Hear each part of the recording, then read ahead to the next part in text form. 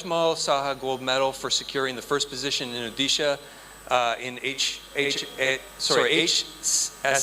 examination in 1973, and Professor Gansayam Das Memorial Gold Medal for standing first class in first BA History Honors exam in 1977 in Utkal University. Professor Basa did his MA in History at Delhi University, MA in Anthropology at Utkal University. He completed PhD in Archaeology from University of London in 1991 and was a Commonwealth Academic Staff Fellow at University of Cambridge. An academic leader and institution builder, he has headed 5 organizations of the Ministry of Culture, Government of India, Chairman, National Monuments Authority, Director General, Archaeological Survey of India, Director, Anthropological Survey of India, and Indian Museum Kolkata, and IGRMS Bhopal. And he was also Vice Chancellor of 2 universities in Odisha, MSCB University and Baripada, and FM University, Balasore. He has contributed significantly in fields of archaeology, anthropology, and museum studies. He was president of the Anthropological and Behavioral Sciences section of the Indian Science Congress, Archaeology section of Indian History Congress, and also delivered the presidential address in the conference of ISPQS. He has delivered 12 memorial lectures in various parts of the country. At present, he's chairman of Indian National Confederation of Academy of Anthropologists, the largest body of professional anthropologists in India. So would you please welcome Professor Basa.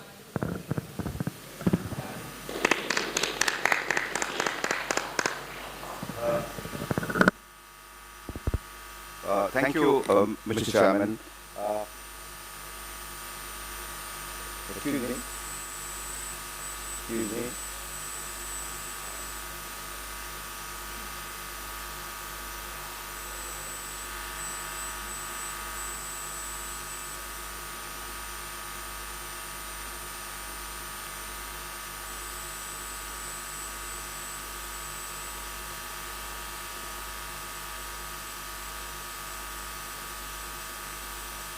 Well, the title of my paper today is Glass Beads as Items of Trade between India and Southeast Asia.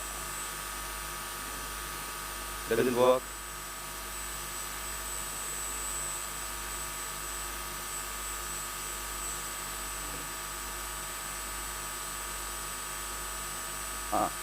Well, as you know, the archaeological evidence for trade between India and Southeast Asia has been highlighted by different scholars, Ian Glover, my academic supervisor, Himanshu Prabhare, myself, and the items of trade include semi-precious stone beads, especially the aged carnelians, Haitian bronze artifacts, related ware, seals and intaglios, knob wares, bronze vases, ivory combs, etc.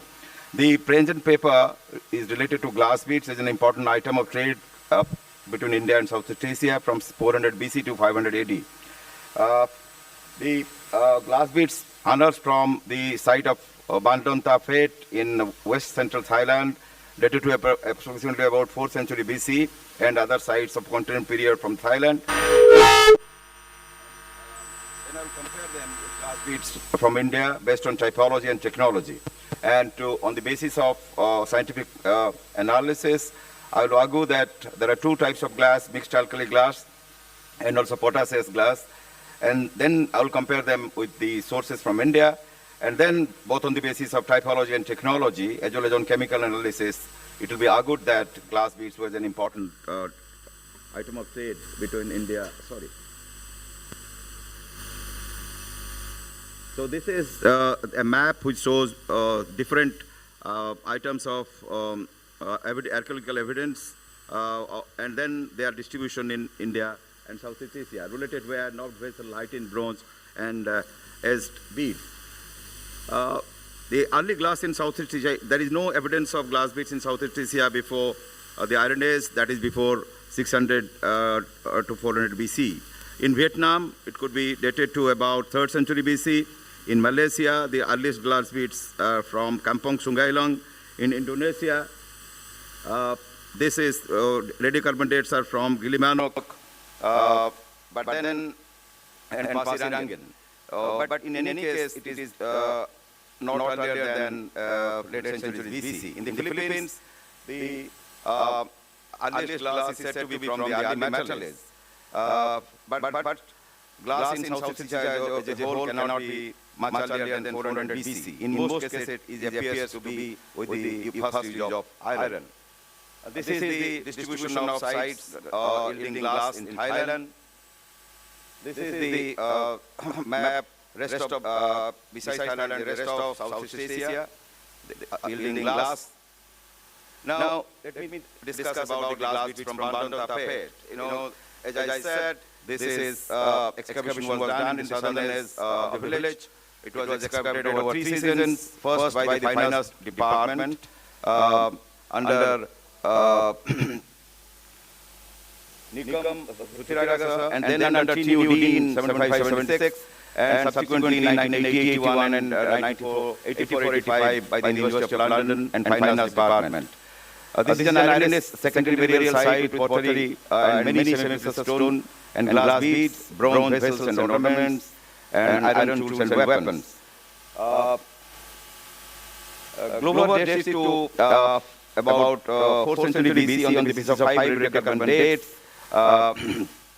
And this site is important in the context because it has yielded about 3,000 glass beads and wider range of glass beads of any site in Thailand and indeed in the whole of Southeast Asia. A few glass bangles are also there.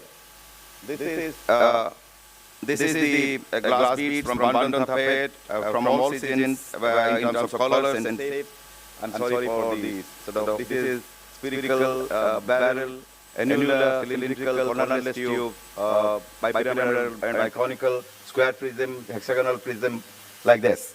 And in terms of color.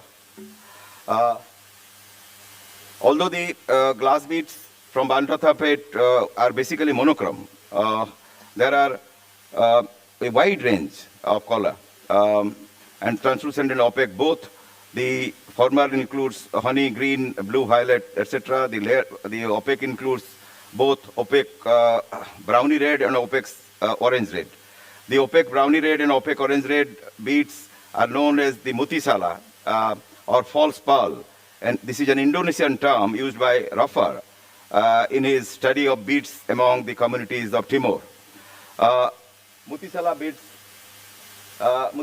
constitute about 40% of the collection of Bandon Tapet and about the same proportion of the collection at Kuala Selinsing in Malaysia. Many of these beads show there are clear signs of what is known as the Lada method. I mean, that is where you find these there are Streisand marks. I'll show you those examples when I show this slide on Orikamedu. And this is by drawn glass beads method. Mutisala belongs to the general category of Indo-Pacific monochrome drawn glass beads, which Peter Francis defines that way. And Glover mentions that a number of the translucent glass beads at Bandon Tapet have cubic, bipyramidical, square prismatic, or hexagonal prismatic shapes. And these imitate the forms of natural mineral crystal, especially beryl crystal. Prismatic glass beads are a type so far noted only rarely in Southeast Asia, for instance, at Ban Chiang and Okyo in Vietnam. Now this is, if you see, this is a from Bandon Tapet, bipyramidical glass bead with depression at one end. And these are the prismatic glass beads, cornerless cube in the middle. These are the hexagonal prism, and these are sometimes regarded as copies of beryl crystal. Sorry, this is a unique type of bead we do not come across anywhere in India. Now these are the sort of again the drawing of the beads. Again, drawing of the beads. Now I have said this diamond-shaped tabular glass bead. This is quite unique, and we don't know. This could be unique to the site. But most of these beads will be argued that maybe from that were important from India. But then there are unique types also which we do not have any comparison in India. There is also I have said an unusual comma-shaped bead ornament which I have shown to you. Now let us discuss what happened. Early glass in India and the trade of glass from Southeast Asia. Now, you know, many people have worked on Indian glass, and now it is believed that glass in India is at least produced at least from the middle of the first millennium BC. And India had a number of manufacturing centers on glass with their own regional specializations. For example, glass beads have been found at many sites. Taxila is dated to and these are on the trade routes also. I mean, Taxila was a major center in the trade route. Kosambi, Rajghat, Kumrahar, Chandraghat were important stages in the Gangetic trade, and which are in central India linked Ganga Valley with Brouth on the western coast. In the south, Orikamedu, which is Pudukai of the Periplus, and Karaikadu on the Tamil Nadu.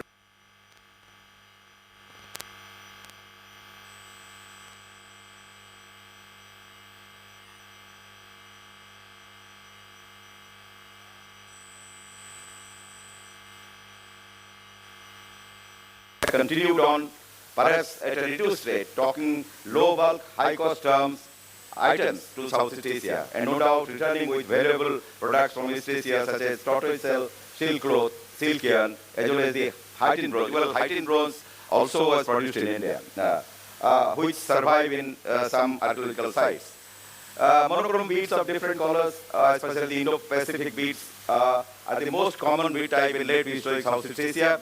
Among the opaque browny red and opaque ceiling or orange red Mutisala beads constitute an important component, as I have said. In South Asia, the earliest evidence of red glass beads comes from Rajghat, then from wheel mound at Taxila, and from that time onward, they were plentiful in various parts of the country. But Orikamedu, which flourished between the late centuries BC and early centuries of the Christian era, was one of the most important manufacturing centers for monochrome beads, including the Mutisala varieties. In Thailand, they have been found in many sites, such as Banchiang, Bandadi, Non Muang, Ban Thake, all these I have documented. And they have also been found at Kampong Sungailang in Malaysia and in Sembiran in Bali. Now, if you see this, these are from Orikamedu. This shows that how Orikamedu was a glass bead manufacturing center. There is a glass slag at the bottom and the crucible on the top. And then on the basis of the Lada method, of drawn method, the drawn tubes, on the middle slide, these are the drawn tubes. These were made by the Lada method. And these tubes, if you see under microscope, there will be Streisand marks, longitudinal Streisand marks parallel to the perforation. And then, these are cut into this thing, then they become, So they become beads like this, and here you find some of the waste material also. So that means Orikamedu was a very important manufacturing site of monochrome drawn glass beads. Again, monochrome drawn glass beads from Orikamedu, these other beads of Orikamedu, and on the right you see hexagonal biconal glass bead, only one left without perforation. Except this, I did not come across this kind of translucent greenish beads in Orikamedu, although Peter Francis argues that was a manufacturing center of this kind of bead, but I did not come across, except this piece, I did not come across anything else. Now, these are the beads from Algankulam, site from Tamil Nadu. You could see a hexagonal biconical glass bead in the bottom, and also in the center, there is a groove-colored glass bead. Now, again, this is monochrome beads basically from Algankulam. Now, this is from, I think I saw it from the Allahabad Museum, Kosambi glass beads. They see the hexagonal barrel bead in the middle, in the middle, which is, like Thailand that you saw in Bandung Thapet. Then again, Kosambi glass beads, left bottom, hexagonal biconal bead, and left middle, black bead with white sort of spiral streaks. Please have a look at this bead, because this is a very small one. But how a tiny bead can show the trade route, I'll show it later. Again, this is Kosambi, hexagonal barrel, and Kosambi again hexagonal prism.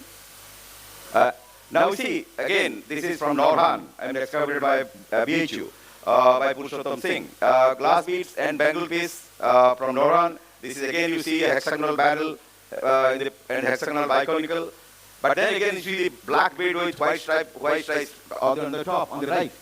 This is a very important bead I showed you also earlier. And these are glass beads from Kotalingala. Now again, you see that black striped bead with white stripes. You see it from Kodumanal. I saw it from Kodumanal. So this shows that how there is a connection between North India and South India. Then again, this is from Karur, and these are from Urayur. This again, Urayur has hexagonal biconical beads. Now, again, this is in Thailand. These are monochrome beads. But then, if you see this,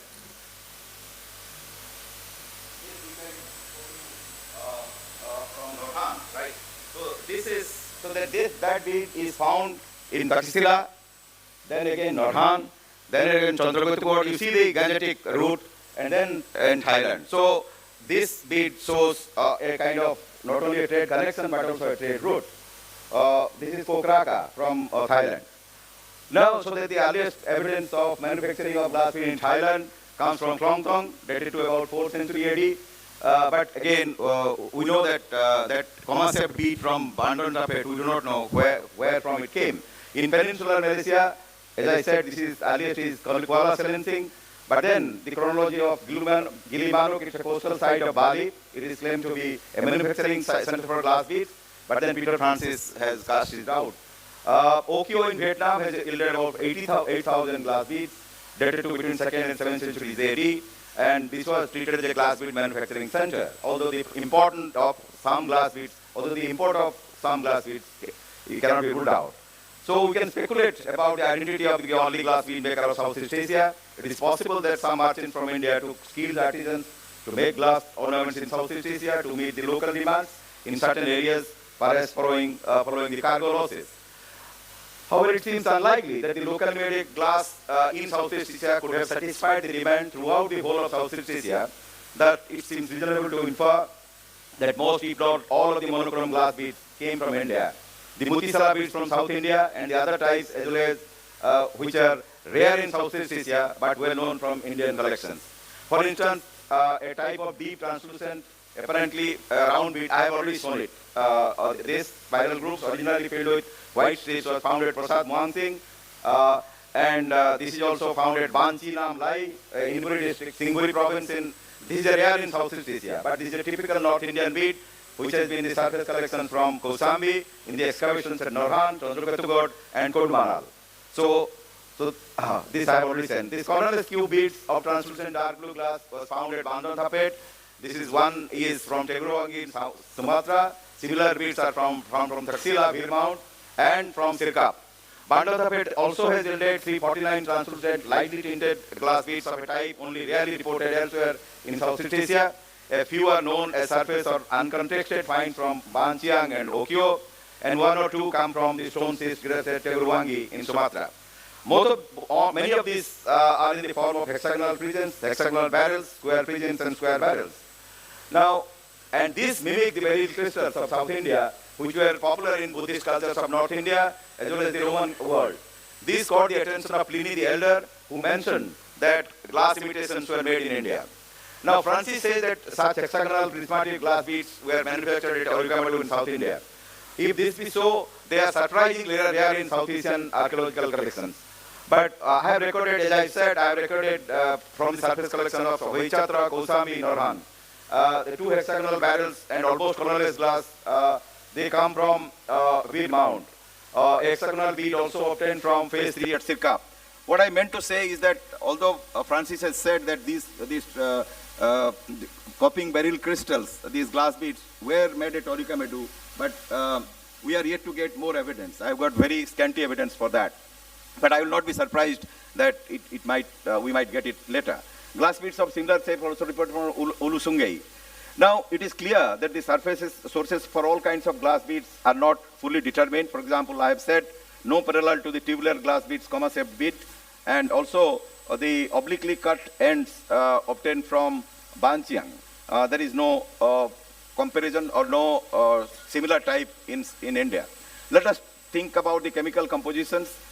We made analysis of 24 glass beads from Southeast Asia, 18 from Bandon Thapet, 1 from Banchiang, and 5 from Sembiran. And these were subjected to energy dispersive X-ray analysis. The beads from Bandon Thapet were from archaeological context dating to 4th century BC. Those from Sembiran, excavated by Ardika and Belod, probably date between AD 1 and 200. And the specimen from Banchiang was just a surface find. Colors are indicated by different abbreviations. For example, TCG means translucent clear greenish like this. Now, the red color is quite different from much brighter sealing wax red glass found in ancient glass technology. Difference is borne out in the microstructures and chemical compositions of the two kinds of red. Now, we find two kinds of glass on the basis of analysis. One is the mixed alkali glass. Now, mixed alkali glass has significant levels of both soda and potash. The glass in the mixed alkali group is only of a brownish red color and includes 6 of the 8 opaque browny red Mutisala beads analyzed. The mixed alkali glasses can be characterized further as having high aluminum oxide and high copper and low calcium.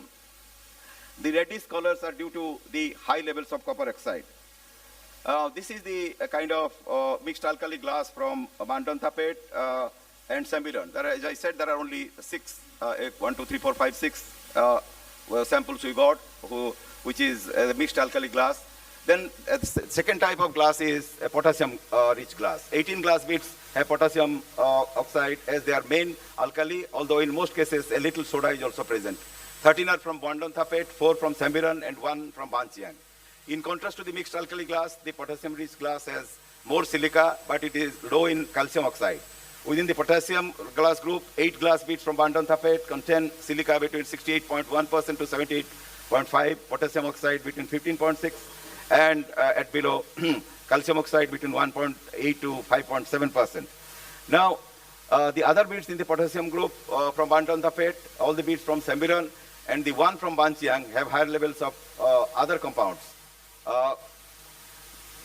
Now, this is the potassium-rich glass from Bandon Thapet, Sembiran, and Banchiang. Now, we find the composition, then we try to find the location. We find the location. For example, composition of Southeast Asian glass, and you know, we recorded from the published literature, mixed alkali glass in South Asia. So this is from published sources. These are the sites, Orica Medu and other sites. All the 6 mixed alkali glass beads analyzed had soda as their main alkali and relatively high alumina. This is distinguishes them from most of the Western glasses. In his study of Indian glass, Brill observed that the most noteworthy feature of some Indian glass is a combination of high alumina, that is more than 3.5%, and low lime, less than 5%. Mixed alkali glass with soda as the main alkali, along with high alumina and low calcium oxide is reported from Orikamedu, Brahmagiri, and Kaushambi. One opaque red bead from Kaushambi has a high copper oxide content. So that means we have these sources, mixed alkali from Orikamedu, Brahmagiri, and Kaushambi at least. This is potassium-rich glass in South Asia on the basis of published sources. The potassium glass is very rare in Middle East. But then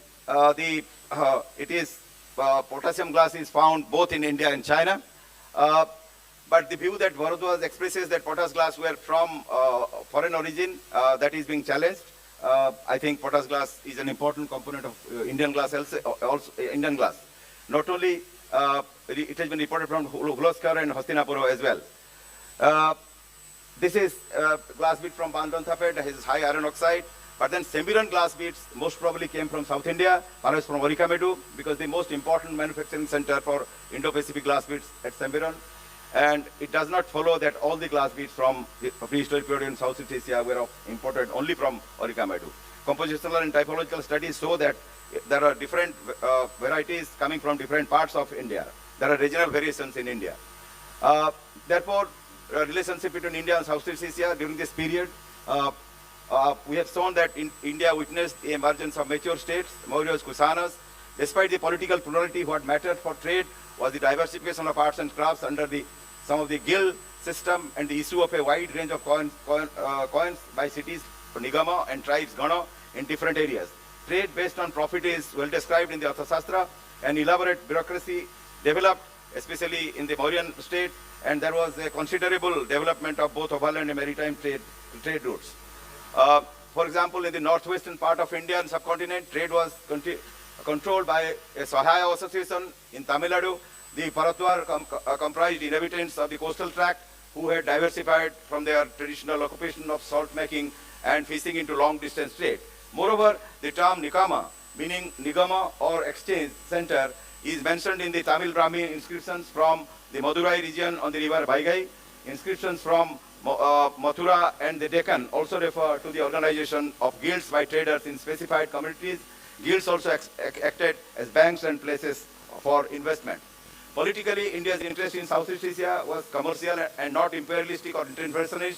The only evidence of the latter is the invasion of the Chola kingdom of South India to the Srivijaya kingdom in Sumatra in 11th century AD. In Southeast Asia, at this time, the highest level of political organization were chiefly societies and at best some nation states. Barter is likely to have been the only mode of exchange. Wiseman Christie has argued for the emergence of three clusters of producer trading states in peninsular Malaysia.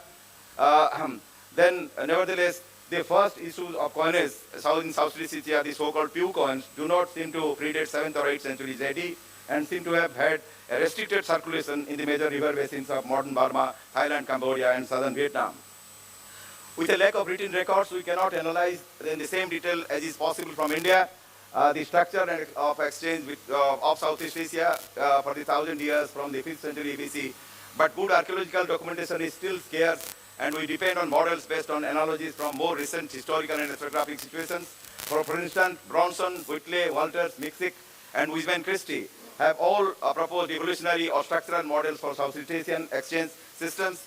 Although useful, these are generalized and abstract form from the past.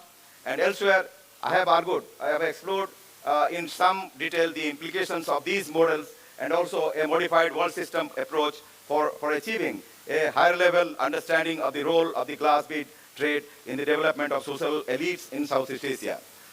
In this brief report, we can sum up the position by emphasizing that the westerly trade of Southeast Asia during the period from about 400 BC to 500 was not a mere trickle of trade, nor it can be described as the drift of a few exotic and precious items to the east from India. Rather, it operated on a considerable scale at pan-regional, regional, and local levels. It was developed as a commercial enterprise by Indian merchants, and there is little doubt that Southeast Asian sellers and traders were also active in these exchanges. The trade stimulated the growth of chiefly societies in Southeast Asia and prepared the ground for the transformation to state-level organizations in the mid-first millennium of the Christian era. Thank you.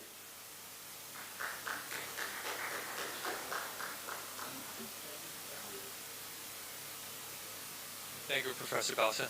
I think we should hold questions until the end of our session as we're running a little late. We had a late start. I think that'll be fine for me. Oh, okay, thank you so much. So our next speaker is Professor Alok Kumar Kanoga, who is an associate professor at the Indian Institute of Technology, Gandhinagar, and an adjunct associate professor at Flinders University, Australia. His research integrates archaeology, ethnography, and material studies to explore indigenous knowledge systems and ancient technologies of South Asia through extensive field work among the Nagas of Northeast India. And sorry, I lost my place here. And analytical studies of ancient glass, ceramics, and iron.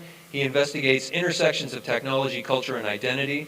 Professor Kanuga has authored or edited 18 books, 1 journal, and nearly 100 research papers, contributing significantly to the understanding of India's technological and cultural heritage. His work emphasizes the protection of indigenous intellectual rights and the ethical representation of traditional knowledge. Recognized with fellowships and awards including Humboldt, Fulbright, British Academy, Rako, Homi Bhabha, Spark, and ICHR. He lectures widely at universities and research institutions across the United States, Europe, Oceania, Southeast Asia, and India. Would you please give a warm welcome to Professor Alok Kumar Kanoga. Thank you. I wish all of you a happy Basant Panchami with the name of the god of wisdom and learning. This is a presentation on behalf of four of us, and rather it's on behalf of Tamil Nadu State Archaeology, who was kind enough to provide samples from 24 sites to analyze, and I do acknowledge Archaeological Survey of India, and that time Professor Basa was the Director General, and we had absolutely no problem of getting permission to do analysis in the Chicago Field Museum. And the permission took 7 days. I do not know why we have a feeling that we do not get the permission.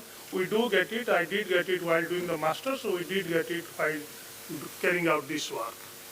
And Professor Rajan and Swathan had been very kind to give us the sample and to take this sample to IIT Gandhinagar to run the samples in PRL and run the sample in Field Museum. The title itself says Bead, Fire and Network. About network, Professor Basa spoke in detail. I would concentrate a little bit more on what about fire? What do we mean by fire? Is it only putting a light, or it's about innovations, or about controlling the fire?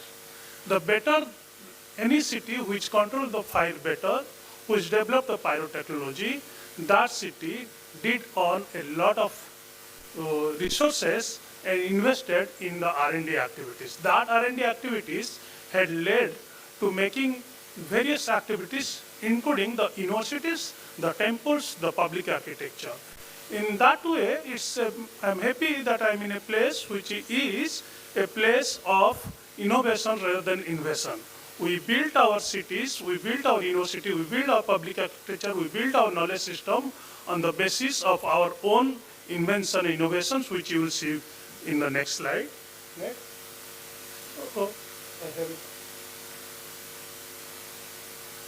And why is it so important that many people are studying the glass and glass was Indian glass beads?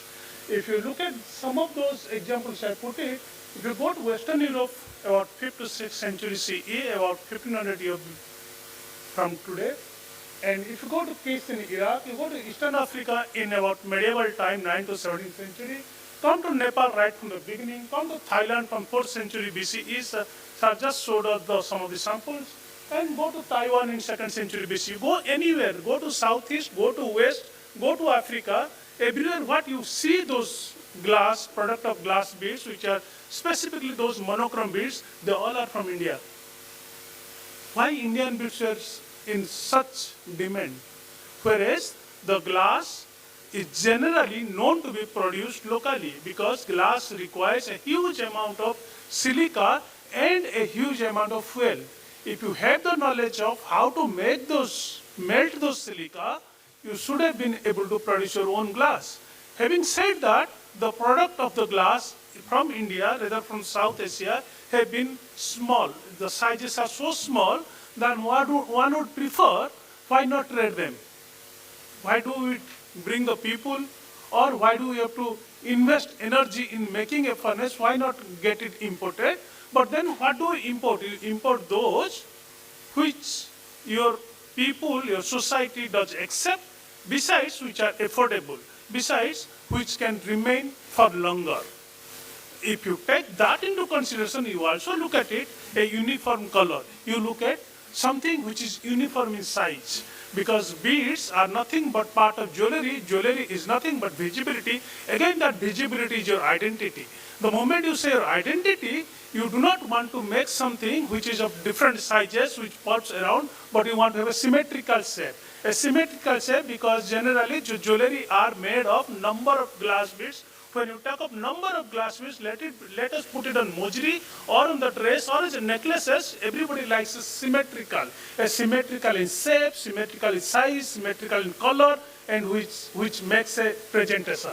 And that was the key why the Indian glass bead, what we otherwise known as Indo-Pacific beads, become so popular, because India did invent something which was 500 years before the knowledge system what you talk about, blowing the glass. It's about 500 BC onwards, India could make some glass tubes. They could pass air through about 3 mm size glass tube for 10 meter. And when you have a 10 meter pipe, the entire 10 meter pipe, when you cut it, it gives you a lakhs of beads. All those beads will have same size. All those beads will have same perforation. All that long tube will have same color.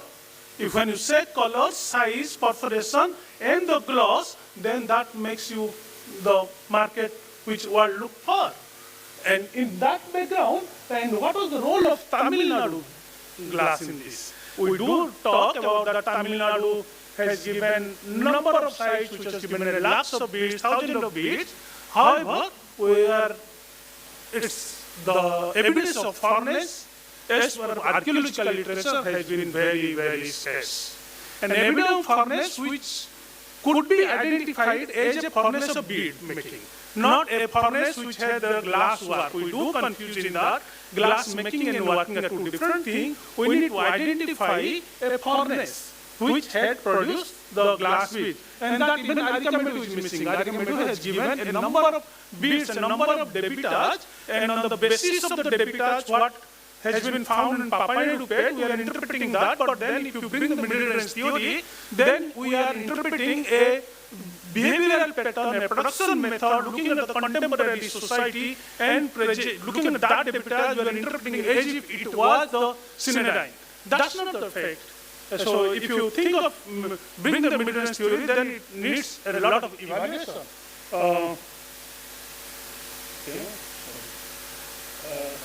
And the background for this study, certainly the credit goes to Peter Francis Jr., who did write a number of papers looking at Archaeology finds. And Archaeology age of today, the earliest evidence what we have of 2nd century BCE. And then he proposed an idea that the glass beads, this invention of making these drawn beads were started in Archaeology. Then you gave a diffusion theory that from there, the knowledge has gone to all other parts of the world because of many social and political reasons. That is not the subject of this talk.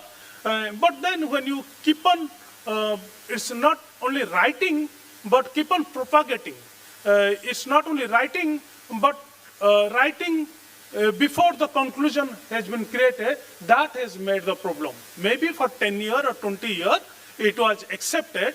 But then many of us now do not agree to that concept of diffusion from the Archaeology, and there is every possibility that this glass bead, this type of production might have taken place at many places.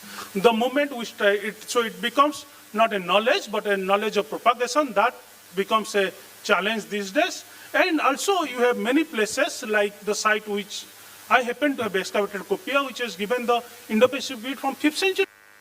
Though the production evidence comes in 1st century CE, but the Indo-Pacific beads are there, and there are a number of sites now which is going beyond 3rd century BCE, which is giving the Indo-Pacific beads. So there is every possibility that we will deal with it, that there are many other sites which are producing those beads before Archaeology. Probably this Archaeology did a large scale trading.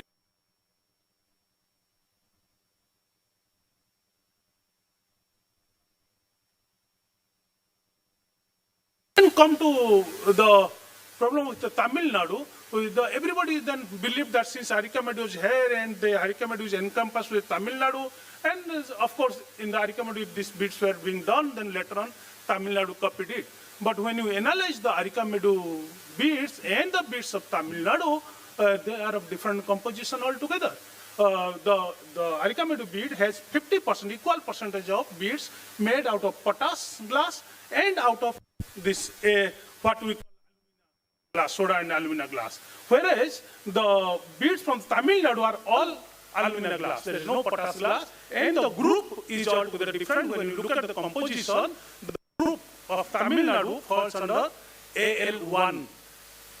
And that we also need to know what is there. You have to identify how can we say what is Tamil Nadu glass? Is there anything, any signature called Tamil Nadu glass? Or the Tamil glass, that is this paper we talk about. And then this elemental composition, what you say, study of glass of just found at Archaeology, is just belonging to the potash and mineral soda alumina groups, almost equal proportion, while the analysis of artifacts from the Tamil Nadu is generally overwhelmingly manufactured with this MNL1 glass, which we otherwise we are known as mineral soda and alumina groups, and there are about 5 groups in India established by Lord Eusebius, one of the author of this paper. And what do we know about the Indian glass and glass making working? As of now, what we know, that's an innovative industry, a mass production of drawn beads, and the another thing is we call it single ingredient glass recipe. That single ingredient glass recipe defines when I said the glass in Iraq, glass in Taiwan, glass in China, glass in Africa, that to be Indian glass, because in general the traditional glass of India, there is nothing called lime and soda mix, but a product of the ray. And the product of ray, natural soil, which is a washout of the granite, the mountain, that area, and that is certainly latitude, longitude specific, because that isotopic signature of that sand is different than the sand of any part of the world. And in that isotopic signature of those sand, those ray, those silica, also differs from Tamil Nadu to Arikamedu, to Pondicherry, Tamil Nadu to Badnagar, where I worked again in the last year about the Gujarat, and Tamil Nadu to Uttar Pradesh. So that is all latitude, longitude specific. There cannot be any if and but in that. And if you consider that, this single ingredient, which is called ray, that becomes the key source. Once we identify that, then in the India itself, we have got about 5 group in that what you call MLNA, and that glass what we have, what's the point of it? Fine. And that is something we have 5 in India. Altogether, 13 groups have been identified, and now there is another one is getting added when Dr. Mudit and Lord Eusebius have identified one group in Rajasthan, but we are yet to get few more samples. That and another last group gets added at Badnagar, Gujarat specific, which we call it MNL 13. Again, that would require a number of sites to give those evidences to be added into this database of 5. Otherwise, at age of now, we have 7 in India. And where are the glass making and glass working centers located in India? Was it only in the Arikamedu? Or was it only at few places in Tamil Nadu?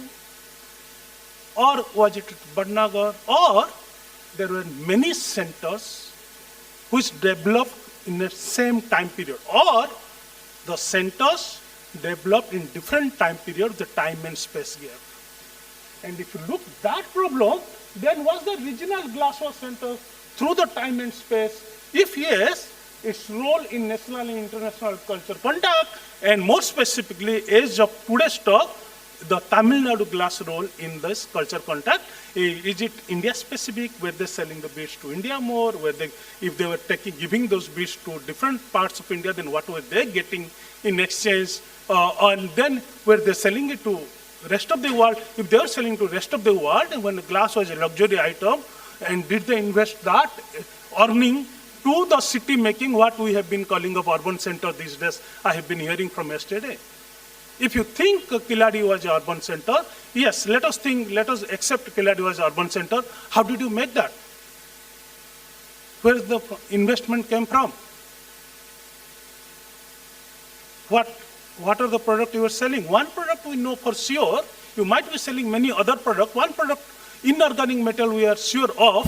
That's the glass bead.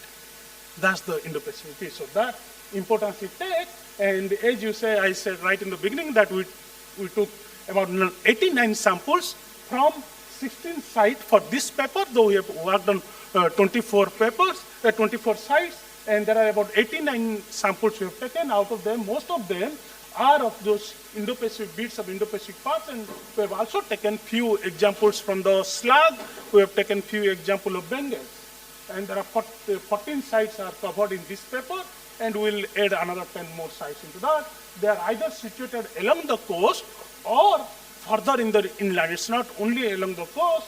And then we have the methodology we have adopted is that, as you say, I've copied the one from Badnagar because I started this methodology, implemented this methodology in Badnagar. It's not like that I have kept it by by mistake, but I kept it as it is the same methodology we adopted for Tamil Nadu glass. And we started the literature review, then we did for typo-technological classification. But for typo-technological classification, maybe Dr. Sivathan and the Tamil Nadu State Archaeology will take into consideration that you need a number of people to do the typo-technological classification. That's a very labor-intensive work, and you need a few number more. Why I would talk about that. Then we did the production evidence, if any, and we made a sourcing of raw material. We collected the samples from the different sands from the different area of Tamil Nadu and the Pondicherry specifically.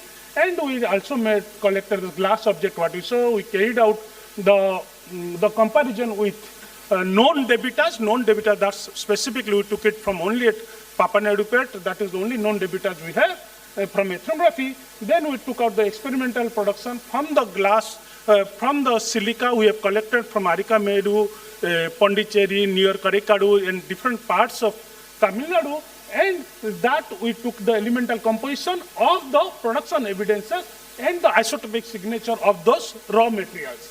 Then we comparison with other geographical region, known and unknown geographical region, about which sites we have been working on. And from the sourcing of raw material, again, from the raw material, we took the elemental composition and isotopic signature. And the glass object, again, the same we have followed for all the three, that is archaeological, ethnographic, and known debitas. And all the three, we made the comparison. Then we are trying to say the role of Tamil Nadu glass in the Asian maritime trade. If doing that study, what we come to do is that, as I said, we have collected the different silicas, or you say ray from different parts of about 2,000 samples we have collected. Though we have run about 280 samples, made them glass, and few of them couldn't give us glass, and that project is going a little longer. And then out of those glass, if you look at it, some of them gave you the evidence of glass. You can see the second row, first one, and some of them didn't give the evidence of glass. There we understand there was not enough sodic element to that, so we didn't raise the temperature to the required level. And the Tamil Nadu glass in Indian and world map, we would like to put them with this. And when you look at the Tamil Nadu glass and other part of the, as I said, I do work on Uttar Pradesh, Gujarat, Tamil Nadu, and Maharashtra, the other part. And if you look at Tamil Nadu glass, that you are looking at this thread is altogether independent of the rest of the glass. So there is no doubt that Tamil Nadu was making its own glass, though we do not have the age of furnace, but then that signature of that glass can be compared with the rest, and you can see the glass which Uttar Pradesh, which has produced a lot of glass, but that has got nothing to do with the glass which are getting produced in Tamil Nadu. And this is looking at the strontium and nodium signatures in the isotopic signature, in the new material, the relatively young and non-radiogenic thing, and we could make out the identity of Tamil Nadu glass, identity of Gujarat glass, identity, the distinct feature of Uttar Pradesh glass, and now it's come to Kiladi. This is what you will go and see. This picture is from the museum itself, and what is the possible, the reference to such beads comes from references in a Vinay Pitaka, which talks about in 5th and 4th century BCE, it forbids ornamented glass shoe and for the Buddhist bhikkhu. It is saying it forbids ornamented glass shoe. What does that mean? You are not going to make a shoe out of glass. We didn't have a reference of glass object in 5th century BCE. That means it's certainly talking about something called mojris, though otherwise what you know. It is talking about putting the glass on the shoe. We didn't have something called Fevikwik or Fevicol. Nobody is going to put it in the glue. You need to stitch them. If you want to stitch something on the shoe, that means you are stitching you don't stitch a bigger bead and a smaller bead or a piece. The moment you put it, it will come out. So that means you are stitching a very small, micro, symmetrical beads into that.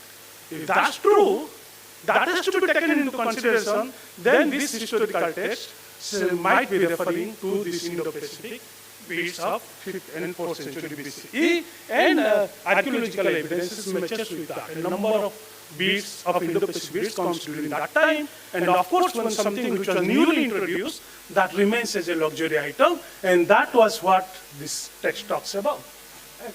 Then these beads are found in, other than all over the world, this beads is found entire South and Southeast Asia, throughout India, Asia, Pacific, and the Middle East. And today, if we are not using those beads, but those indigenous communities like the Bondos, communities like the Nagas, and there are a number of communities in Southeast Asia, South Thailand, they have been using those, and we are also getting those beads being used in sites like Chol, where you can see a piece of pottery with a string. You can see the bead string, all the beads, they have got molten because of the fire, and they are found as it is, the number, as you see the string, and you can simply just remove that and put it on the neck, it will fit into that. So maybe people are using in that way itself. And then the distribution of the Indo-Pacific bead, as I talked about, they are throughout Asia, Pacific, and interestingly, these beads used to be produced at Papua New Guinea till 2014, and we have been spending a good amount of money in archaeological subject. We have been talking about revival, but we do not preserve, we do not support the village which has the knowledge system for last 2,500 years. And the amount of money we have been spending every year on conferences, on excavations, on conservation, on talking about or advertising archaeology, if you put 0.1% of that and help or adopt this village, this knowledge would remain longer and we wouldn't take a living thing to archaeology. And in this village, up to 2014, what they were making, I have talked about this production method many a time, but why I brought this topic, this slide here, is only to show you something. When I said this lecture is all about our innovation. It's not, the lecture is not about invention, what is carried out, but the invention, innovation, what carried out. I talked about this furnace, the furnace which is made of a clay, which is made of igloo shape, which is made a typical furnace which has never been found, never been noticed, never been written, nowhere in the drawing, anywhere in the world except India. And that is the furnace which this land has contributed to innovate and continue to prosper with that furnace.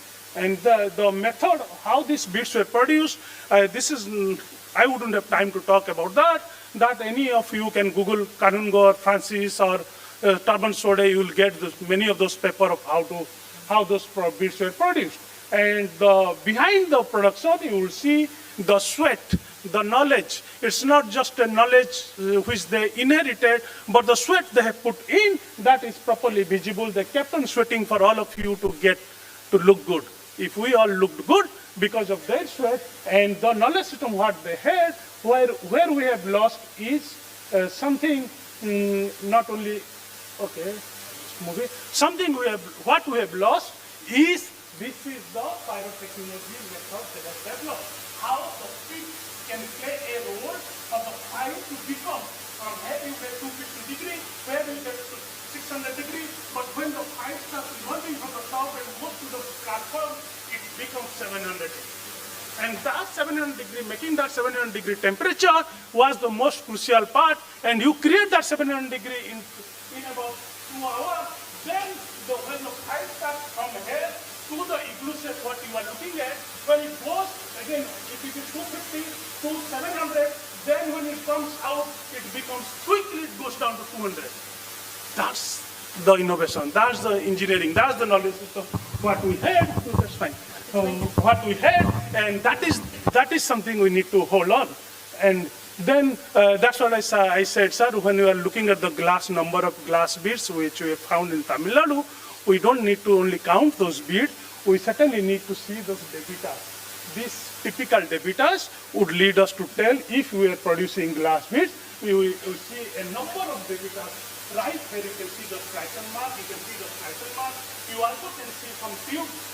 But then you need to find more of the knots, more of the flakes. That is the debitas we should look for.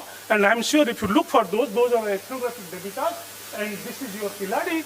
The few of them, they match. And if all the site you look at it, the debitas will play the major role.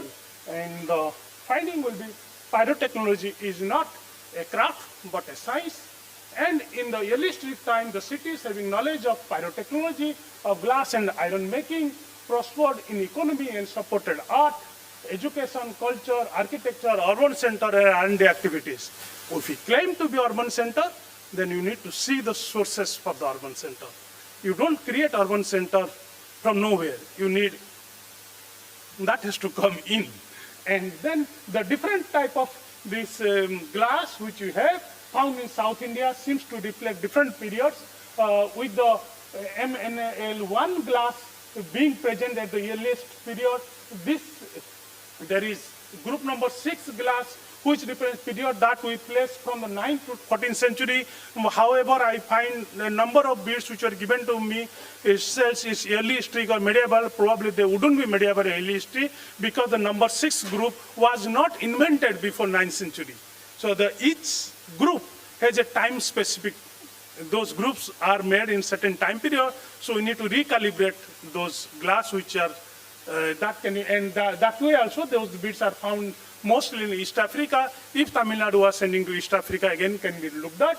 And another group which are talking of group 4, that comes little later medieval, 14th to 16th century. So the bead also can be a marker for time, for chronology, that ones need to look for. In that way, we will know about at what time period, what culture contact Tamil Nadu had with the rest of the world, and with which country it had and from where it was getting. And this is what you are looking at, final slide, that you look at, this is the group you are calling. If this is the group you are calling in, and this is the group of Arikamedu, then this Arikamedu and Tamil Nadu, the Pondicherry and Tamil Nadu, they had a distinct production method, production of glass, and they used different source of glass. It's not that Arikamedu glass came to Tamil Nadu and we continued with that. Tamil Nadu made their own glass, Pondicherry made its own glass, and they're independent of each other. And you can see that I have given the comparison of that, and we have given, and the same thing when you go for strontium isotope study, that also varies. You can see the round one falls in your Tamil Nadu glass, though we have not carried out a number of isotopic studies because it becomes too expensive to carry out. But elemental composition, we carried out a number of those, and once we do more isotopic, then you will find out what is called Tamil Nadu glass. Once we know about what is Tamil Nadu glass, that is published, wherever people excavate around the world, they can compare, is it from Tamil Nadu, not saying Indian glass. There is nothing called glass of India of that time period, glass of Tamil, glass of Kerala region, glass of Pondicherry, glass of Odisha region. There are many regions which are region-specific development that we can look for. And this is what we carried out. Then now the further study we are doing is analyzing those glass, because we already have data of Arikamedu, Porunai, Courtyard, and Chaul, and we are adding up the Badnagar sample, the inland, and we have already worked in Sarati. We are now comparing them, and we will come to a conclusion quickly. And the beads which have taken for analysis are in the red there, and some of them are from the inland, and the signature of Kiladi glass needs to be defined. If Kiladi was urban center, if Kiladi was making glass bead, if Kiladi was in culture contact with the rest of the world, we need to know the signature of the Kiladi glass, and that will give us, that can be known only from the signature of debitas. So we don't have to look at the bead, somebody has to look at all the debitas, and that will lead to role of Tamil Nadu glass in maritime trade network. With this, thank you.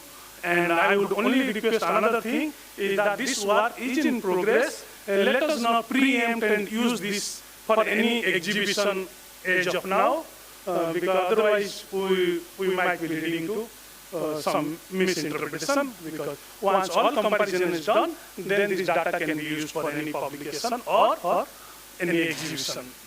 Thank you.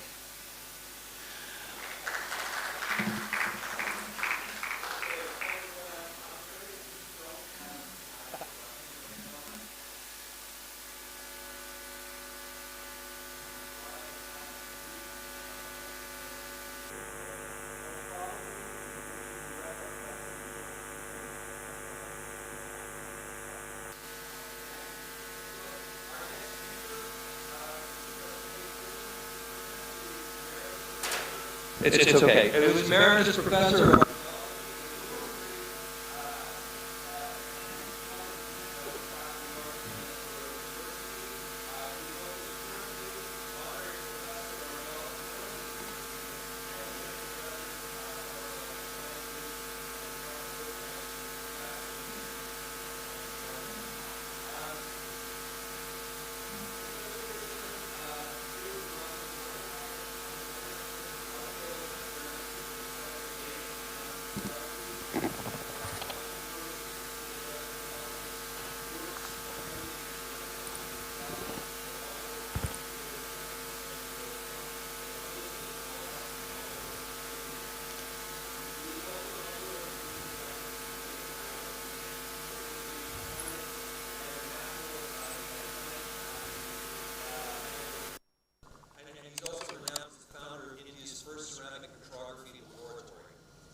he has published more than 70 peer-reviewed chapters, journal articles, monographs, and edited volumes. Would you please welcome him today, Dr. Mitchell.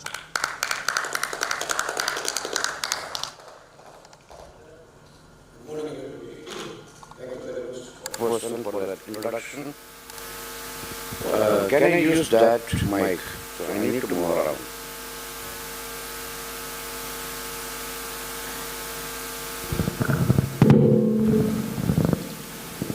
Now, this has nothing to do with Tamil Nadu archaeology. What I am planning to do here is that I want to demonstrate the merits of a technique, and also I want to highlight the shortcomings of that technique. What I have been doing over the years is that I was using a method called thin-section analysis to study pottery. And the advantage it has... Okay. It has several advantages, at the same time it has disadvantages also. Now, the purpose of looking at it is, so basically there are three types of analysis of ceramics. One is the categorization, the second one is the classification, and the third one is characterization. When you are doing characterization, you do it in two ways. Either you do it in chemical composition wise, or you do it in a mineralogical way. So what I do is mineralogical analysis, and what I am going to present here is mineralogical analysis. I am not presenting any chemical analysis here. Now, that is one thing. Second aspect is that, what does one mean by a microstructure? Because a microstructure is what you are seeing here. This is prepared out of a thin section. A thin section means it is a section, a transparent section of a ceramic piece, which thickness ranges between 20 to 30 microns. And the basic assumption is that this particular thin section represents the whole ceramic, the composition of the whole ceramic.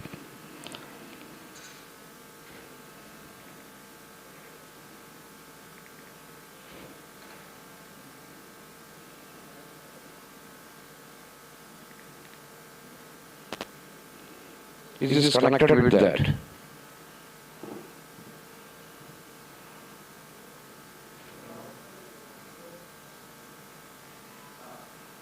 Where?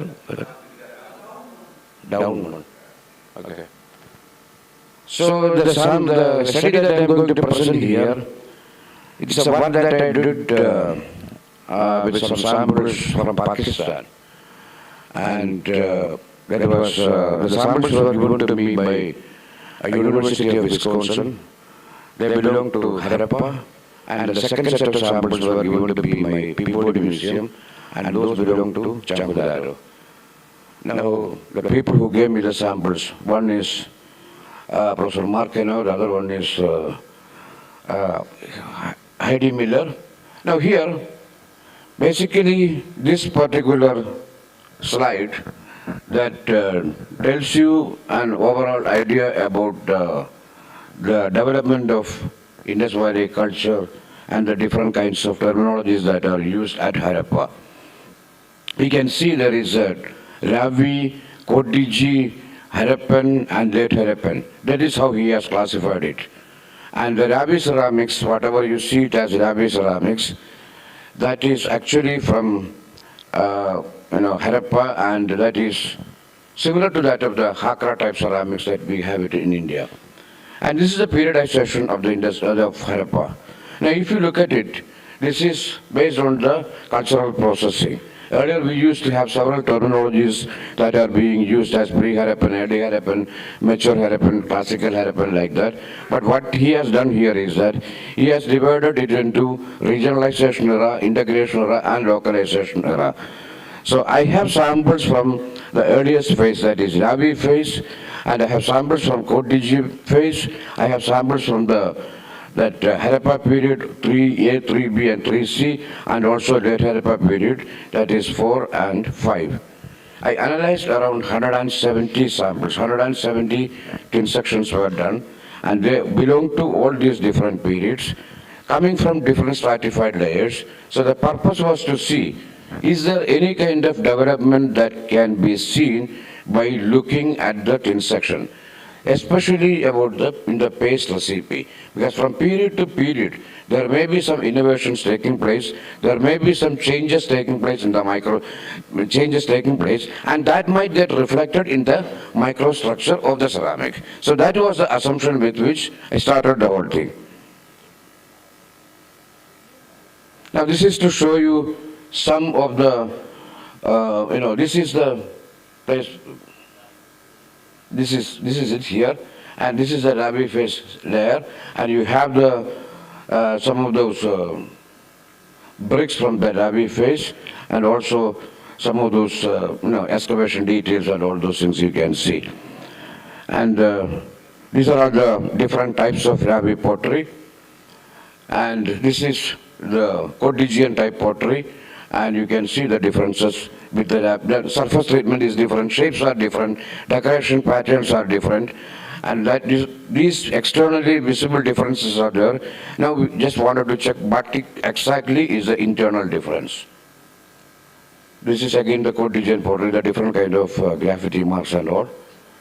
Then you have the Harappan ceramics here, and you have the symmetry etched ones here. Now, the basic purpose of carrying out this analysis, the first thing was to understand the paste structure of different types of pottery from these different periods.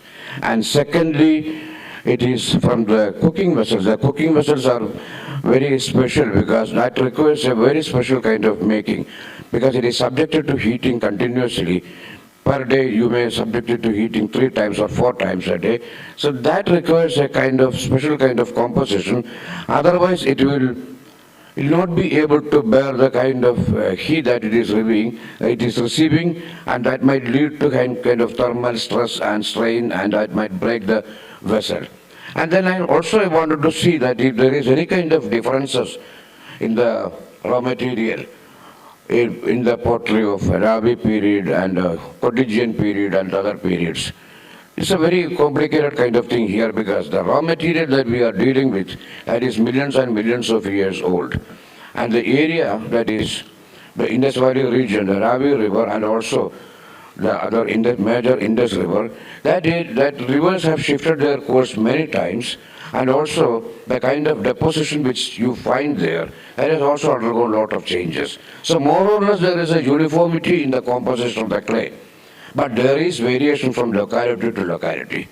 So that is what is a very tricky kind of thing. Then what I did is that I took around 170 thin sections, and based on the mineralogy, they were arranged into different groups.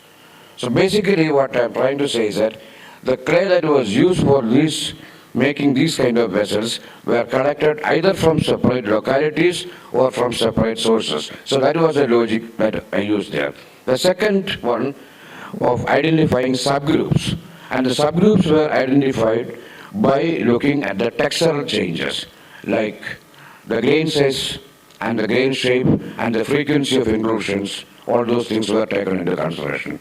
So this is to understand, was there any kind of change in the paste preparation technique? So you can have the clay from the same source, and you can modify it into different types of paste for making different types of vessels. And I tend to use the term petrofabric because earlier I used to use the term fabric. Are you able to hear me? I'm not very good at holding this mic. So there's a confusion about the term fabric now because archaeologists use fabric, the term fabric with one meaning, and if I also start using the same term here, that can be confusing. So I started using the term petrofabric, that is the petrographic group, petrographic fabric.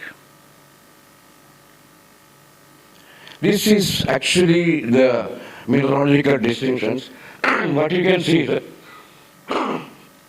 this A is a main group, A1 is a subgroup, B is a main group, B1 subgroup, B2 is a subgroup, C is a main group, C1, C2 subgroups, then you have D, you have D1, you have D2, then you have E, E1, E2, only E2 is mentioned here, F1, F2, F is also there, GH. These are all the different groups.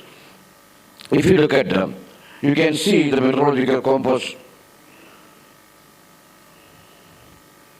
The mineralogical composition here you can see, look at the A and see the difference between A and A1. That is primarily a textural one. But when it comes to A and B, there is a difference in the mineralogy. You can see there are two peaks coming here. Those two peaks are of, one is of grog, the other one is mica schist. So basically the difference in the composition is taken into consideration to separate them as different groups, and the texture is taken into consideration to identify the subgroups. This is the texture. Here you can see there is a very interesting kind of thing. This one, A and B, A and A are more or less similar. The texture is more or less similar. But when it comes to here, E2, what you can see is that you can two distinct peaks. So means it has grains of two different variety, and that can come if two clays are mixed or if the non-plastic inclusion, the sand is added. So this is bimodal distribution of grains, whereas the other one is unimodal distribution of grains. And there is a third feature that is coming, that is you have one dominant peak and there is another peak which is not that dominant, maybe as kind of 50% of it, but it stands out distinct. That is known as semi-bimodal.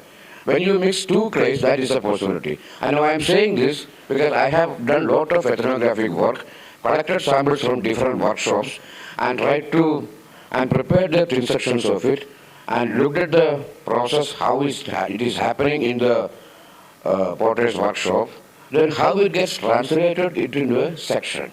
So these are all published works, you can read it actually.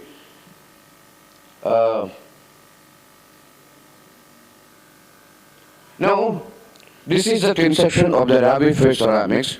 You can see there are 4 sources or mixing of 2 sources. From the appearance itself, you may be able to make out there is some kind of distinction. And one thing which I have noticed here is that this is something this doesn't work actually, this one. This particular thing, that is a grog, that is a crushed piece of pottery. And I still do not know, because Rabi phase is supposed to be the earliest phase. And in the earliest phase, why did they use this grog, or where did this grog come from? I still do not have an answer, we are still working on it. We're still trying to find out what exactly is its stratigraphic position, and is there any other kind of earlier type of microstructurally you can, an inferior type can you see, or a less perfect kind of thing than this. That is something which we do not know, we are still trying to work out.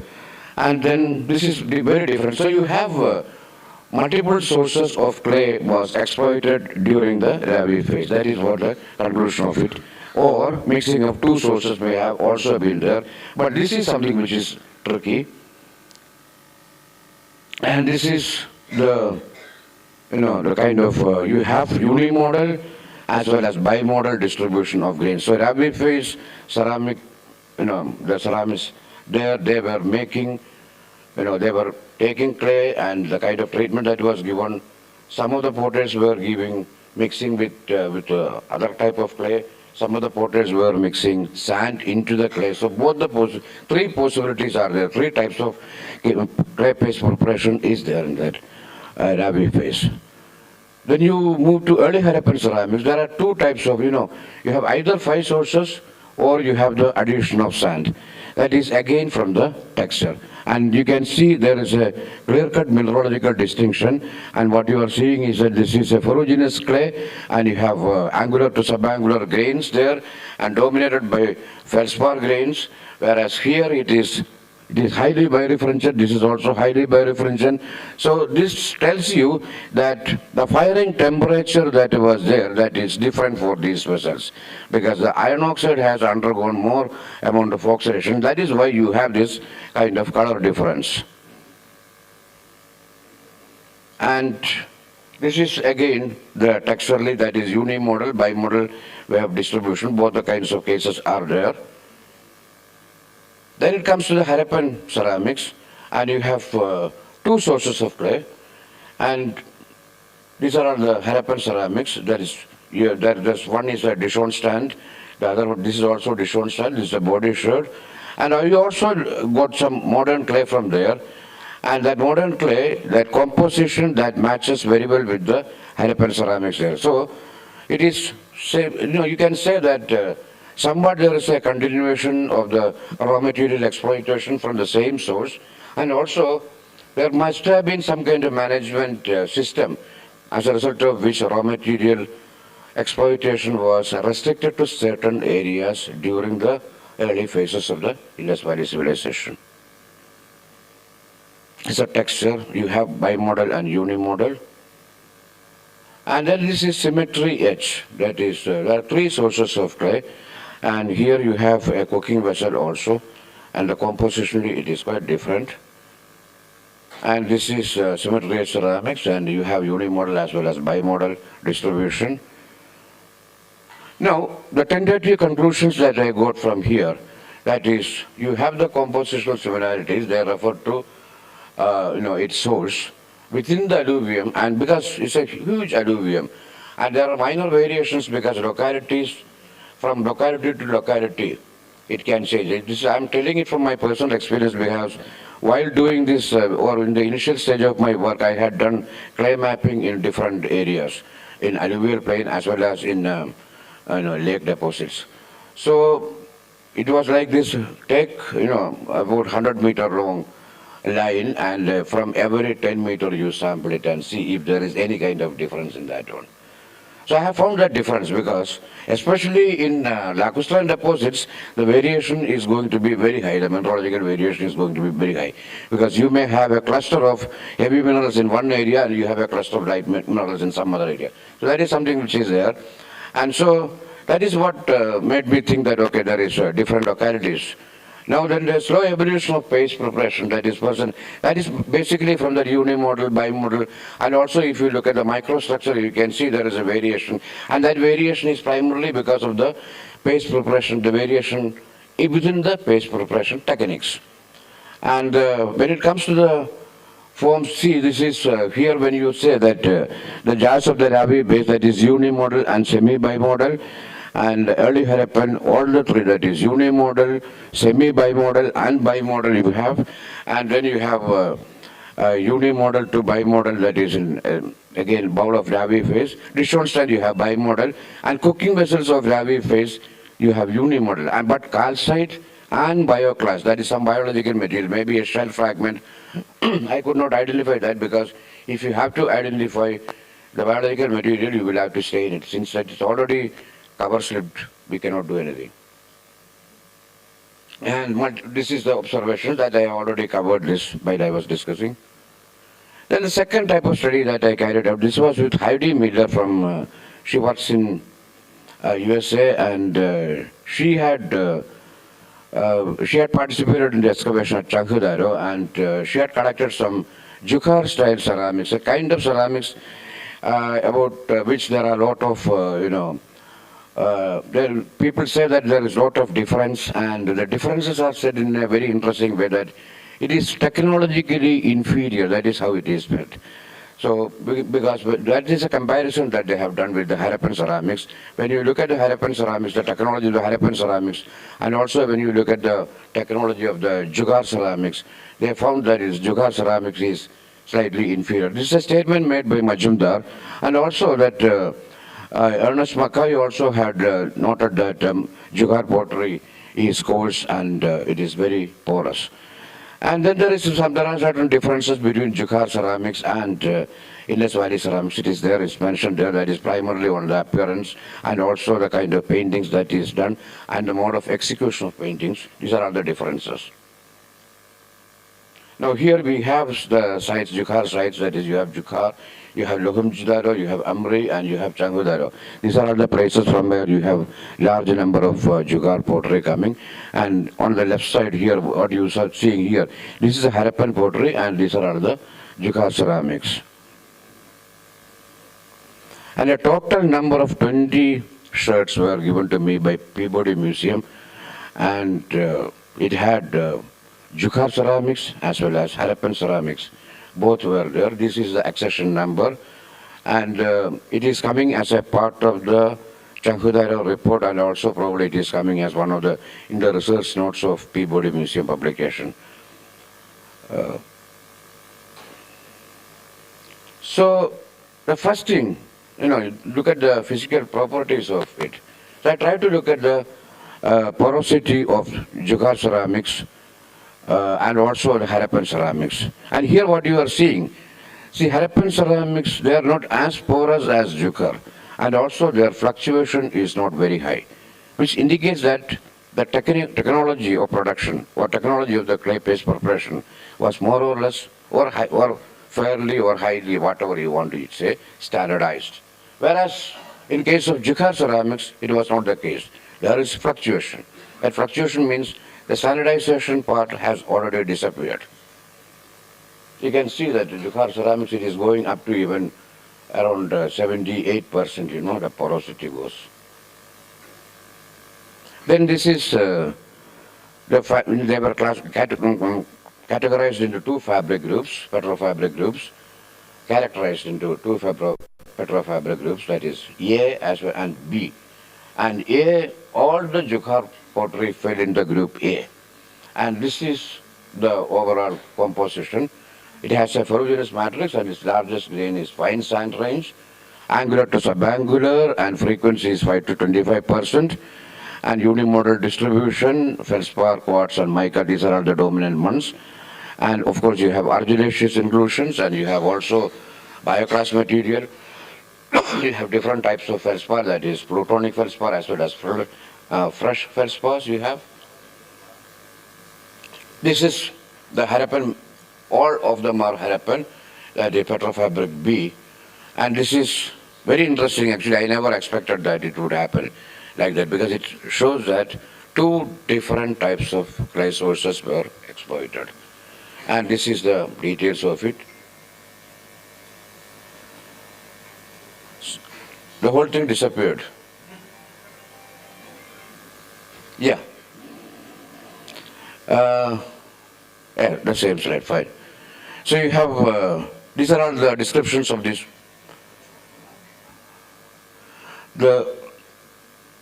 Is it a problem with this one?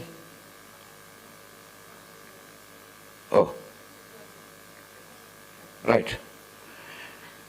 So you have a ferruginous matrix again, and angular to subangular grains and medium sand, still to verify that is, which is an exceptional case, and the frequency is 10 to 20. These are all the mineralogical and this system of fabric description that I am following, the fabric description that is done by the sedimentologists. Then the difference between B1 and B2, basically a textural difference. Now, if you look at the frequency of the non-plastic inclusions in Changhudairo ceramics, this is how it looks like. And this is the mineralogical part. And you can see, okay, different sources of clay, B and A. There is a lot of variation in it. Some of the things which you find here, They are absent here. This one actually, that is mica schist, the presence of rocks and all those things. You find it more in B type, whereas A type does not have that. Then again, the texture of the Changadara ceramics, you can see unimodal distribution, bimodal distribution, both existing in both the types. Now, what exactly are the tentative conclusions? That is, there is a limited variation, which is apparent across Changadara samples, but it does not indicate there is a drastic shift in production technique, and nor a technologically inferior production strategy, because that is something which cannot be accepted. When you look at the microstructure and its composition and also the grain size and all, this is something which we cannot say that it is an inferior technology, because a comparison, when you do the comparison also, it becomes slightly difficult. Then it all came from the same alluvial deposit, because it has the same kind of mineralogical signature. Then they were fired under the same conditions, however, possibility of utilizing different types of kilns may be there. Then the subdivision is primarily based on the grain size distribution pattern. Now, secondly, again another thing, what does it mean in terms of culture actually? Because when you are saying that there is a lesser variation in grain size distribution in Jukkar, is it due to the reduction in population during the late Harappan, or is it due to its limited geographical spread within that region? Because this is because you need to connect that scientific data and try to derive some cultural meaning out of this. This is one of the possibilities. And second is that mineralogical conclusion that is a similarity in the same source of clay and a significant degree of similarity in production, that is also there. Then other one, what I'm seeing is that there is no evidence in its study the production of Jukkar style painted ceramics is technologically inferior. Because I have certain kind of parameters to say that, okay, these are the parameters that can be taken to say that, okay, this is technologically superior. And these are all the parameters that can be taken for saying that it is technologically inferior. These parameters were defined by me only, because you have to have some kind of scale in which you can do these measurements. So that I was not able to see. And the kind of differences that is recorded between the two styles, that is paint and the slip, color, surface finish and the motifs, this is there, that is there. And does it indicate a shift in the cultural meanings and not production technology? Because over a period of time, the human mind also keeps changing, because you do not want any kind of monotony and you would like to have a change. And is it probably because of that kind of changes are happening? Now, the late Harappan Jukkar phase should be interpreted as a period of cultural change or a shift in lifestyle to something different, not less than the Harappans. That is how we feel. Now, again, continuing that, the new painted ceramics, does it signal a cultural change amidst of the loss of urbanness and a decrease in population? Is one of the questions that can be, taken ahead for further debate. Or is it not a new population or a new culture? Then the label of Jukkar and its meaning has come down through the decades without a critical assessment, and thus has led to a misunderstanding of what may have happened at the end of the Harappan. Now, by keeping the label of technologically inferior in describing Jukkar ceramics and a period, we miss the human behavior involved in the material cultural change. Thank you very much.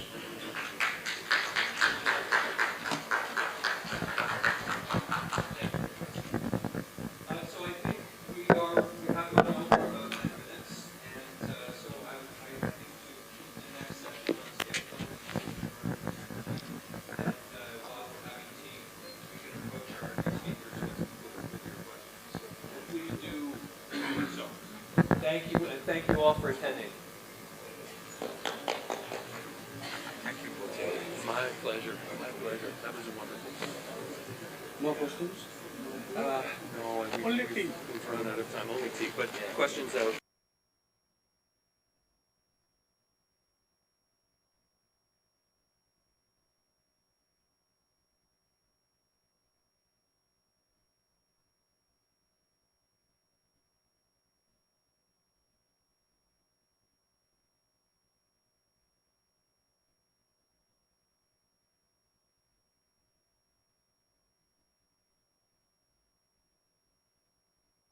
Give that priest tribute.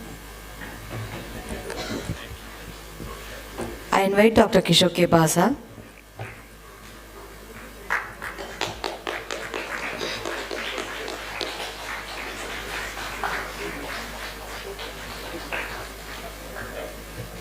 Dr. Alok Kumar Kanangu.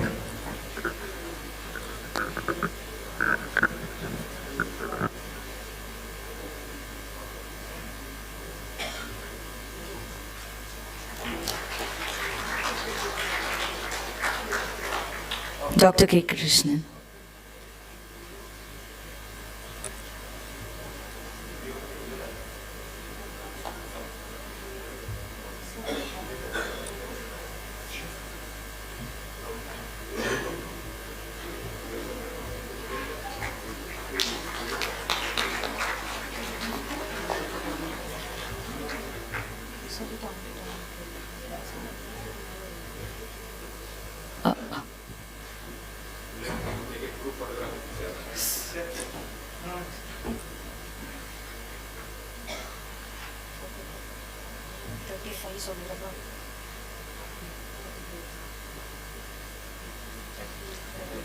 Let's get back after tea by 11:35. Thank you.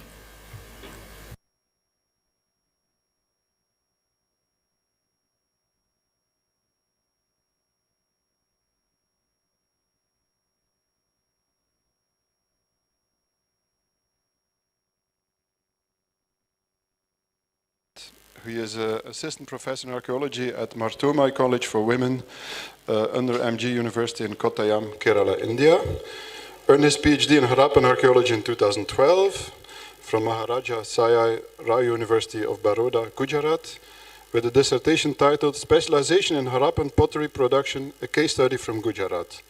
He also has a master's degree in archaeology from the University of Kerala and a diploma in office automation from the government of Kerala. His academic career includes positions such as PhD research guide at Kottayam since 2023 and assistant professor at College for Women since 2017. Previously, he was a postdoc at the Indian Institute of Technology, a research associate at Kerala Council for Historical Research, and assistant professor at University of Kerala.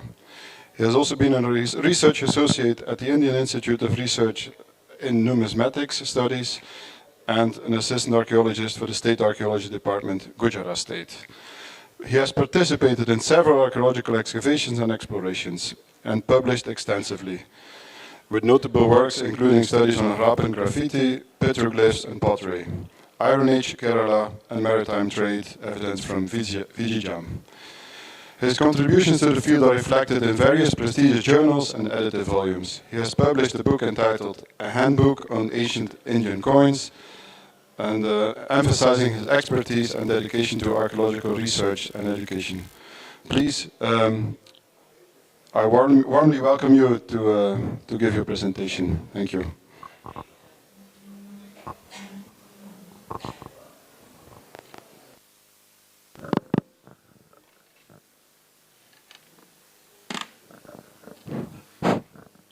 Good morning, all.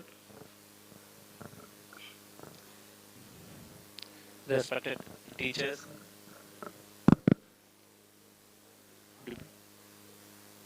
am I audible?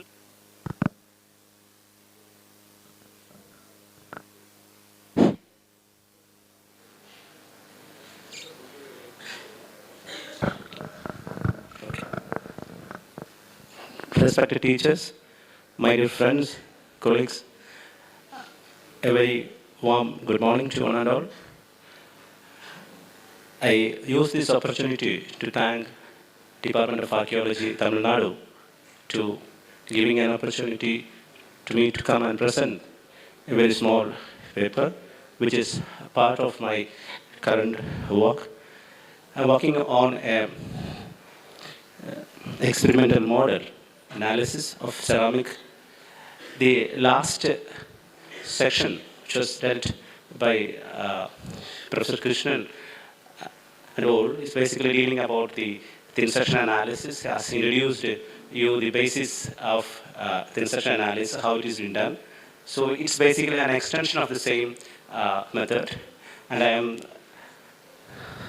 this paper is basically an experimental model which I am working in collaboration with Dr. Pebble Sukumaran of Charasati University as well. This is about a methodology of how to do analysis on ceramics in a much meaningful way. This work, for this work I am indebted to Dr. Rajesh Esri and Dr. Abhin GS of Kerala University for giving me an opportunity to work with his infrastructure, and Dr. R.S. Bish and IIT Gandhinagar for providing the material of Dholavira and allow me to work and flesh.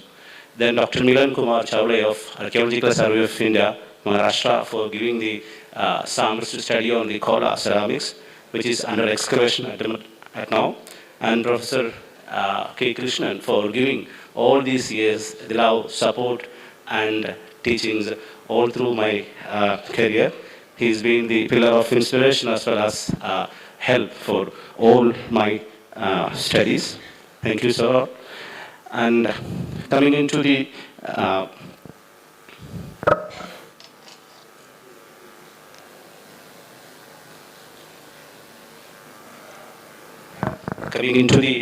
material, the ceramics, as we all know, this is the most abundant artifact, irrespective of the sites we come across from the Paleolithic to the Middle Paleolithic to the till recent times. So wherever you go, this material will follow you.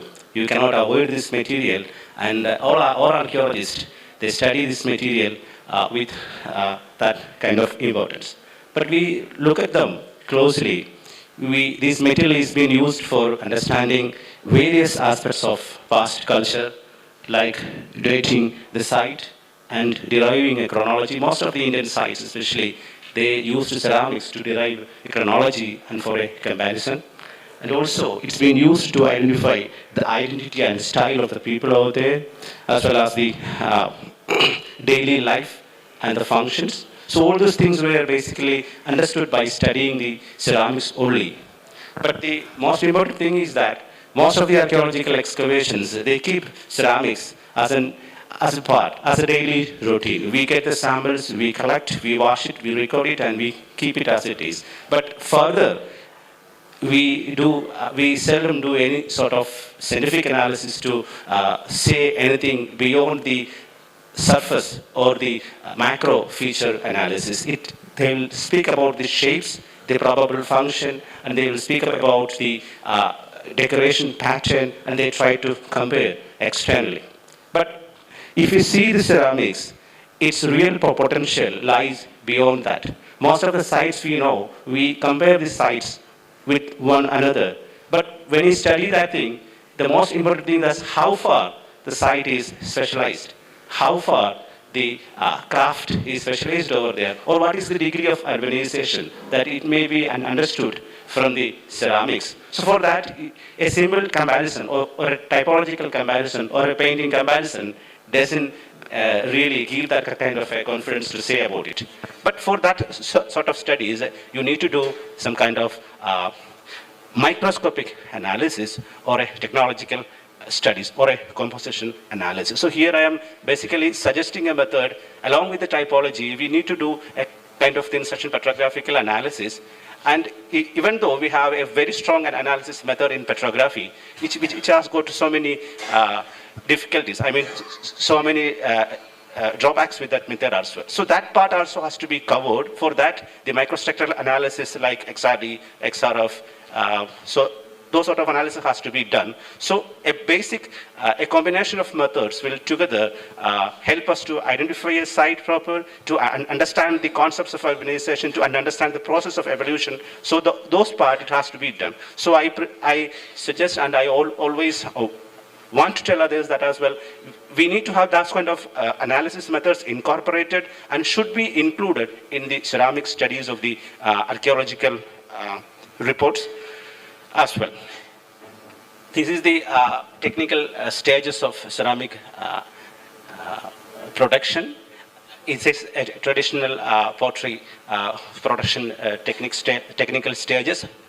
irrespective of the places, most of the cases, these are the stages it has to pass through. The first is basically digging out the clay, then the clay processing by crushing, by sieving, by mixing different clay sources, making the clay workable. That's basically the part the potter do with his skill and his experience. So it's basically kind of a method that we rely heavily on the experience and the common sense of the potter and the availability of the raw material, and then to the potting tradition, which he learned from generations, and then drying the vessel in shade, then paddling, then decorating, firing, and then finally go to the market. Then we use it and reuse it and will discard. And finally, after excavation, we get the material. So it's basically about stages of use. Okay, so it's not basically an artifact. It reflects the technology of production. If you see stage by stage, you can see each and every stage there is a human hand, a mind, a process involved in it. So it's by studying the ceramics, we try to reconstruct those stages through that kind of analysis. That could only be, that is not only possible by doing a simple typological analysis. Obviously, typological analysis is essential and is the base for any sort of ceramic analysis, but still we need to have move from that an analysis to the next level, and you need to take it from to the other higher levels of study. This is the stages of manufacturing normally which we come across. This is a site which we have surveyed at Kutch. It's a site called Bagasra. These are the space where the village potter collect clay from these sources. That's the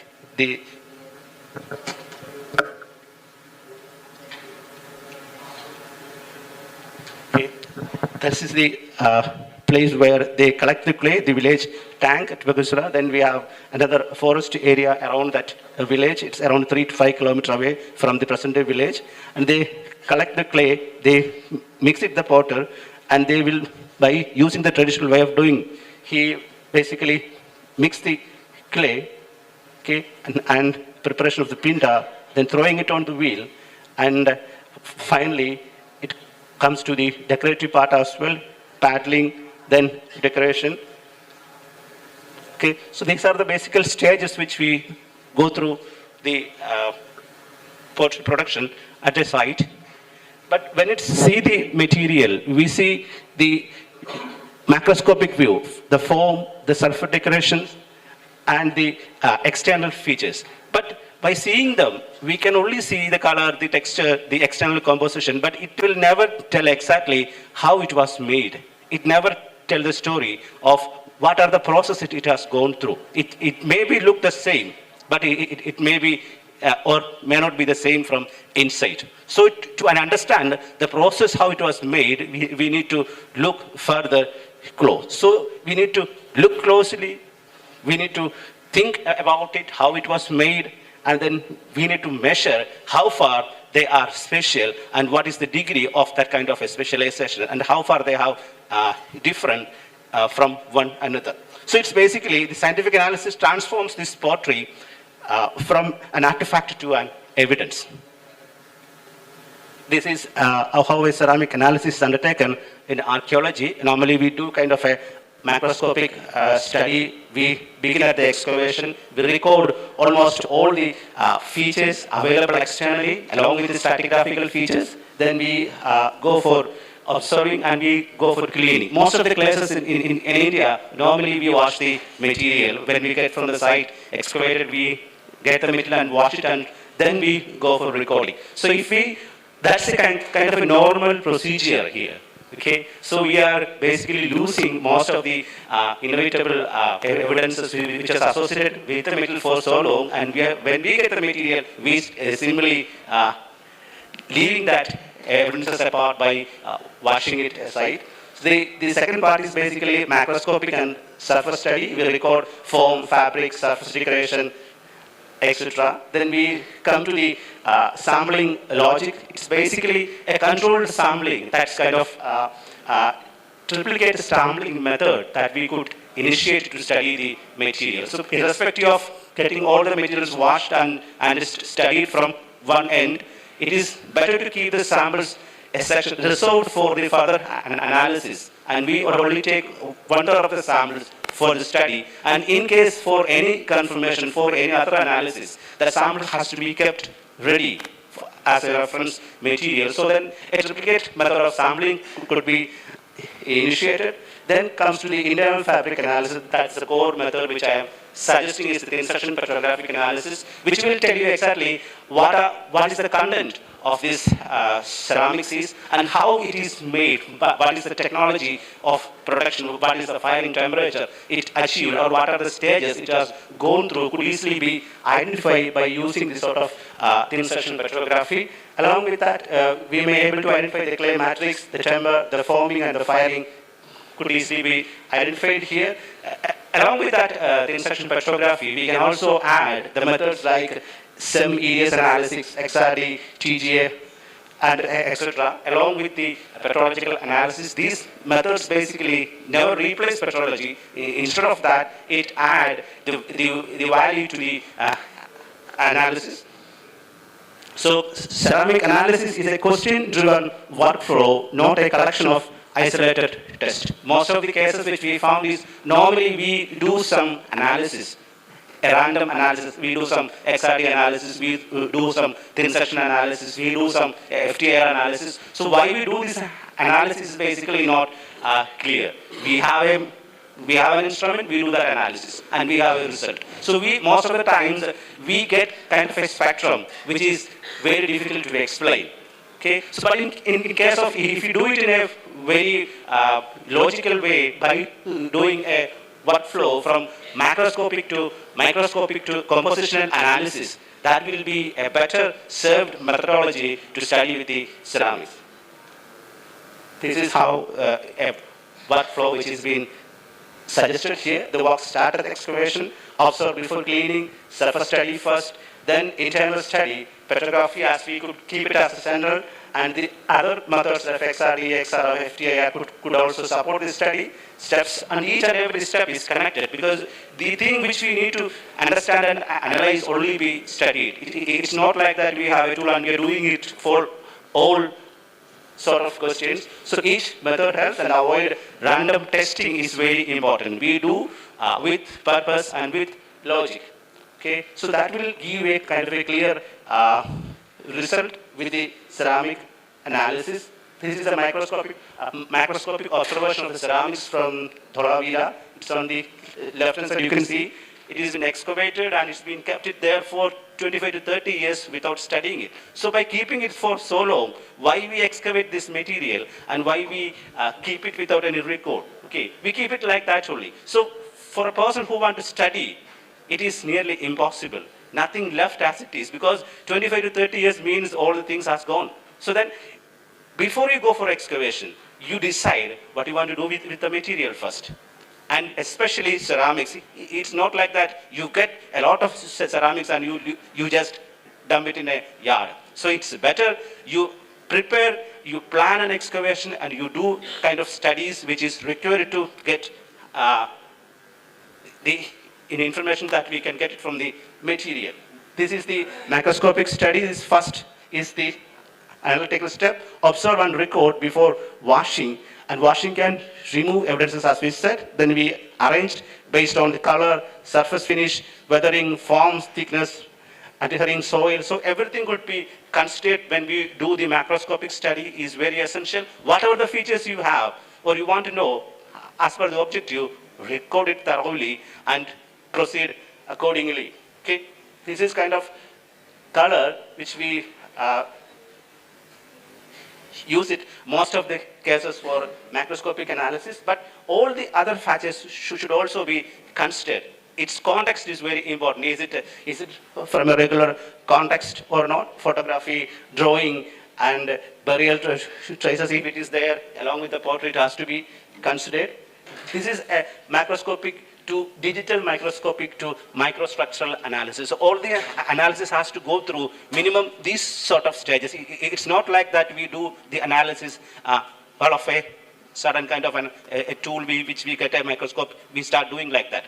If it is necessary, we do that analysis. If not need to do all this analysis. But here you can see a typological study will do initially to the handheld lens, which will again magnify, then to a microscope into a study. So it's a macro study to a microscopic study to a compositional analysis, which will basically solve most of the questions that we need to answer with the material. So archaeological ceramics are studied step by step.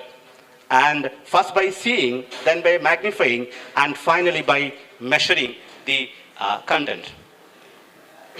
This is a surface microstructural analysis, which we could do it with, we can do it in many ways.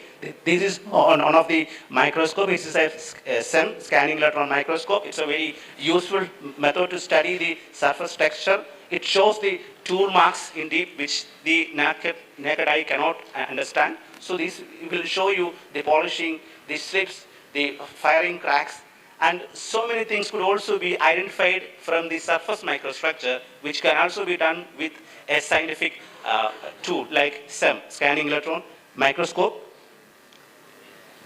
This is how a ceramics looked at SEM. The left one, the first one, shows the surface roughness and the porous of a ceramics, reflecting the forming technique and the firing temperature. The vitrified zones indicate the partial melting of the clay matrix and at the higher firing regimes. Then the exposed inclusions also could be seen from the section. So this is a kind of a surface microstructural analysis that we could follow. So what surface microstructure reveals is that the surface structure and the micro topography will tell us about the tool marks, the polishing and the finishing traces and the slips.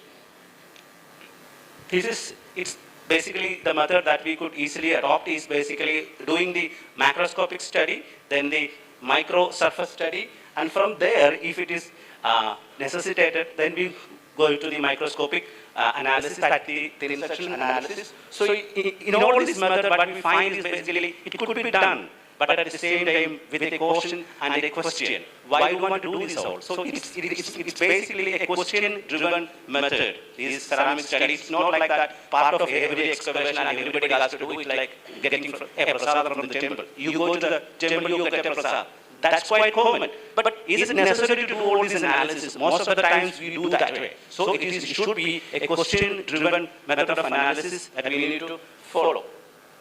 This is how these slides, basically the last lecture, Professor Krishna has mentioned about most of the things. So some slides you may feel repetitive, but still, this is how we do. Ceramic thin section analysis examines ultra-thin pottery sections under a polarizing microscope to reveal minerals, inclusions, matrix, pores, paste, recipes, raw materials, and firing effects, making it the central method in archaeological ceramic analysis. It's not kind of a method, it's basically, it gives you the basis for analysis. It supports most of the chemical analysis, and it gives you a lot of information that a normal macroscopic study cannot give. Okay? So it must proceed a chemical analysis and prevent misinterpretation of compositional ideas. Most of the microstructural analysis, structural analysis and composite analysis gives is basically spectrums and all. So those are basically will tell if you are not doing correctly a petrographical analysis. So a petrographical analysis is essential to understand that. What we look at this is basically in petrographic analysis, we analyze the clay matrix, mineral inclusions, voids and microstructure, pottery as an engineered composite material that we look here. So in normal cases, the analytical workflow of ceramic thin section analysis is sampling, thin section preparation, microscopy, fabric grouping, and archaeological interpretation of that groups. This is the most common workflow of ceramic petrology. This is the first is the sample selection. Representative samples were selected after typology and considering the stratigraphy, the context, the features, and the external structures and all. Then comes to the instruction preparation, then the microscopic observation by using a polarizing light microscope. Then we go to the petrofabric groups and description of the petrofabric groups. Then we go for archaeological interpretation of that groups. So we do both a qualitative as well as a quantitative methods of analysis in this method.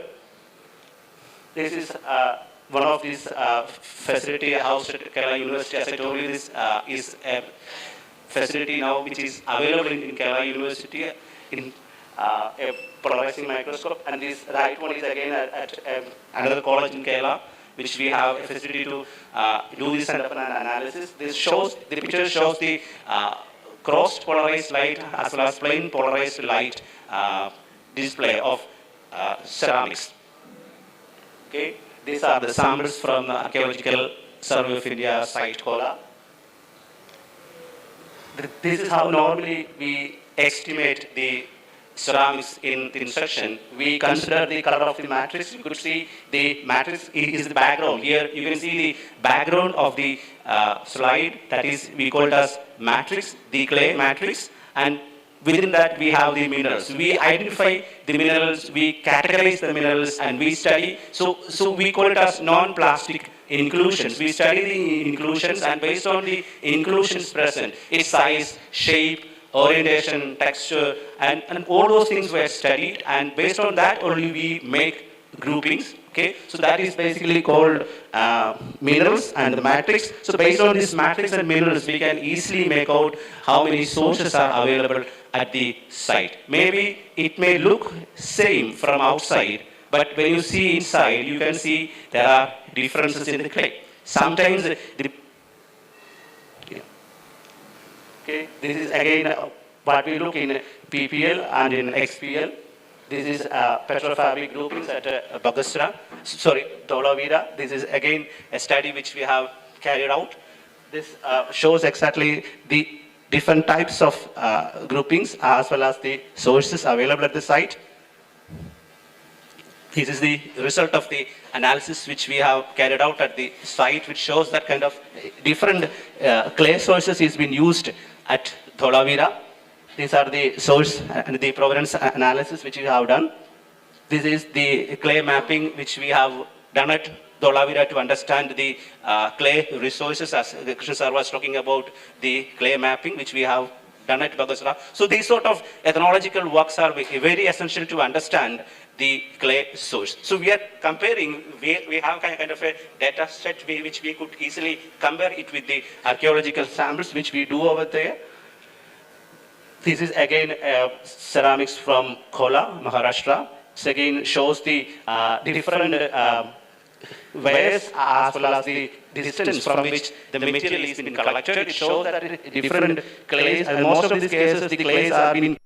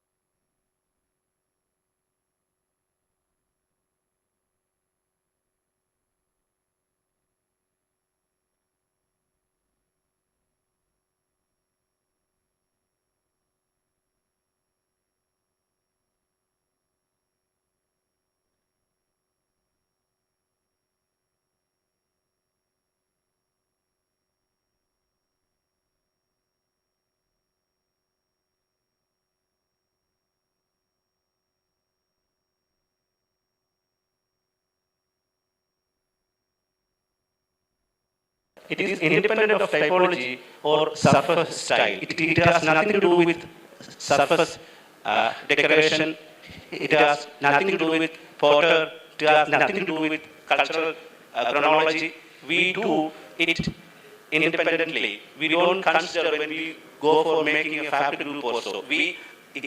avoid those things or keep those things aside, and we study independently here the material, identify the best recipes over there, then distinguishes the technological traditions and production practices, and it provides the interpretative framework for all subsequent ceramic analysis. So it basically it establishes fabric variability and the technological signatures and must proceed mineralogical and chemical microstructural analysis. So it's basically a model which I propose here. See, as far as our site, this Killarney is concerned as well, we know we have a very magnificent site in Killarney. We have magnificent architecture, ceramics, but we never know exactly what is the specialization of the ceramics of Killarney. How far they are different from others. We need to compare externally as well as we need to know internally as well how it is made and what is the technology, what is the firing condition, and what is the process of clay-based preparation. Those all things to know,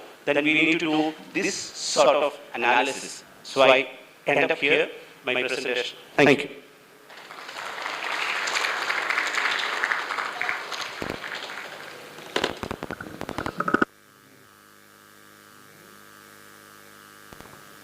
Yes, thank you for your very clear presentation on this topic. Unfortunately, we are running out of time a little bit, so we will move to the next speaker, but please hold your questions during the lunch break. I'm sure we can approach you and discuss a bit more. I have one question for you in the lunch break. Thank you, sir. Thank you. So, we will move to the next speaker, who is Dr. Shabina Hassan. She is Deputy Director at the Directorate of Archaeology in Assam. And she has a master's degree in anthropology from Guwahati University and has a PhD on the topic Anthropo-Archaeological Study of Rock Cut Ganesha in Kamrup District.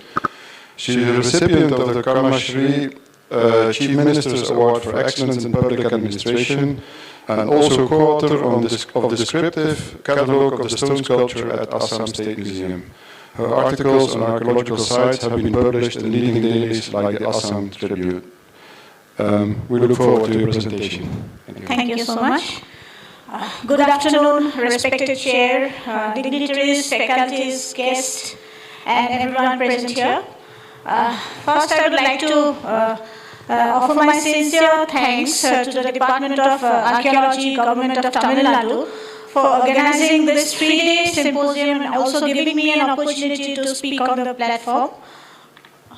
So, I will be speaking on the archaeological revelation into the Brahmaputra Valley pottery and analysis of materials, techniques, and cultural significance. The pottery of Brahmaputra Valley serves as a vital material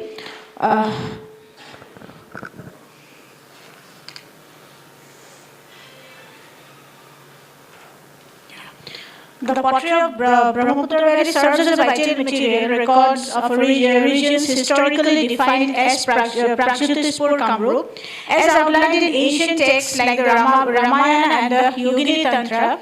This landscape functioned as a strategic cultural and trade corridor rather than an isolated valley. The evolution of local clay, specifically through early cord mark techniques, reflects the social complexities and technological ingenuity of riverine communities. Despite its significance in mapping ancient Northeast India's spiritual boundaries and commercial networks, this ceramic tradition remains a largely untapped resource for understanding the region's technological origin.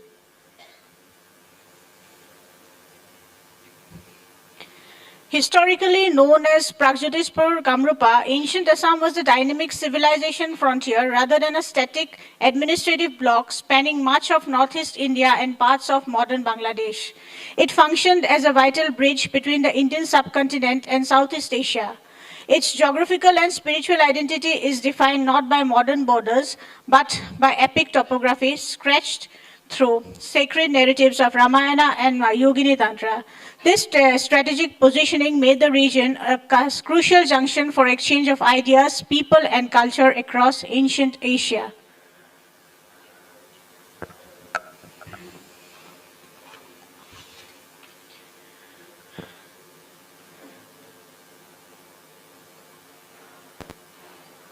The Yogini Tantra provides a definite geographical framework for the kingdom of Kamrupa, mapping its influence across a vast 4-point boundary system.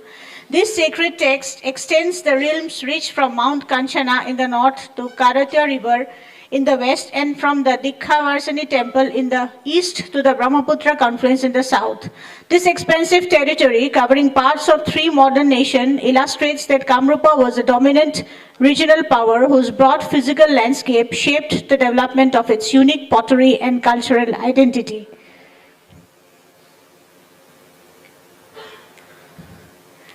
Prior to 1960, the prehistory of Assam was largely considered terra incognita or unknown land. This changed with the landmark excavation at Daujali Heading 1961-63, which provided the first concrete evidence of Neolithic life dating back approximately to 2,700 years. The discovery of cord-impressed red and grey ware at this site proved that early settlers practiced chum cultivation and shared deep cultural roots with the border's Eastern Asiatic Neolithic tradition. This archaeological breakthrough confirmed that ancient Assam served as a vital link between the Indian mainland and the cultural traditions of Southeast Asia.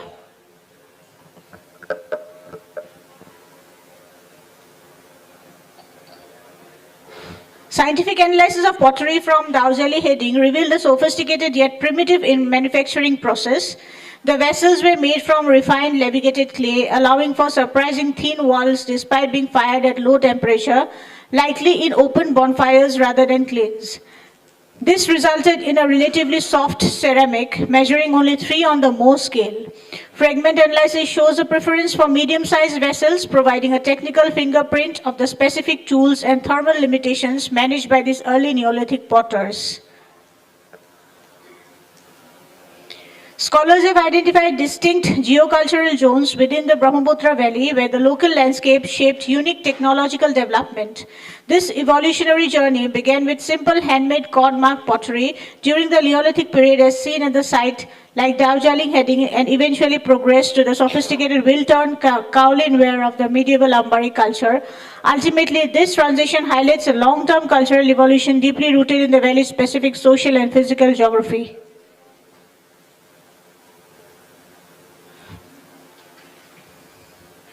This is Ambari archaeological site.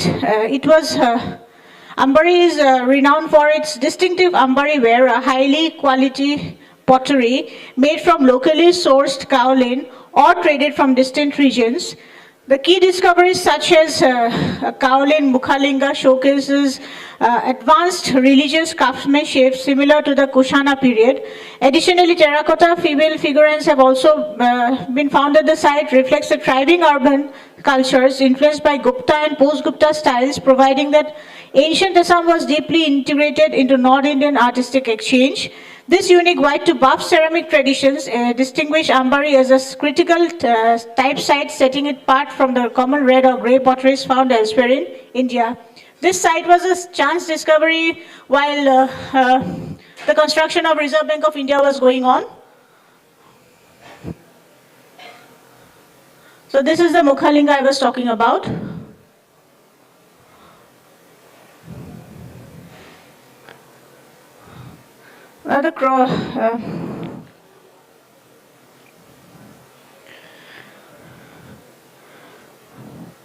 Chronologically, Ambari archaeological site can be placed in the following order. The phase 1 is characterized by the kaolin pottery.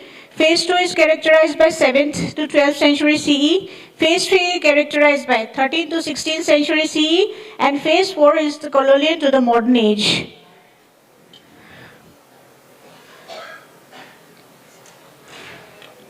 Ambari ware or kaolin ware, a distinctive pottery, was first identified and named by renowned archaeologist M.K. Dhavalikar. It served as a significant marker for the material culture of the region, representing a high level of sophistication in ancient ceramic technology. Kaolin is a layered silicate mineral. Chemically, it is classified as an aluminium silicate with hydrates. Its theoretical chemical formula is expressed as alumina, silicate, and water. And the quality and behavior of the clay during the firing process are determined by the ratio of its primary components. The composition of the clay used in Ambari ware is silica 46.54%, which provides the structural skeleton of the proper pottery. Alumina 39.50%. This gives the clay its plasticity and strength. And water 13.96%, basically chemical water that is driven off during the high temperature firing.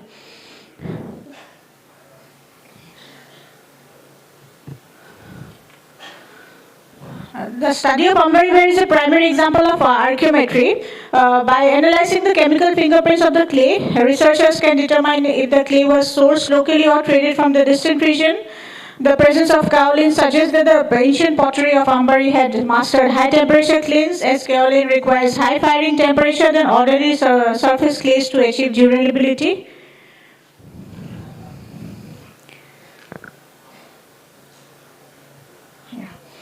Then the Ambari potters display decorative techniques including circular motifs on vessels, shoulders, and intricate engravings on the interiors of dishes, suggesting the use in ceremonial presentation.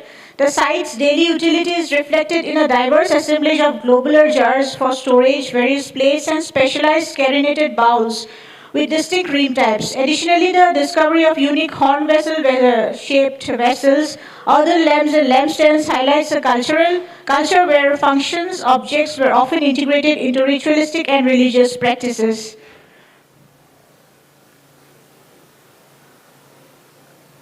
So this is a flow chart. Archaeologists at Ambari have categorized ceramic findings into utilitarian and religious groups with their functions closely tied to their fabric. The specific chemical composition and color of the clay, red ware remains the most common material at 37%, serving as the primary choice for everyday household tasks like cooking and storage. In contrast, kaolin, that is a white ware, functioned as a luxury material for the fine dining, while buff and cream ware were largely reserved for specialized religious ceremonies and incense burners. The presence of green glazed ware further confirms Ambari's roles as a trade hub.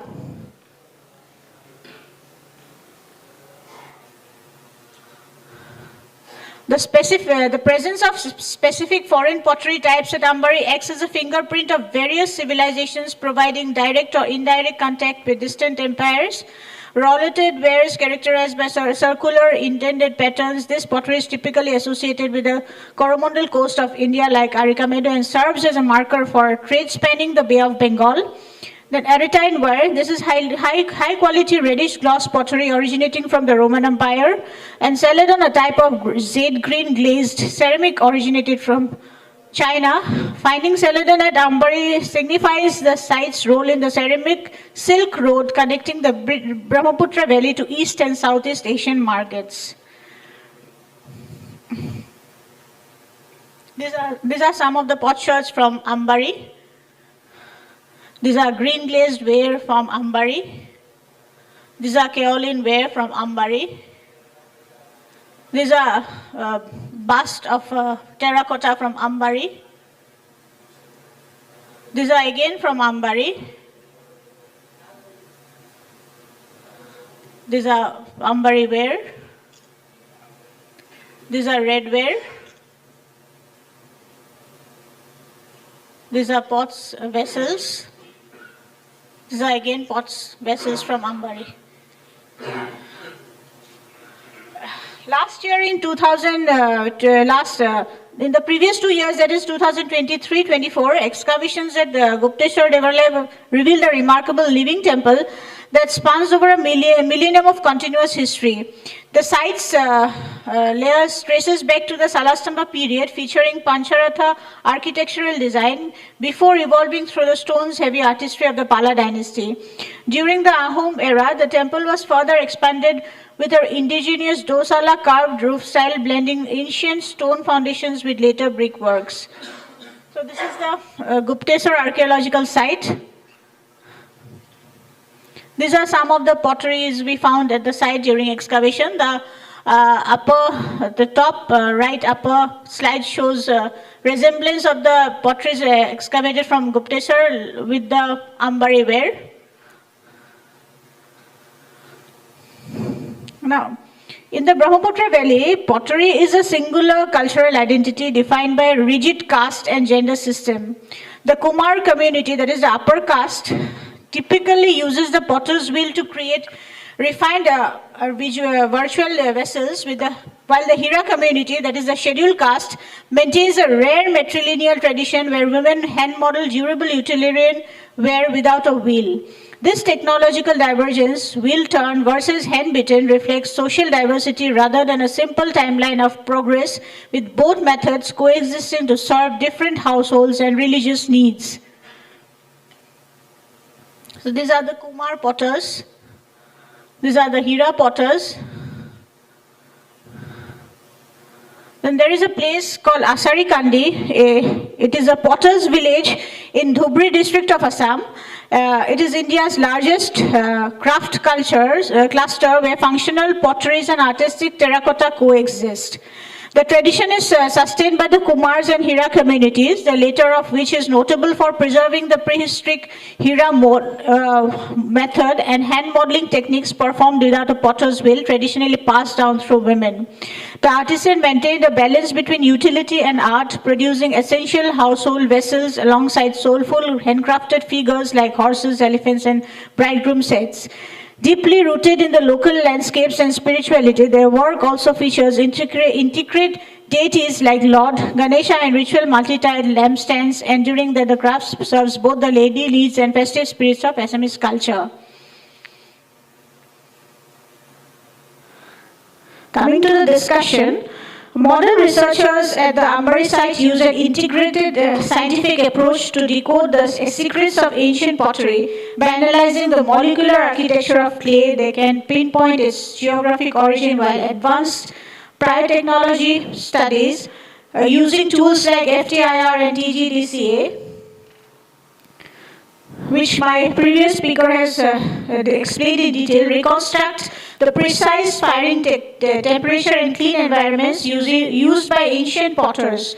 To bridge the gap between the past and the present, scholars use ethno-archaeological paradigms, studying the living traditions of the Hiras and the Kumar communities. This allows them to treat modern techniques as living laboratories to better understand the decision makings and material arrangements of artisans from centuries ago.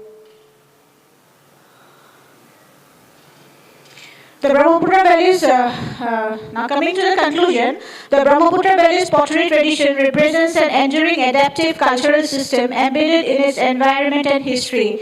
Evidence from Neolithic to medieval sites like Daujali, Heding and Ambari confirms ceramic as a core component of material culture, providing key insights into our chronology, subsistence, technology and regional interactions. Ambari stratified ceramic sequence details inhabitants from the early century CE onwards. The presence of distinctive kaolin ware alongside red, buff, grey, cream and glaze types points to local innovations. Scientific analysis FTIR, RXD, DSC indicates the use of multiple clay sources and controlled oxidative firing at 650 degree to 800 degrees centigrade. Imported ceramics, including rouleted ware, Aretine ware, Saladan and green glazed ware, demonstrates the region's integration into trans-regional and Indo-Indian ocean trades. Ethno-archaeological studies of Hira and Kumar potter communities reveal technological continuity, gender production and procurement strategies. These multidisciplinary findings elucidate the complex cultural dynamics of pottery production in the valley. Thank you.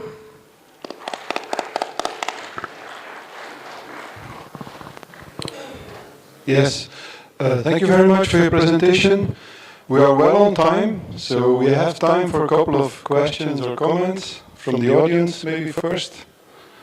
Any comments, short comment or a question for our speaker?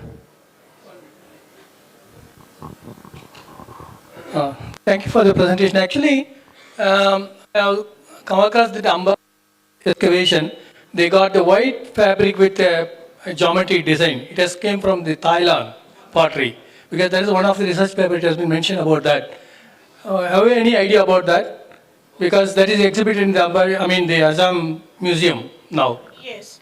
Yes, it is exhibited in the Assam State Museum. Actually, what has happened is this excavation, it was done long back, and most of the potteries are still in the stock. So there are so many other things we can find out from those remains in the stock. So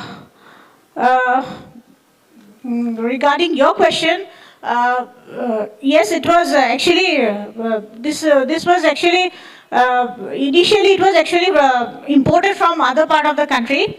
So, but recently in recent excavations we have found the same material, which I have showed in the Gupteshwar excavation which we conducted in 2023-24. We found the same material, and if those materials we have given, the samples are collected and we have given to the Tezpur University for dating. So let us see what we get the result. I have a small question. Your previous slide, where you are showing that temperature that is between 650 degrees Celsius and 800 degrees Celsius, the baking temperature of the ceramics. Am I correct? Yes, sir. Yes, sir. And that is of this kaolin material, kaolinite pottery? Sir, pottery. No, kaolin pottery. Yes, kaolin pottery, sir. But kaolinite decomposes at 556 degrees Celsius. Now, how do you get this 600? No, sir, so it is from the, not kaolin pottery, it is from Daujali heading. Pottery is from Daujali heading. So Okay. Daujali heading, they didn't get kaolin potteries. Okay, okay. Kaolin potteries they found in Ambari only. So what is the kind of clay mineral that you have there? The Sir. clay mineral. What is the clay mineral there? Have you examined the clay mineral? Or So, have you so been... actually we haven't done it. It was previously done by researchers earlier only, sir. It was done in the IIT department of Guwahati. Because at between 650 and 800 degrees centigrade, Yes. the pottery will become extremely vitrified. Okay. That is why I am asking this question. Okay. The majority of the firing temperatures, of most of the pottery are somewhere around 600. It does not cross above that. Okay. Unless it is, if you heat it further, kaolinite undergoes a transformation. It decomposes at 556 degrees Celsius. Then somewhere around 1000 degrees Celsius, it forms another one called mullite. And the stage between kaolinite and mullite, that is defined as meta-kaolinite. You do not have any crystallographic features there, so you cannot even do any XRD analysis of that. Okay? Thank you so much, sir. Thank you. Any other short comment maybe, or I just have maybe a small suggestion or a question to you. Would it be possible to do also this petrographic analysis in your pottery? Because we have heard from the previous speakers that could be quite informative. Have you planned this, or? We haven't done any sort of analysis till now, but we have plans to do in the plans. future. Okay, Yeah. I think that would be very interesting also for your work. But thank you for your work. Thank you. Thank you for so the much. presentation. So that we are on time, and we'll move on to the next speaker, who is Dr. Kaushik Gangopadhyay. He's an assistant professor in the Department of Archaeology, University of Calcutta. He has also worked at the Center for Archaeological Studies and Training, Eastern India, from 2006, before joining his present post in 2013. His specialization is in coastal archaeology of the West Bengal, and archaeological science, proto-history of Eastern India, and ethnoarchaeology. He received a master's from the Deccan College, postgraduate and research institute in Pune, and a PhD from Utkal University. He has participated in archaeological excavations within India and abroad, and at present he is directing the archaeological excavation project at the site of Bahiri in East Medinipur district, West Bengal. His main area of interest is in coastal archaeology and Indian Ocean trade network during the proto and early historic period. He has also a keen interest in ethnoarchaeology, archaeological theory, and also history of Indian archaeology. He has nearly 24 articles published in national, international peer-reviewed journals and books, has jointly edited 2 books on history of Indian archaeology and cultural interactions in the Bay of Bengal, and he has also been the recipient of a prestigious UK visiting fellow of the Nehru Trust for Victoria and Albert Museum. He is also a principal investigator of the project from the Department of Science and Technology, Government of India, under the Scheme for Heritage Research Initiative. He is a member of the World Archaeological Congress and has received a travel grant to organize a session on the Indian Ocean at the World Archaeological Congress in Darwin, Australia, to be held it was actually held in June last year. Thank you. We look forward to your presentation.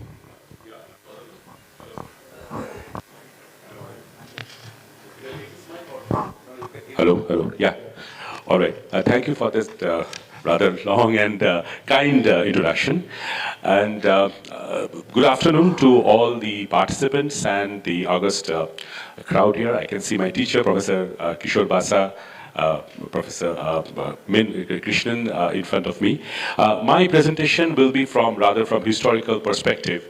And the 2 papers that came before me, particularly the first paper, have already set the ground for what I'm going to tell you. And, but I'm looking at a particular problem, which is connections between Bengal and Tamil Nadu. And it is in this context that I'm undertaking a certain archaeological as well as scientific studies, along with collaborators who are not present here. So much of this work actually can be attributed to my collaborators who are from hard science, chemistry and geology, and much of what I'm going to publish, what I'm going to say today, have already been published. So, and very little is unpublished here. So I'll also talk about the unpublished part of it. So next slide, please. Yeah, so when we look at the connectivity between 2 important regions along the east coast, the Bengal region, by which I mean West Bengal and also Bangladesh, but I'm not going to talk about Bangladesh today, or rather that's not my area of specialization. I'm going to talk about West Bengal and Tamil Nadu. We have 3 types of sources, as we all know, historical, and the historical sources are rather limited, particularly for the early historic period.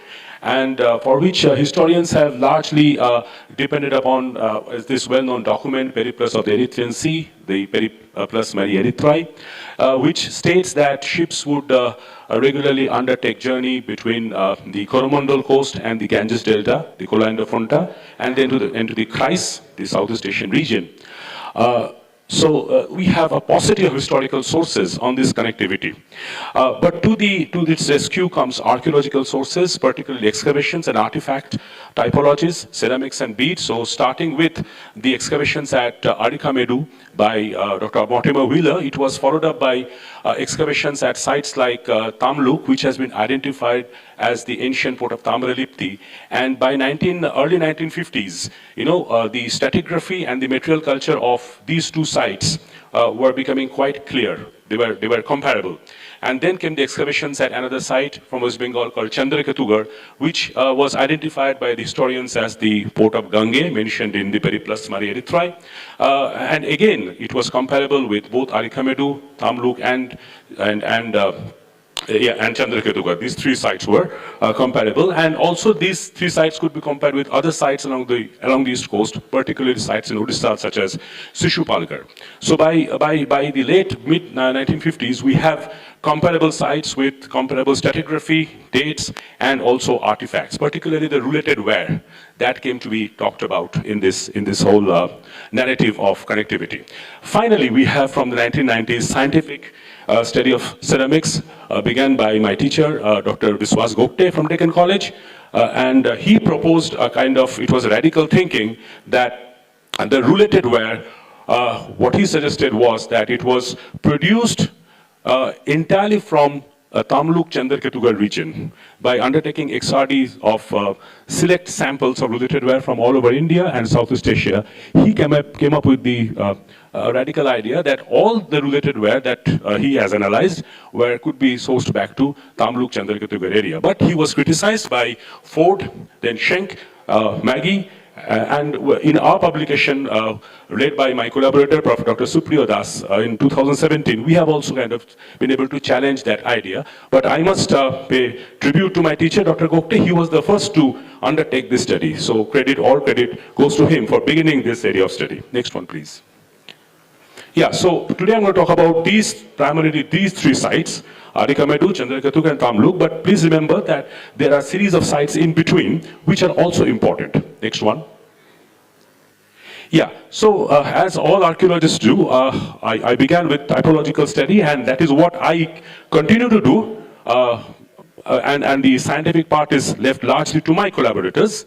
So typologies can lead us to an understanding of archaeological similarities. Next one, please. So these are some of these typologies from the East Coast region, the related ware, which has also been now designated as fine ware group by scholars. The publications are there, so I'm not going to get into that. Then we have type 2, Mortimer Wheeler, which has also been now grouped under fine ware category by other scholars.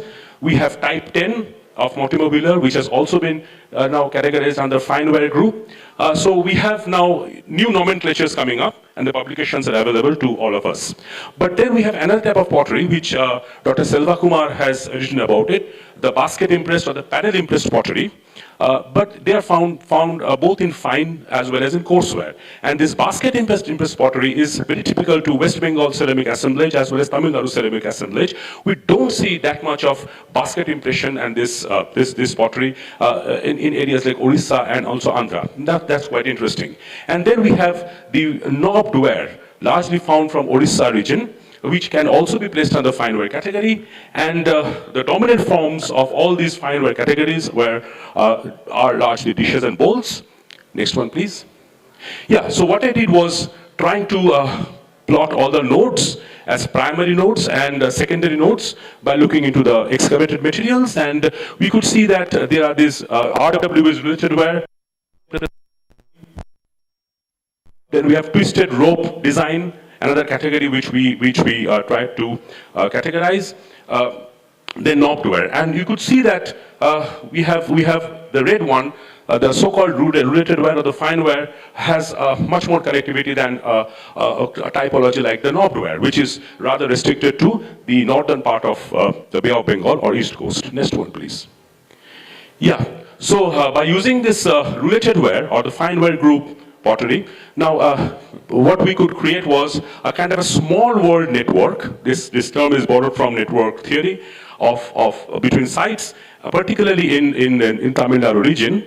But we would also wanted to see that whether this kind of a small world phenomena can be identified if we take away related ware from this assemblage and apply other kind of pottery like the fine ware groups and the coarseware groups, whether this small world phenomenon would still exist. Next one. Next one, please. Yeah, please go back. Yeah, so just to have a look at this kind of other types of fine ware groups, as I said, the basket mask pottery or the pattern impressed pottery, the one on the left is from Tamluk, where on the middle one is from Alagankulam. They are visually almost the same. And then you have this pottery from Alagankulam, which we also find in Tamluk in West Bengal. And below are, the left one is from Orissa, and right at the middle we have, this is excavated from my recently excavated site of Baheli. Next one, please. And most remarkable, we have this pottery which is found at Tamluk, and I thank Dr. Robinda Tomber, who's no longer with us, for providing me earlier with photograph as well as a page from Dr. Bimla Begle's publication on the same type of mold-made pottery from Kondapur as well as from Alagankulam. So we can typologically, immediately we can see there is a connection, right? I mean, before when we go into the scientific analysis, there is a connection. But we need to understand the technology and the provenance. So the question of whether there is connectivity doesn't arise, but with the help of scientific technique now, and thankfully Kerala University has now shown us the way, we can go deeper into this problem. Next one, please. Yeah. So now we can go beyond typology, and my humble, I'll be presenting in the next 10 minutes, my humble efforts in that direction. Yeah. Next one, please. Next one. So the first method that we used, and we were trying to use kind of random methods. We, thanks to you, that now we have a workflow which we can now adapt, and we can also look at the standards. But when I started, I wanted to go and do something other than what Dr. Gupta had done, that is XRD. So we thought of using SEM with EDS facility available in Calcutta at the Geological Survey of India. Next one, please. And we selected some shirts from Adhikamedu surface collection. The one in the middle is from Tamluk, and this is from, I think, Sishupalgarh.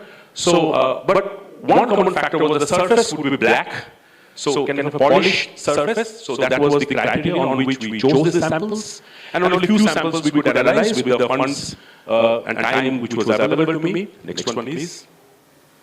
So these are the same images, and I'm looking for someone who is qualified to actually to analyze them better than me. But anyways, my collaborator tells me that certain things we can talk about these, about all these 4 different types of shirts. First of all, that they have been slipped.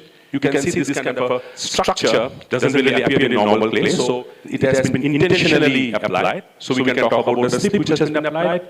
Next one. And along with EDS, we have what we can say that these are all, the surface shows presence of aluminum silicate. Next one, please. Yeah. So these are some of our initial conclusions, that firing was possibly above 800 degrees centigrade, and flat stack-like structures indicate intentional coating, or what we call archaeological slip. The ratio Al it's the mineral involved, and high concentration of Al2O3 and SiO2 indicates kaolinite clay or aluminum silicate, and the sheet-like lamellas are maybe indicating kaolinite. But here's the catch, and here is where we started to actually differ with Dr. Gupta, because if we think about these fine polished fabric groups as coming only from Chandraketugarh and Tamluk area, which is in the Gangetic Delta, the published literature from Gangetic Delta shows that the Ganga clay is largely lightic in nature and poured in kaolinite and chlorite. Secondly, as we move further along the east coast, published literature by Rao, he suggests there is a higher concentration of kaolinite and chlorite further south. And it starts changing from Krishna, where we have higher montmorillonite, and Venkataraman et al. Identifies kaolinite as one of the main minerals along the Tamil Nadu coast, along with chlorite and montmorillonite. So now, from the published literature by Gokte and also from the other clay mineralogists, there appears to be a kind of a disjunct between what has been said before and with the kind of our study, which suggested that the clay for related wear from that I showed you, from at least from Tamluk and Adhikamedu, could be involving kaolinite clay. So it means that they were not from the Ganga region. Next one, please. Yeah. So then the next study, which was more focused, we thought of undertaking certain PRX serif of pottery sherds from Tamluk, Adhikamedu, and Chandraketugarh. So these are the only 3 sites that we targeted. You can see at the very left the so-called type 2 of Mortimer Wheeler, which is most abundant typologically in Bengal. That is possibly more abundant than the so-called related wear. Anyway, so these were randomly collected from the surface from Tamluk, Adhikamedu, and Chandraketugarh. Next one, please. And this has been published in the Man and Environment 2017 by my collaborator and myself, Dr. Supriyo Das. So again, we have strong correlation between Al2O3 and tin oxide, Ti2, felsic2, which suggests felsic to intermediate rocks, which could be the geological source for all this pottery. And by analyzing there are 3 conclusions. First, the analyzed sherds are in a single cluster. Second, analyzed sherds and published data from TN falls in a single cluster in the ternary diagram, and sediments from the Ganga plains are different from the analyzed clusters. So again, with PXRF, we came to the conclusion that the fine wire group pottery that we analyzed, we could analyze only about 30 sherds, again, depending upon the funding and the time that we had, largely funding. It again suggests not Ganga for this fine wire group, but rather Tamil Nadu. Next one, please. And so this is the publication. As I said, that this has all been published, and one can go through them if one wants to. Next one. So yeah, all right. And then in recently we have again tried to understand the provenance and the technology of pottery production, not only on the east coast of India, but also in Myanmar, where I was able to travel and get some pottery before the civil war started. So that's very nice here, very valuable data, because right now you can't go into Myanmar to do this work. And this has been published in Journal of Archaeological Science reports. So again, one can go through it if one wants it. But what I want to tell you is that it compares well with sherds from other sites along the east coast and Myanmar, which means that in this study, we have not included sherds from Bengal. So till now, we have the sherds, we are trying to do work on them. But again, it suggests that the pottery that we found from Myanmar, they closely resemble pottery from geochemically and physiochemically pottery from Tamil Nadu and also Andhra Pradesh. Next one. Yeah. So and for this study, we have undertaken a lot of other methods such as XPS, FTIR. So I'm not going to details out. So initially, we were using only one technique, but as Dr. Vinod was telling us, that we should use multiple techniques. So in this paper, we have used at least 5 different techniques: XPS, ICP-MS, and ICP-OS. And we have come to the conclusion that the sherds from Myanmar, they match closely with Tamil Nadu physiochemically, sorry. And these are the latest examples from my excavations at Bahiri, and from a secured context, well-dated context, for which we have proper dates now, going back to 2nd century BC, we have related so-called fine ware group with related decorations, the fine ware with knob, right? And we were able to study them, and we are studying them. Next one. Yeah, so this is a new method that we have tried, again, which is measuring the natural radionuclides. So we have applied norm, NORM, on these pottery samples. So the ones at the bottom are from Bahiri. And the norm, basically, we have tried to identify uranium-238, thorium, as well as potassium. And it shows that, it's interestingly, we have proper dated pottery along with soils from the excavation trenches coming from the same layer. Next one, please. Next one. Oh, sorry. This is the last one. So I'll just come to the conclusion that our norm shows that the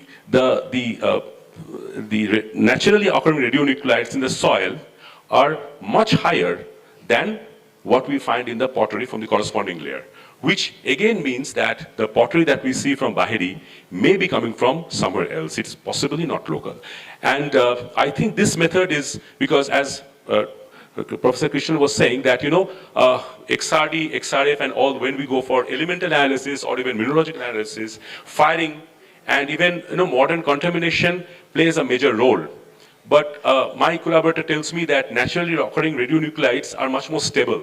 So they are not really, you know, unless there are major issues, they're not easily contaminated, and firing and extract, those activities do not change the natural radioactivity in the soil. So we can start looking at that method, but it's a little expensive. It requires more expertise, basically from nuclear scientists. You can identify, you know, this naturally occurring radioactivity. And along the east coast, what we are finding is largely from Bengal. Thorium is a major naturally occurring radionuclide, which can be used to identify the pottery and match it with the soil from the same region. So this work is continuing. It's just a preliminary statement, but one final conclusion is this, that I now tend to agree more with Ford and other scholars who have suggested that much of the fine ware group, although on hand it feels that they're coming from Ganga because the clay is very fine, but, you know, the scientific studies suggest that it was from southern region, possibly Tamil Nadu and Andhra region, which was the source of these fine ware groups, which were traveling to Tamluk, Chandrakirtigan, and maybe beyond even to Burma or Myanmar. So this is just a preliminary statement, and hopefully with universities like Kerala with proper facilities will, in future, and Harishankar is here, we will be able to say more on this problem. Thank you for listening. Yes, thank you for your presentation. We have time for a couple of questions. Yeah. Thank you very much for that very good presentation. Now, the problem of this related wear is actually, if you look at it, the kind of distribution of related wear, it goes up to Tai Pai in Vietnam, the site that was excavated by Yamagata. I have studied samples from there, that is published. I had done thin-section analysis of samples from different parts of the world, actually. I had samples from Ganga Valley, I had Sri Lanka, and I also had some samples from Jordan. We have been able to identify 3 major sources. So the thing is that it's not a single source.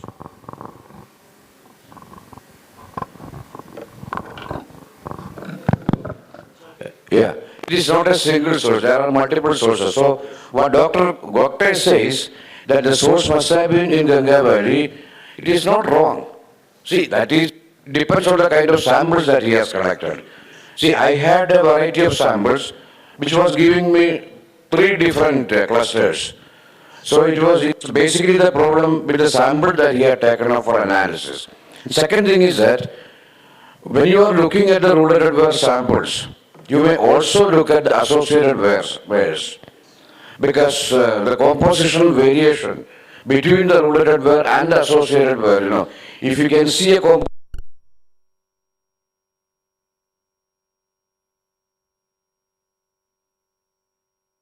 paragraph that you were showing, are they cross-section or are they from the surface? On the surface, sir. Huh? On the surface, not the cross-section. And you have done EDX on the surface. Then there is an issue there actually, because you are not getting the real composition of the surface. See, the electron beams, they penetrate to somewhere around 1 millimeter. So what you have got is that you have got an average of the composition of the slip as well as the body part. So what you need to see is that you need to see the composition of the body separately, take the cross-section and put it on that mount and take the composition of the body part and the composition of the slip part. Now the interesting thing would be, you will be able to see that how many layers of slip is there when you are doing that.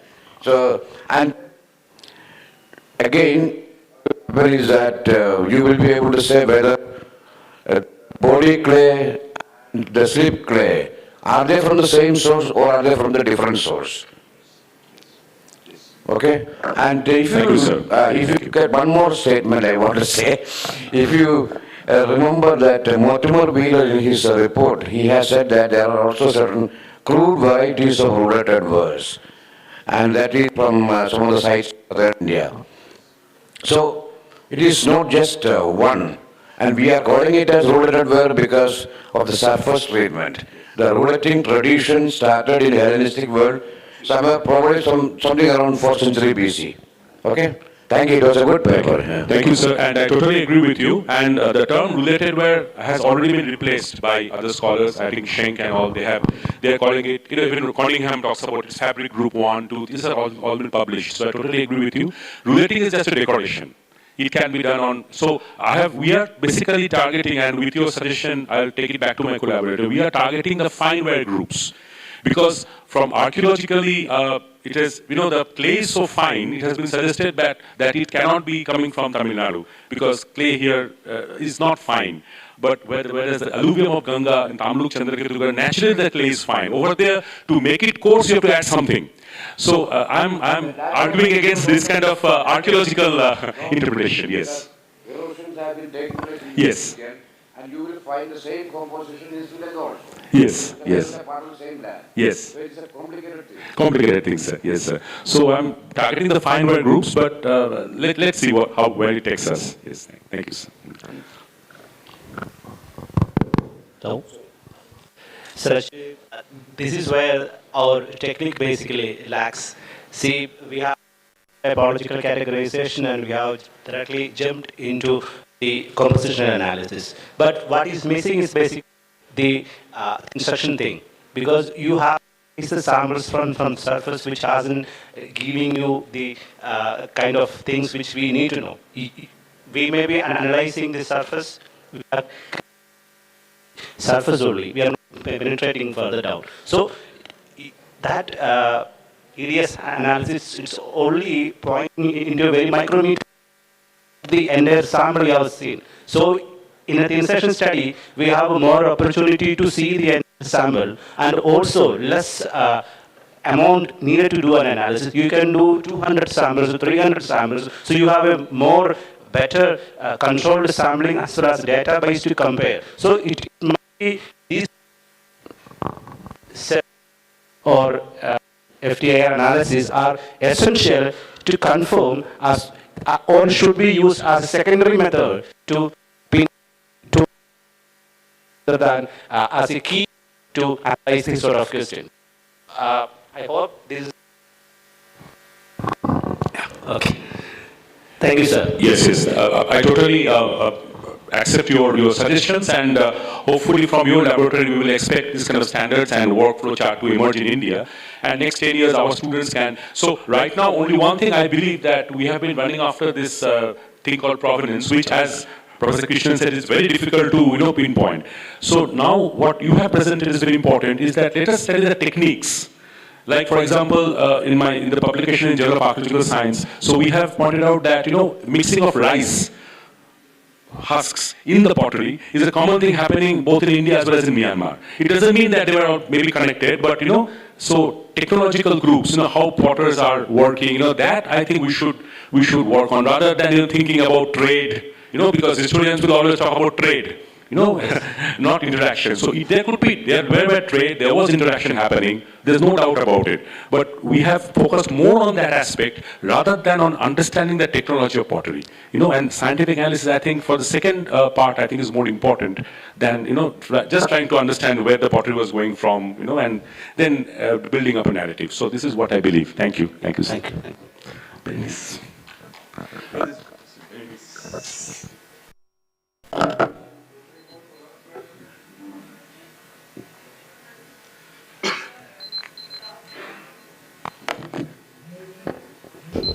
Just said, yes, working on the manufacturing process is very crucial, and I just want to add, to complement what you just said, that when you look at the material in Southeast Asia, and especially in the Thailand Peninsula, but also in southern Vietnam, what you see is not necessarily imports. It's what you see is that very likely there were some Indian communities traveling with some craft people, and those craft people were also making things in situ. So this is an aspect which is also showing trade and connections, but not import.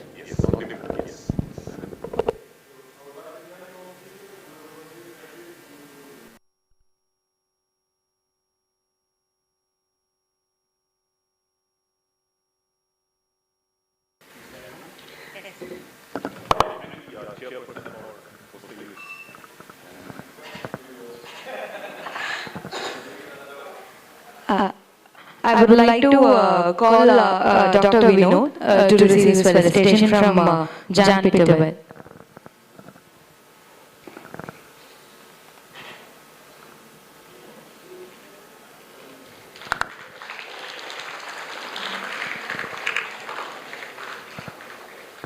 Dr. Chabina Hassan to receive the felicitation.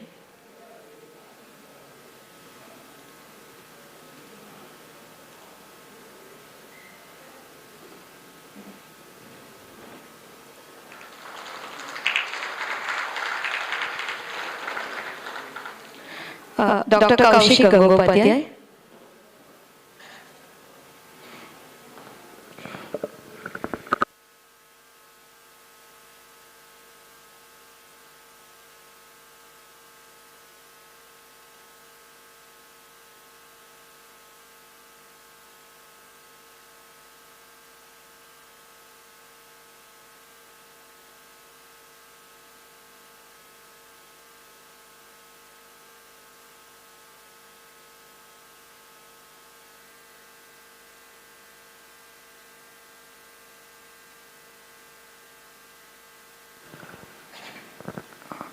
Thank you. We can break for lunch now. The next session will continue around 2 p.m. Thank you.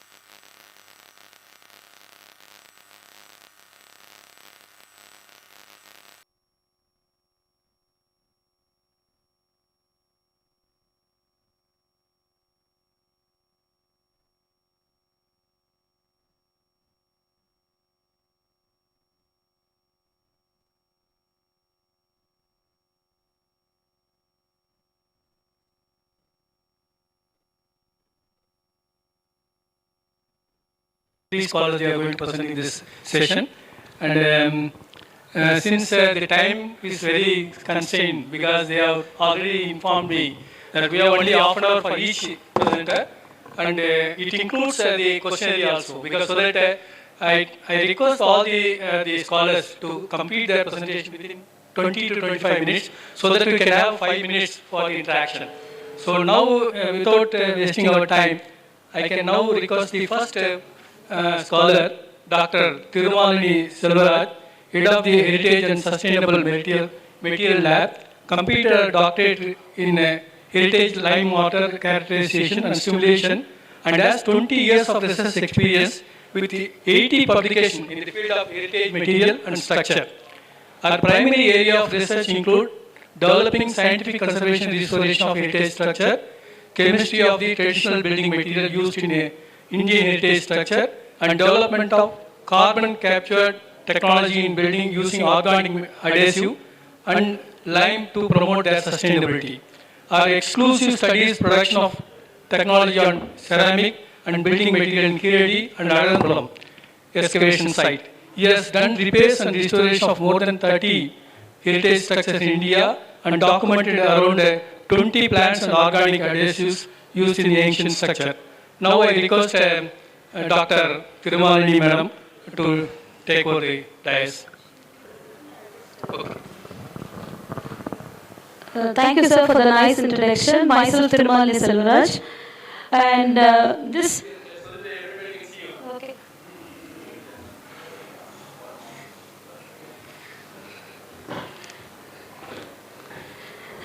So myself, Thirumalani Selvaraj, I belong to Vellore Institute of Technology, and then this presentation is about the pottery production at Keeladi, and it is a part of Indo-Italy project. And then our team members are myself and Dr. Simona Ranieri from University of Florence, and also some part of research was done on National Research Council of Italy, and we have Jayashree Lakshmi. She is science and technology graduate, behind cultural heritage graduate from University of Padua. Today she will be presenting, and then we both of us will take up the questionnaire. Thank you very much. Over to Jayashree. Good afternoon, everyone. I hope you had a nice lunch, and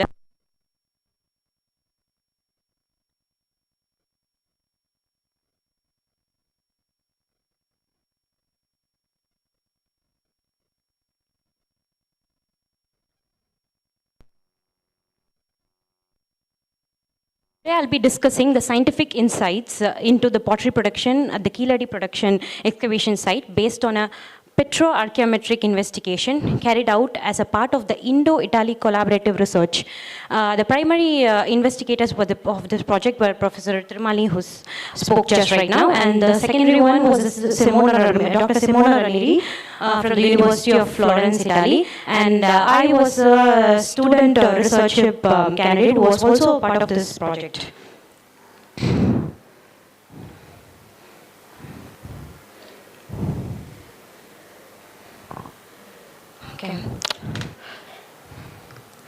The central idea of this presentation is very simple but also important.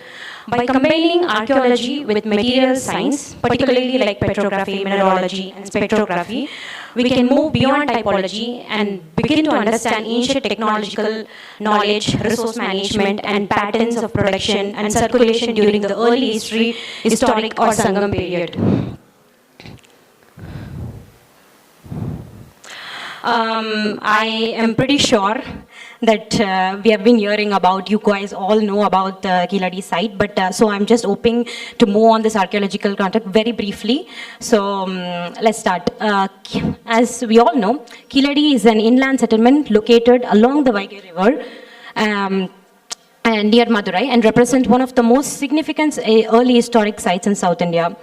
Excavations conducted by the government extensively revealed the planned settlements with houses, drains, and activity areas, indicating a stable and also an organized community. Chronologically, the site spans from roughly the 6th century CE to the 3rd century CE. What makes Kiladi especially interesting for ceramics studies? It's its inland location. This allows for us to focus on the local production system rather than assuming that ceramics arrived mainly through trades. Kiladi lies within, also speaking about geologically about Kiladi lies within the southern granulite terrain, dominated mainly by pyroxene granulites and charconite gneisses. And these rocks weather into mineral-rich sediments that are transported by the Vaigai River, forming the primary clay resources available to ancient potters. This geological background is crucial because when pottery fabrics match the local geology, we can confidently talk about its local manufacture, just not the stylistic similarity.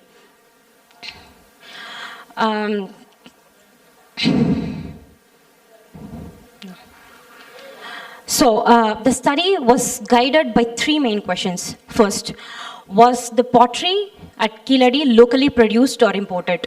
Second, do different vessel types reflect different technological choices? And third was, how consistent were these technologies through time? To answer these questions, we applied a multi-analytical archaeometric approach, integrating petrography, mineralogy, and surface analysis.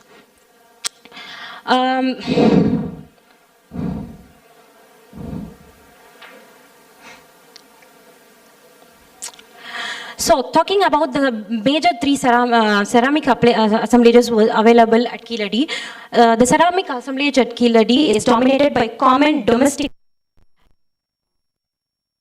The 3 main typologies that were identified were, the first one, that is the black and red ware, typically used as tableware, and as you can see, it has a highly polished surface. The second typology that I identified was the coarse red ware, mainly associated with the storage and utility vessels. Also, the third one was the red polished ware, where the picture is given here, and you can see they were only present in limited quantities. These wares occur across different stratigraphic levels, suggesting a long-term continuity in ceramic traditions, particularly for black and red wares and coarse red wares.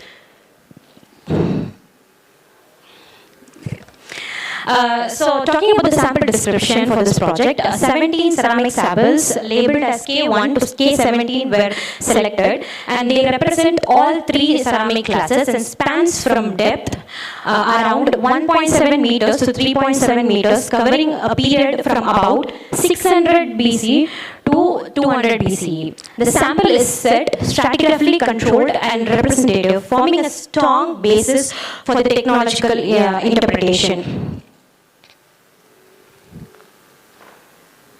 Moving on to the methodological approach.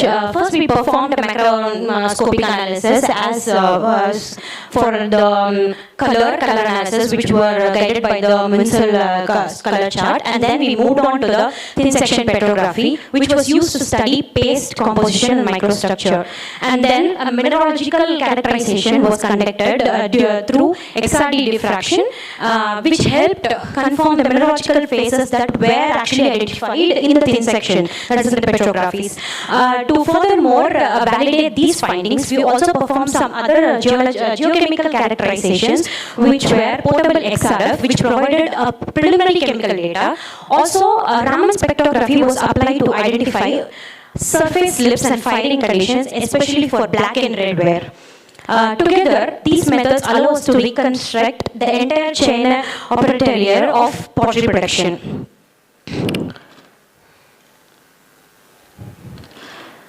I will now move on to the petrographic and mineralogical results, which form the core of the study.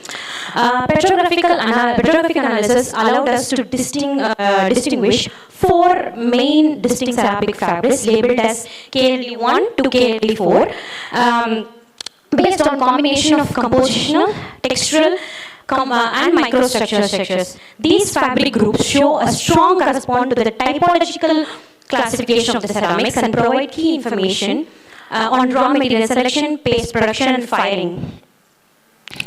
Before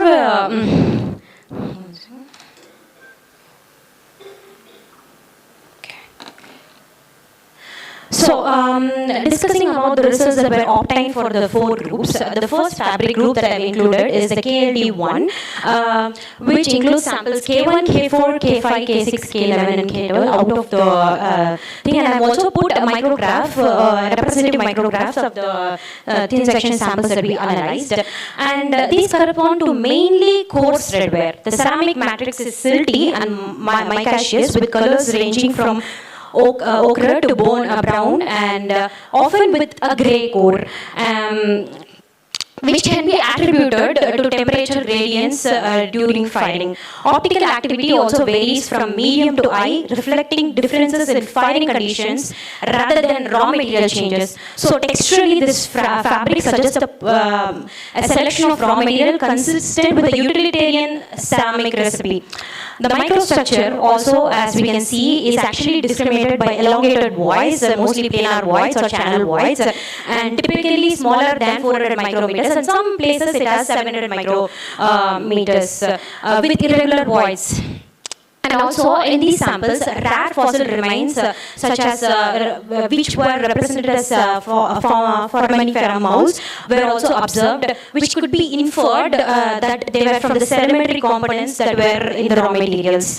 The aplastic fraction is abundant, ranging from about 40 to 50%, and consists of a polymer model grain size distribution, and the sorting is medium.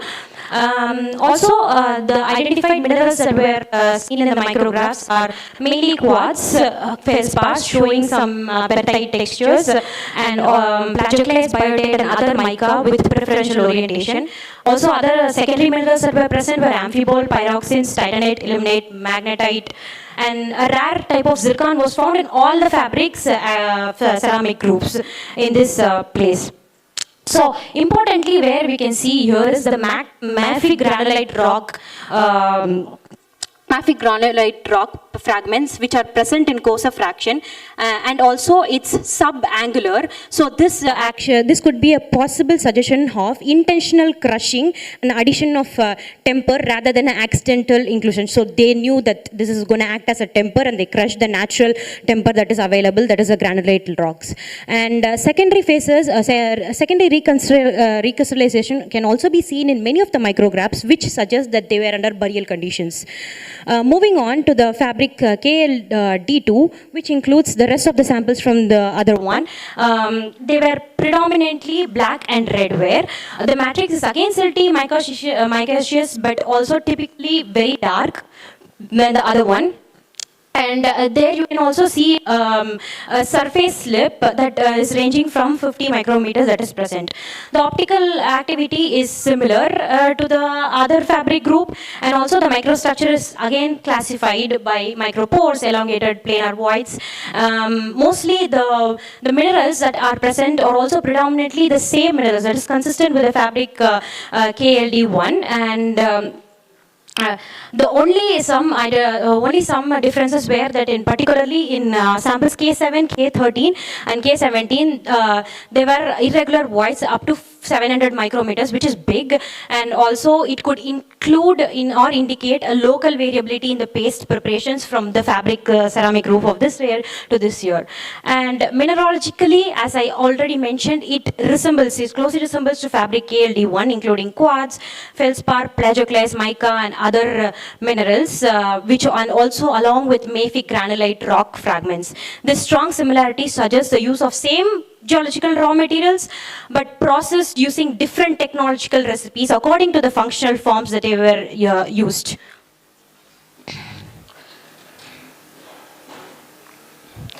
The other two samples that were the outliers actually, because they differed from all the fabric groups that we analyzed. The fabric KLD3 represented the sample K2, which corresponds to a red slipware. I already mentioned that red slipware were very limited. The matrix is, as you can see, is silty and homogeneous and has a reddish yellow texture with high optical activity. The microstructure shows elongated and preferentially oriented voids, and the aplastic fraction includes granitoid rock fragments, and the mineralogy is pretty much similar: quartz, feldspar, rare zircon, and pyroxene. So what you can actually see apart from the other fabric groups is that the abundant red iron-rich alteration features that are present, and also a thick red slip on the corner on the top of the sample that can be seen. It's very clearly detectable that it's a slip. The presence of granitoid fragment is actually not compatible with the local geology of Keeladi. The local geology of Keeladi as a granulite fragment, but this could be possibly sourced to the Tiruchirappalli granitoid outcrops, which could be possible, this suggesting a possible local importation within the regions of Tamil Nadu.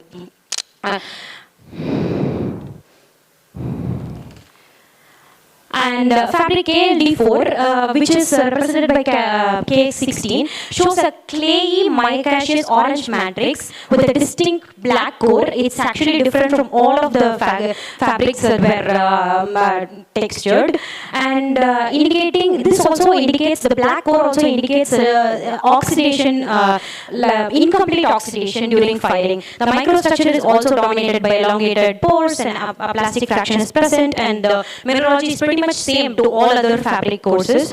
And apart from that, there are also dry clay pellets that are present, suggesting a specific paste preparation. And unlike KLD3, the mineralogical composition of this fabric is compatible with the local geological outcrops, indicating that this was the local production of red slipware, which were imitative of the other red slipware present. So it was an imitative production.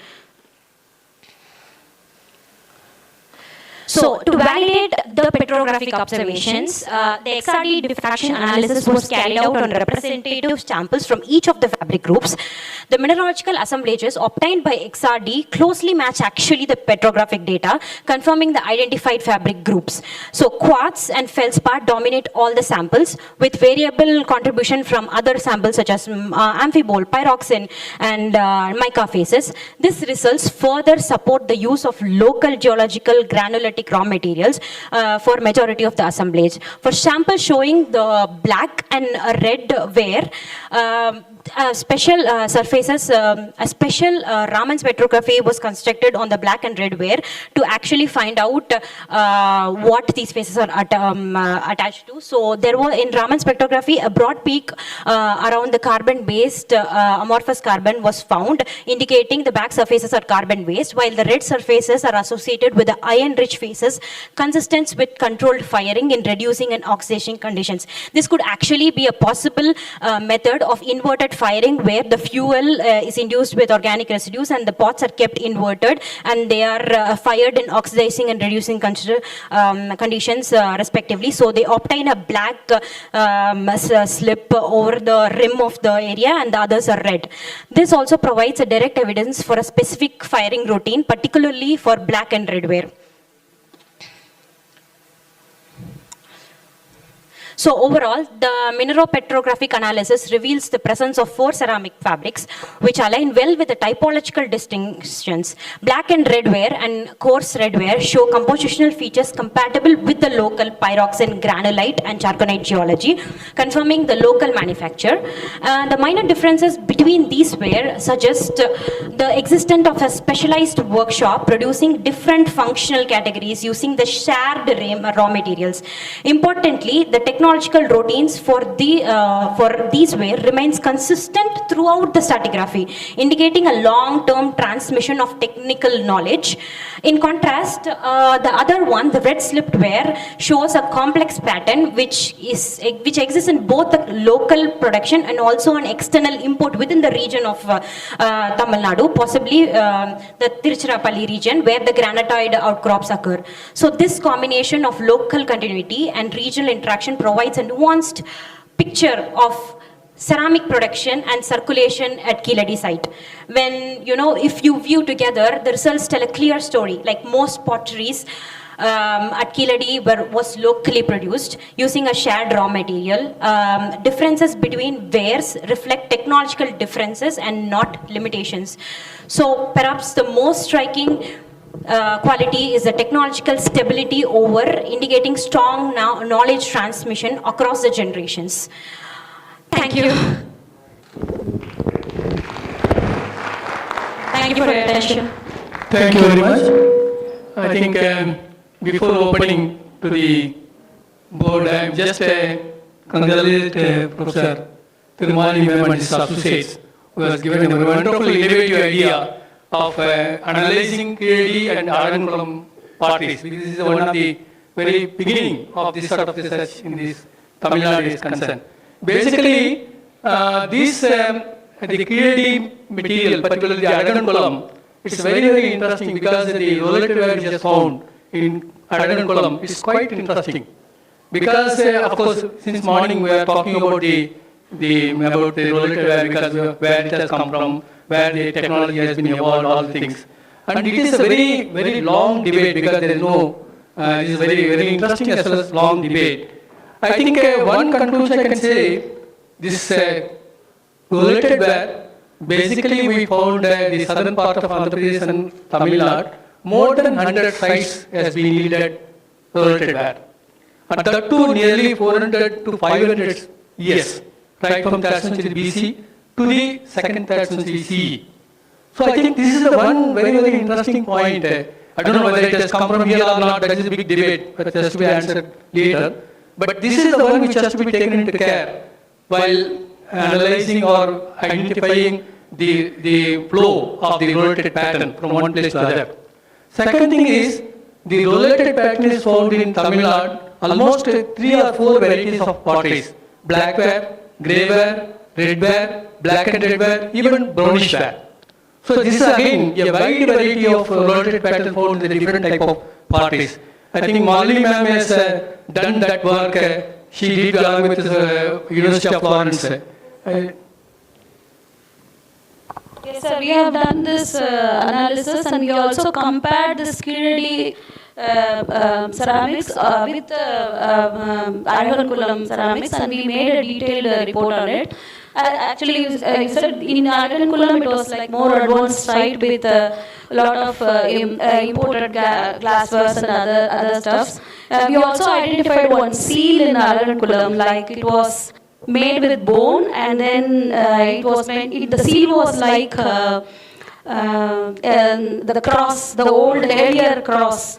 It was found like 3 seals we found there, and then we also did a lot of tests to identify what was the material being used to make the seal, and it was bone. And you can refer our paper in Heritage Science where we made a detailed comparative analysis of Keeladi potteries with Aragankulam potteries.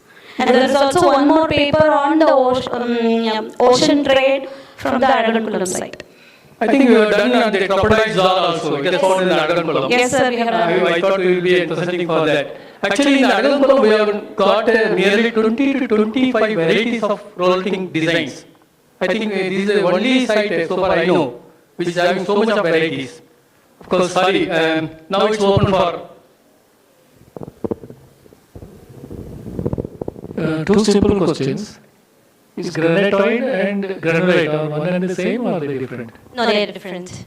So you say where is the source of granitoid product into these? Actually, it was from the state geology report that we took that there is a granulite outcrop here, and then we actually possibly hypothesized that it could be the granitoid outcrop from Tiruchirappalli, but we are not sure about it. The granitoid outcrops are no, when you say locally manufactured, so the source of the material has to be local, in the sense proximal to the site, isn't it? Yeah. So what is the meaning of locally produced pottery in terms because of the raw materials whether it is a fluvially deposited clay? It's from the sedimentary fluvial deposits from the Vaigai River.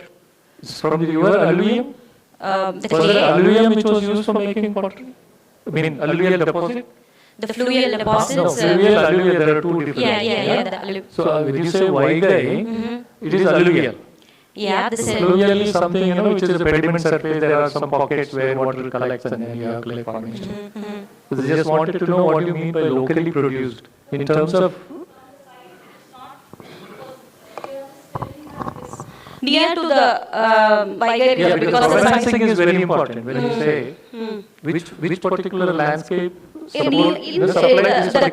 Keeladi region itself, like not near. But if granite inclusion is that is like 200 to 300 kilometers, but very few potteries. Not most 90% of them from here, and very few potteries we identified, and then we having an hypothesis whether these people would have got from, because we also identified one more pottery.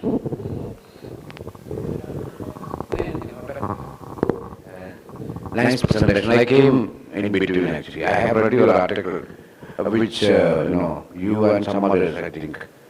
That is, optical microscopy, XRD, and all those things you had used.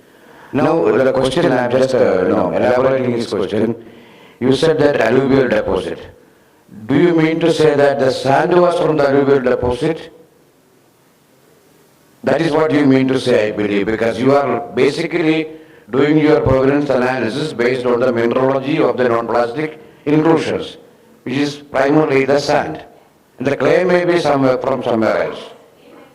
Yeah, that is what she was trying to say.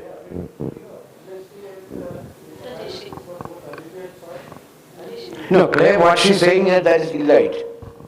Illite is the clay that she... non-calcareous elite clay, that was the one which was used. And it must have undergone decomposition while they baked it. Yes. Actually. Yeah. Right? Yeah. So you will not get the illite, even if you do XRD, you will not get the illite peaks there. Yeah. You might get a kind of broader peak there. Yeah. Okay? That tempering material means the non-plastic inclusion. See, that non-plastic inclusion, tempering material, these are the, it means the same actually. The granulite rocks, or the rock fragment which was intentionally added, is the natural temper that was used. Yeah.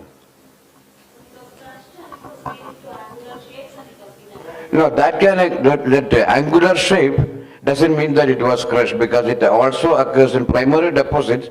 Majority of the sand, when you are looking at in the primary context, they are all angular in shape.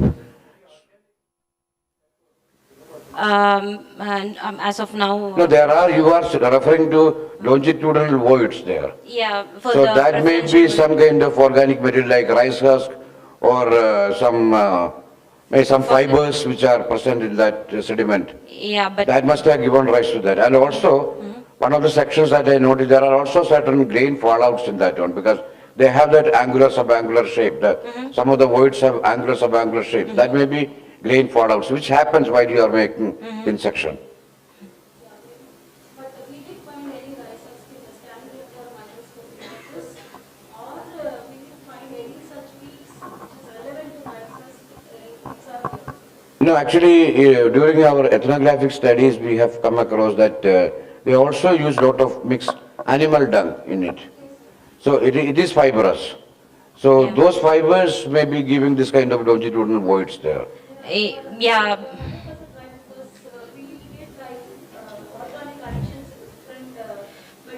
Yeah. We found a lot of rice husks which was being used in the Deccan terrain. Like we could have at least 20%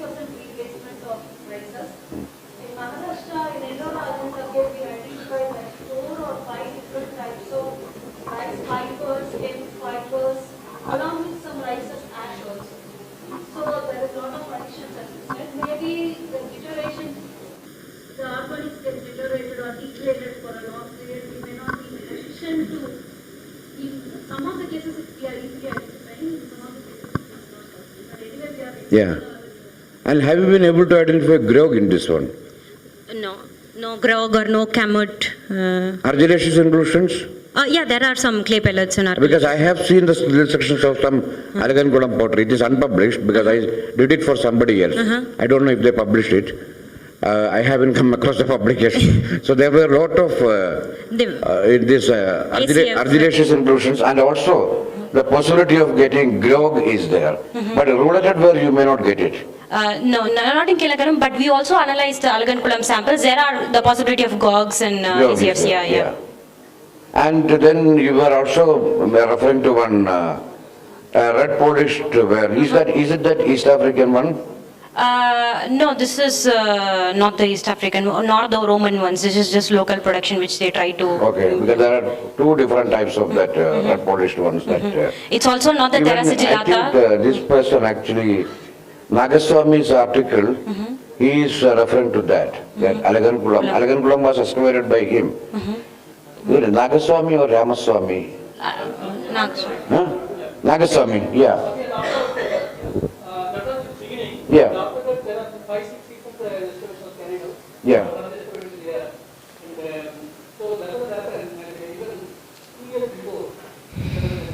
Yeah. Yeah.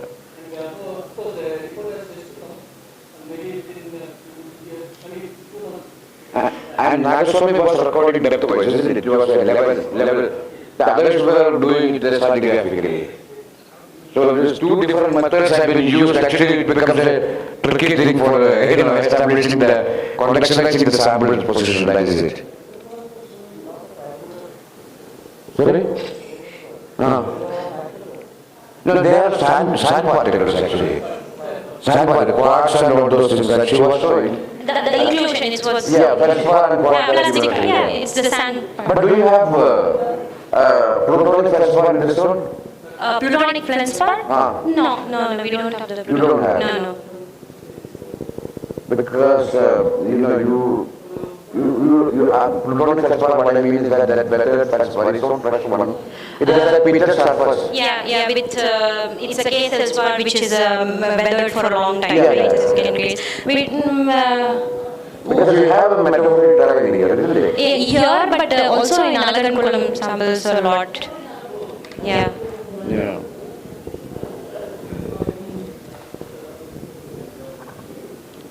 Thank you, it was a nice presentation. Thank you. Thank you for the nice presentation. And of course, it's again thanks for well in time, because half an hour is there and we are well in time. And now I request the other scholar, Sri Devaraju. He is IAS officer, KAS officer, and is serving as a commissioner in the Department of Archaeology and Museum and Heritage, Mysore, Karnataka. And their department is working a lot of work. Actually, they are conducting documentation of archaeological remains through village tour survey and 3D laser scanning of more than 336 state protected monuments in Karnataka. And also they are conducting 3D laser scanning of antiquities in the Department of Museum in a very great number of antiquities has been kept in their collection. And many other works have been carried out through their department. Now I request Sri Devaraju sir to take his presentation. Thank you very much. So thank you one and all. It's a very good afternoon. So first of all, I would like to extend my the gratitude to Tamil Nadu government and also the Department of Archaeology, Tamil Nadu, for extending an invitation to me to be here today. Since yesterday I am hearing a lot of research papers being presented. I am not a scholar, I am not a research fellow, and also I am not an archaeologist. I am a generalist and an administrator. Thought of being in this symposium just to understand the development, the scope of archaeology. It's a common platform in which the government of Tamil Nadu and the Archaeology Department has assembled a lot of the scholars here. So good for me to understand so much of research has been taken place. And also the scientific studies in archaeology of Tamil Nadu.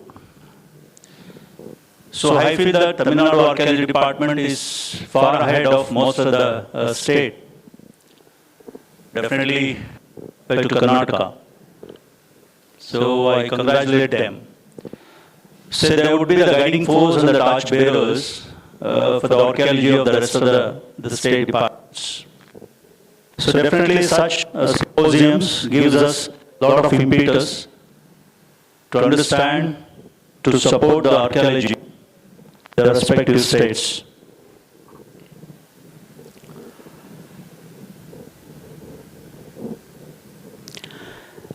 Though I'm not a research scholar, so I took this platform just to tell us about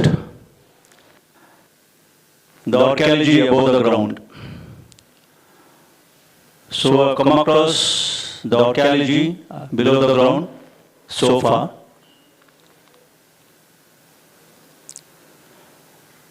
Recently we have documented a prehistoric sites of Karnataka. Mr. Professor Courtyard is one of the co-author of that book, a coffee table book on the prehistoric sites. We could able to identify 434 prehistoric sites across the state. We came across the prehistoric sites in each and every district, of which close to 100 we have lost it, 300 plus still on the ground. So I take this platform to welcome the researchers who wish to take up the explorations, excavations in and around the prehistoric sites so that we can understand the history, geography, the culture of that particular region at that particular period.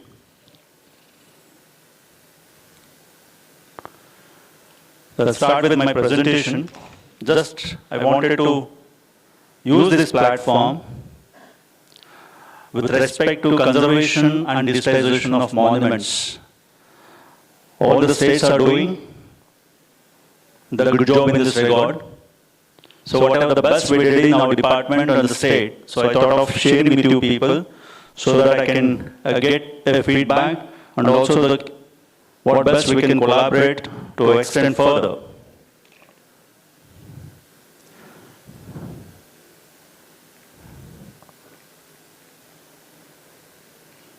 So I'm moving. Yeah. Karnataka state is one of the state which has got the maximum number of state protected monuments. We have 800 plus. Similarly, we have 500 plus centrally protected monuments. That's quite a big number. We have taken a village-wise survey of antiquities. We could be able to document it so that we can preserve it in a better way, under which the survey has been taken place, identifying the monuments, using our stamps and also the scholars who have done their archaeology and the history.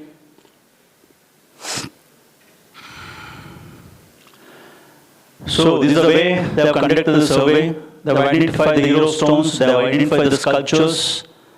So lying here and there, they deserted the form. So far we have completed 119 talukas, which covers half of the state. We came across these statistics. We have covered 16,000 plus villages. 119 talukas we have completed, and remaining 119 talukas we are planning to complete this financial year. Thereby we could able to identify 16,000 plus antiquities, which includes monuments, inscriptions, stone sculptures, sites, forts, kalyanis, basadis and other such structures. So after completing another 50% of the survey, probably these figures definitely it doubles. So it's a really big number. Merely conducting a survey is not sufficient. After conducting the survey, the responsibility lies with the department and the government so that we can preserve it. It's all the pieces of history, pieces of heritage. It gives us a kind of information what exactly was there in the past. So after conducting parallelly, we are doing the conservation of antiquities also.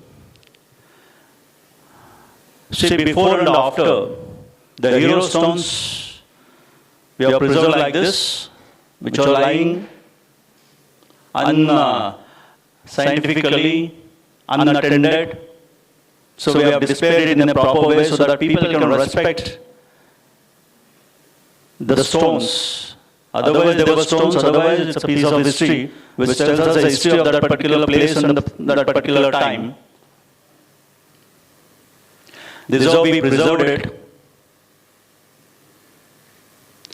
And we came across, after doing this preservation work, the villagers appreciating this work and also the coming across such hero stones, because the localites will be knowing such stones where exactly they are lying, so that they are giving information to us so that it can be properly conserved and protected. Some hero stones, some sculptures still has been they're protected in this way by performing pujas and all. When it comes to conservation of monuments, see, this is about the conservation of antiquities. With the smaller numbers, though they are in good numbers, the conservation of those antiquities are quite easy and simple and cost effective. When it comes to conservation of monuments, they're all big structures. It takes use time and the money to conserve the monuments. See, we have monuments right from 4th century AD, from Kadambas, Gangas, Badami Chalukyas, till the Vadiyars of Mysuru. There's so many monuments, they were lying in that state and it's been conserved like this.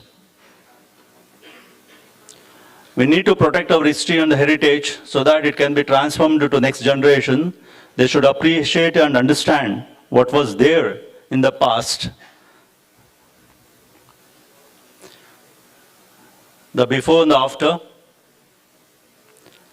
My presentation is only of the pictures. See, it was the grazing ground, the before, totally submerged.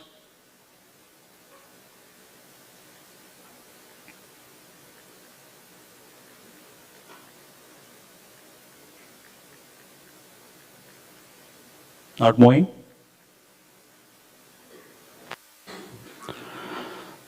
See, there is no you can't assume of monument was lying in beneath this mud. It was cleared, it was erected in a proper manner.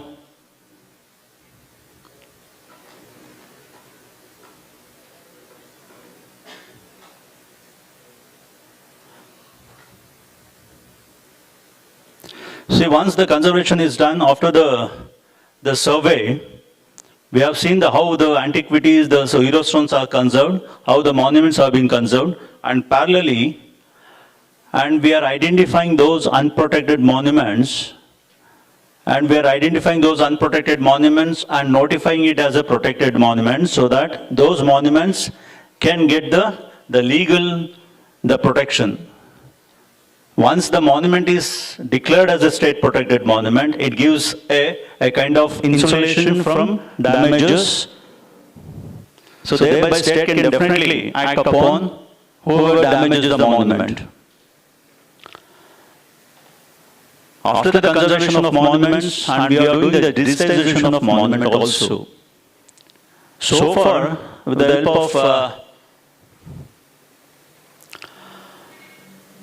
Karnataka State Council for Science and Technology, one of the government of Karnataka's the branch, we have digitized close to 536 monuments so far. and we could able to generate out of this scan data 3D point cloud data, 3D mesh models, and CAD engineering drawings of monuments which are generated. See, this is the 3D, the point cloud data. It's very technical. You can read it. A 3D point cloud data is a collection of data points in three-dimensional space that represents the shape and location of objects or environments. Each point has XYZ coordinates and can also include other data like RGB color, intensity, or normals. These point clouds are created using technologies like 3D scanners, LIDAR, and photogrammetric, and are a foundational step for creating detailed 3D models for various applications. This is about a 3D point cloud data. So this is 3D mesh model. Once the monument is scanned, we could able to generate these data.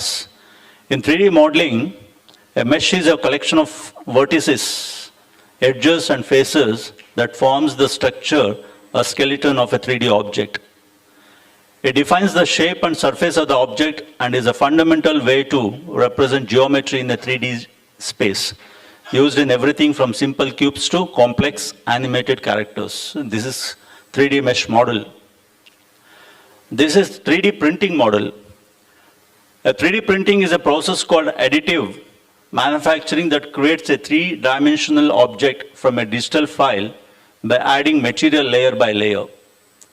A 3D printer translates a digital design, such as a CAD file, into a physical object by depositing, joining, or solidifying material in successive layers. This is different from a traditional subtractive methods which cut or carve away the material. 3D CAD drawings, we all know that 3D CAD drawings is the use of computer-aided design software to create three-dimensional digital models of objects which are used for design, visualization, and technical documentation. These models are detailed, realistic, and can be manipulated, analyzed, and simulated in a virtual environment, allowing designers to create, test, and modify products before they are physically built. See, so whoever has visited Mysuru, definitely they would have noticed this clock tower. It's called the Silver Jubilee, the clock tower. To commemorate the 25 years of administration of Nalvadi Krishnaraja Vadiya, the servants of Mysore Palace, they collected amount, they have constructed this watchtower. See the actual image, the 3D point cloud data, 3D mesh model, and this scan data gives a plan and also the CAD drawing. So this digitized data gives us, using this we can recreate the exact structure. It helps us in repair the damages, which gives the measurement to the scale. This is about Kempegowda Tower in Lalbagh, Bangalore. Just imagine, see the original structure and the other the datas. This is about one more temple. So we have done such scanning for 536 monuments. Still we are doing it. After doing this scan data, we want to use this scan data to create a walkthrough. See, these monuments are very lesser known. We can't ask each and every people to go and see the monument.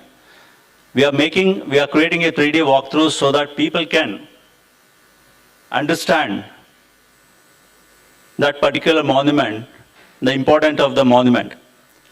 Using 3D scanning data, a 3D walkthrough with immersive and generative AI technology for monuments is being developed to enhance the technical significance in a more engaging, interactive, and effective way. Virtual tourism of monuments is being promoted through this technology by preparing a 3D walkthrough and posting it on the department's website and YouTube. One more thing, we are giving this data free of cost to the researchers, the students who wants to use that data for their AR or VR technology so that they can use it for their academic interest. This is a colossal bull in the Mysore city, in the temple. Can you play this video, please? So it gives an idea of what exactly we have used using the 3D scan data. great Nandi statue of Chamundi Hills.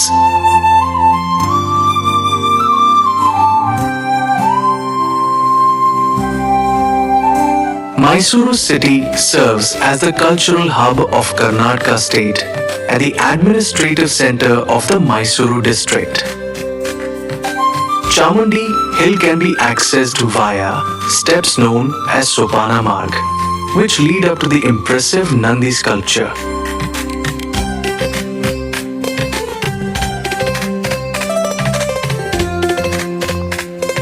(3D LiDAR scanning technology). The great Nandi monument has been captured using LiDAR scan technology. LiDAR technology offers transformative advantages for the preservation of heritage structures by providing highly accurate, non-invasive, and comprehensive documentation and analysis.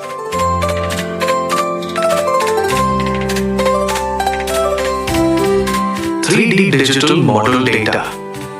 3D digital models and fly-through videos of heritage can be created using LiDAR scan data, which has numerous advantages. Those are conservation and restoration, enhanced preservation, accessibility, research opportunities, improved documentation, and virtual exhibitions, ultimately fostering a deeper understanding and appreciation of our cultural heritage.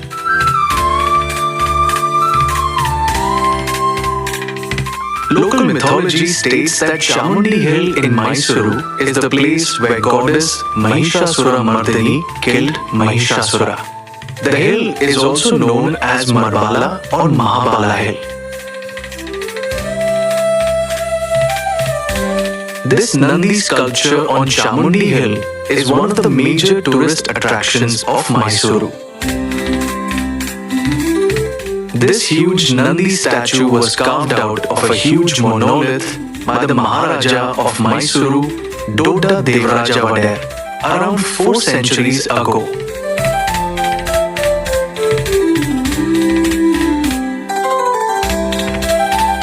In 1659 CE, Doda Devaraja Vadair, a prominent king of the Mysuru dynasty, had steps built to Chamundi Hill, and after 800 steps in the middle of the path, he carved a statue of Nandi, the vehicle of Lord Shiva, on a small flat plain. It is one of the largest monolithic Nandis in India. This Nandi idol is 24 feet long, 10 feet wide, and 16 feet high. It is carved as a seated figure on a pedestal. This Nandi is known for its intricate carvings and decorations, and is also famous for its carvings of anklets and bells.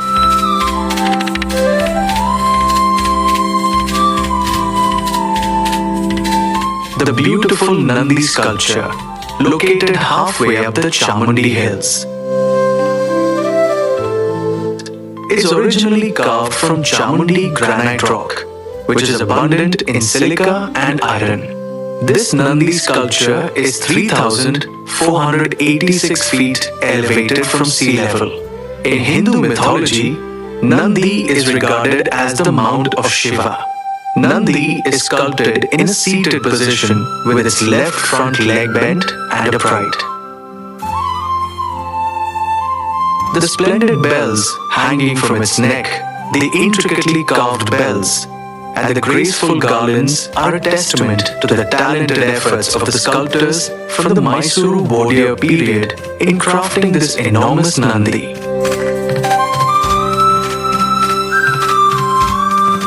Nandi's ears appear as though he is attentively listening to something. The facial expression is lovely and brimming with joy, captivating the observer delightfully. This Nandi has been regularly revered since its inception. The large Nandi statue is in outdoors. On particular occasion, scaffolding is erected for anointing. On regular days, the priests stand before and venerate the feet of Nandi.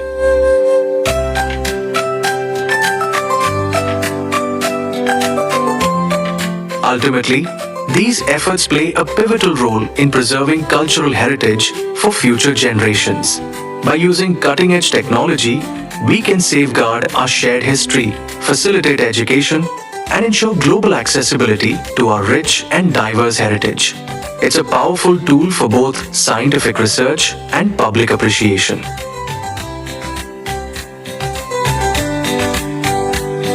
This Nandi statue completely digitalized by Archaeology Department of Karnataka. Thank you.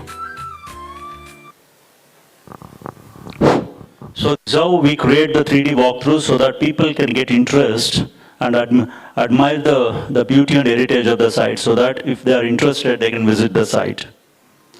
Similarly, we have created this and all the monuments so far, and every year we close to 80 to 100 monuments. Such 3D walkthroughs have been created and uploaded to our department website. See, I was mentioning about 3D printing model. So the left side you can see the actual image of the bull, and the right side one is the 3D printed model.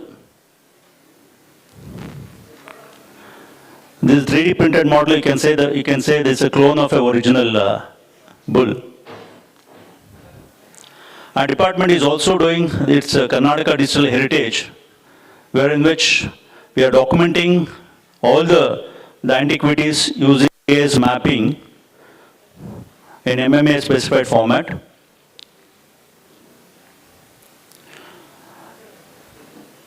And of Karnataka State Science and the Remote Sensing Center, we have covered all the monuments, state protected monuments, and it's all geotagged.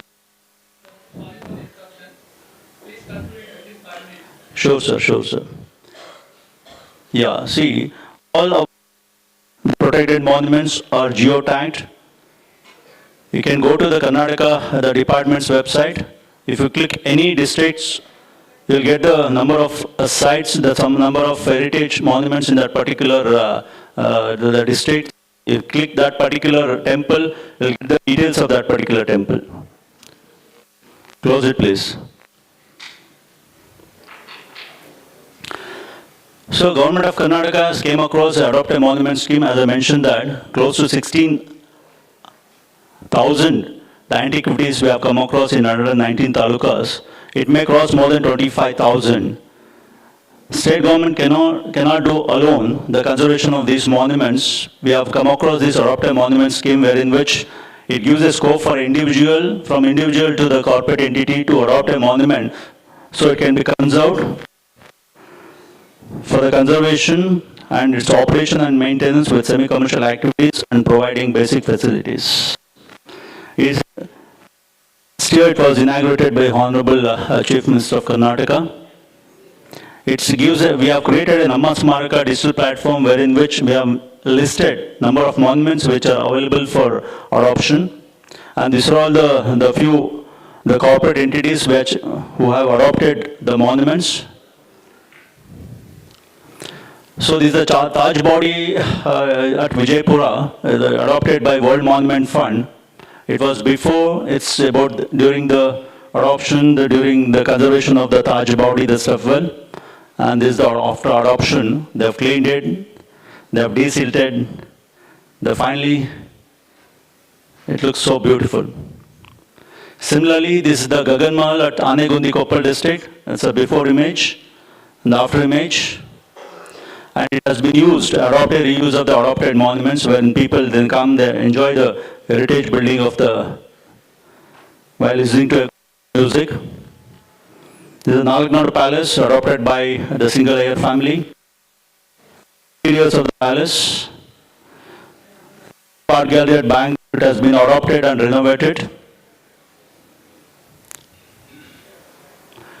Can you please play this video, please? Yeah, with this video I conclude the presentation. Thank you. Preserving archaeological heritage through digital platforms. The Department of Archaeology, Museums and Heritage, Government of Karnataka, has expressed keen interest in leveraging LIDAR data captured by the Department of Science and Technology for the creation of advanced 3D digital visualization.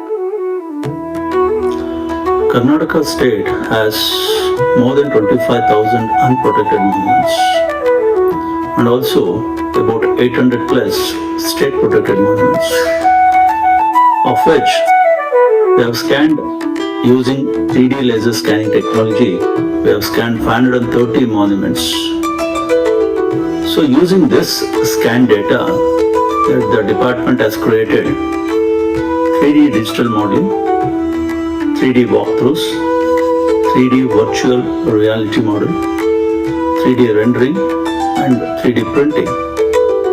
The very purpose of digitalization of these state protected monuments is that tomorrow, if the monument gets damaged, deteriorated, or vanished, or for some reasons it gets destroyed, using this 3D laser scan data, we can recreate it. Department is doing 3D printing of these monuments. These 3D printings, it's look like a clone of that particular monument. Department is web hosting these data and also these 3D, the model, the walkthrough, the reality, and the rendering. So people can access to these data in the department website. People can see these walkthroughs, understand about the monuments. If they are interested, physically they can visit the monuments for the further studies, the further understanding of the monument. To safeguard the Karnataka's history, heritage, and the culture. Thank you. A great initiative by the Department of Archaeology in adopting innovative technology to preserve Karnataka's rich heritage properties, setting a benchmark and serving as an inspiring example for every region and state of our country. Thank you. Yeah, finally, we are doing this digitization for our museum antiquities also. We have close to 17,000 antiquities exhibited in our 16 museums. We are creating a Karnataka Digital Museum project under which we have scanned these antiquities and it will be web hosted. The overall KDMP, the Karnataka Digital the Museum project, plays an important role in preserving Karnataka's cultural heritage through digital innovation, ensuring long-term conservation and wider public access.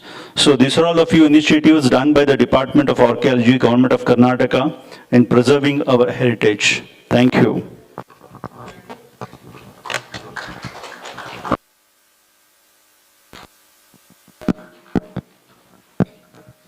Thank you to Sri Devaraji sir for the very interesting, innovative things carried out in the Karnataka monuments.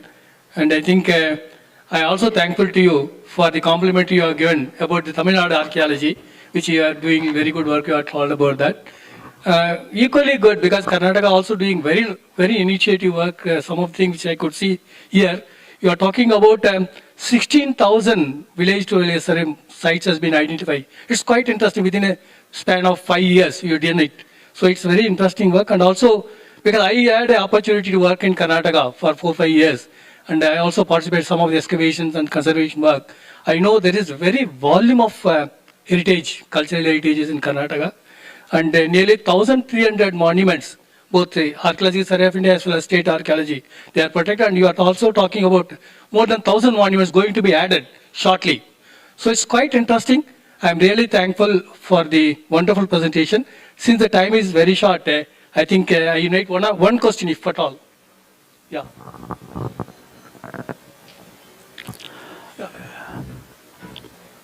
It's okay. Yeah, please. Yeah, before that question, I would like to say that, in fact, we have completed 119 talukas. This financial year, we are going to complete rest of the talukas. So thereby, we are going to digitize complete the antiquities and heritage of Karnataka. So I would like to know if at all any other states have done that kind of survey. So we probably feel that definitely, of course, we have heard of the people survey, the cattle survey, and we rarely come across the antiquity survey. So shortly we are going to complete this survey of heritage of Karnataka. So we boast Each and every antiquities have been posted with the help of Karnataka State Remote Sensing Center. So we have seen that also. So anybody can access any kind of data on the website without cost.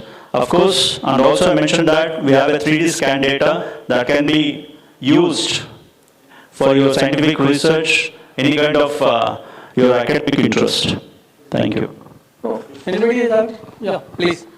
Very short question. Yes, a very small question. Yeah. Sir, you said, my question is regarding the monuments, not the antiquities. Like, you do a 3D scanning with the LiDAR, and then that seems to be the input for the restoration. So in between this LiDAR scans to the complete restoration, how do you manage with the materials? Like different structures has been built by different kings, by the different periods. They have sourced different materials. Most of them are local materials. So how do you find really a compatible restoration based on the LiDAR scan? Or do you do anything with respect to materials to identify exactly what was used in the structure, what type of stone, or how the lime mortars were prepared, or any other materials which has been used in the monument? So there is from here to here the transition. Sorry for the interruption. Devaraj sir, please note it down that one, and we can interact with madam whenever you have time. Yes. Because the time is very short, because we are going to Kiradi after this session. So if you want to spend more time in Kiradi, please be in time so that we can have more time to see Kiradi. And once again, thanks to Sri Devaraj sir for this wonderful presentation. The third presentation, Professor Mahalakshmi ma'am. Professor R. Mahalakshmi is a professor of Central for Historical Studies, Jawaharlal Nehru University, New Delhi, where she has been teaching since 1999.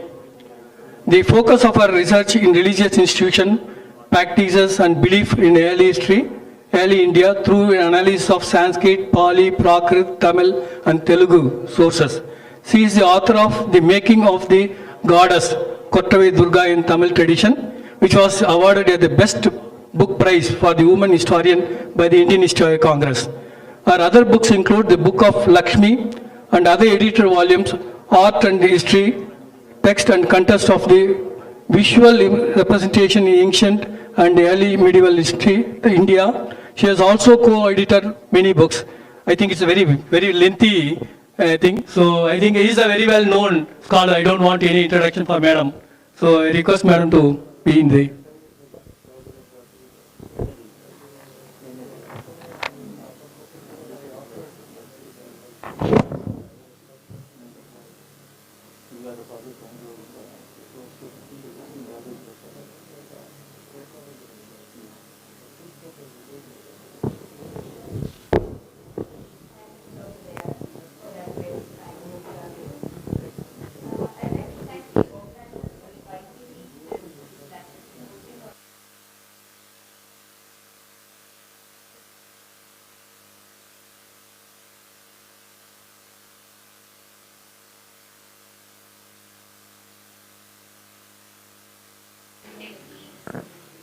Of analysis. As a historian, I seek to place this rich body of scientific studies. Is it not audible? Okay. I don't really like using these. Yeah. Well, I'm a historian, and what I seek to do is place this rich body of scientific studies within interpretive frameworks to understand change and continuity. The title of my paper is drawn from the splendid work of A.L. Basham, The Wonder That Was India. In this work, like so many before and after it, it was stated that it is the region once known as Aryavarta that is the heart of India, and that is where India's classical culture was formed. And then he does talk about the Dravidian culture of southern India, where they had a very distinctive culture and that there was intermixture between northern and southern types. Now, all of the recent discoveries, the excavations, the kind of studies that have been undertaken are telling us about how we definitely need to move away from such an interpretation, which unfortunately still dominates mainstream history writing. I have deliberately referred to the wonder that is Kiradi in the present tense to draw attention to two things: the need for a historical and historiographical shift in our understanding of the past, thanks to the excavations and scientific analysis from Tamil Nadu. We stand at the threshold of an important discovery of how South Indian and most specifically Tamil culture evolved several millennia ago. It was the lack of evidence that was lamented by earlier generations of stalwarts who already hinted at this. But this, obviously, this lament that was there, this has been redressed by recent scholarship, as this symposium has so successfully demonstrated. In an important article in the late 70s, Professor R. Champakalakshmi emphasized the need for systematic indexing of place names, people, and regions in early Tamil literature, which in turn would result in better site identification and excavations. And then in her analysis, this was a piece that was published in Puratattva, and in her analysis, she went on to show how the Sangam literature that described some of these places which were identified through the excavations, there was a mismatch between the descriptions in the literature and what we actually found. I think we need to go back and reassess, and that is something that Champakalakshmi herself would have definitely encouraged, that now where we are no longer held back by paucity of evidence, where in fact we are getting more and more evidence suggesting that what is there in the literature is indeed borne out through these excavations. We need to think about how to place the historical understanding, how to place the transformation, the change that is occurring, and also how to look at the continuities.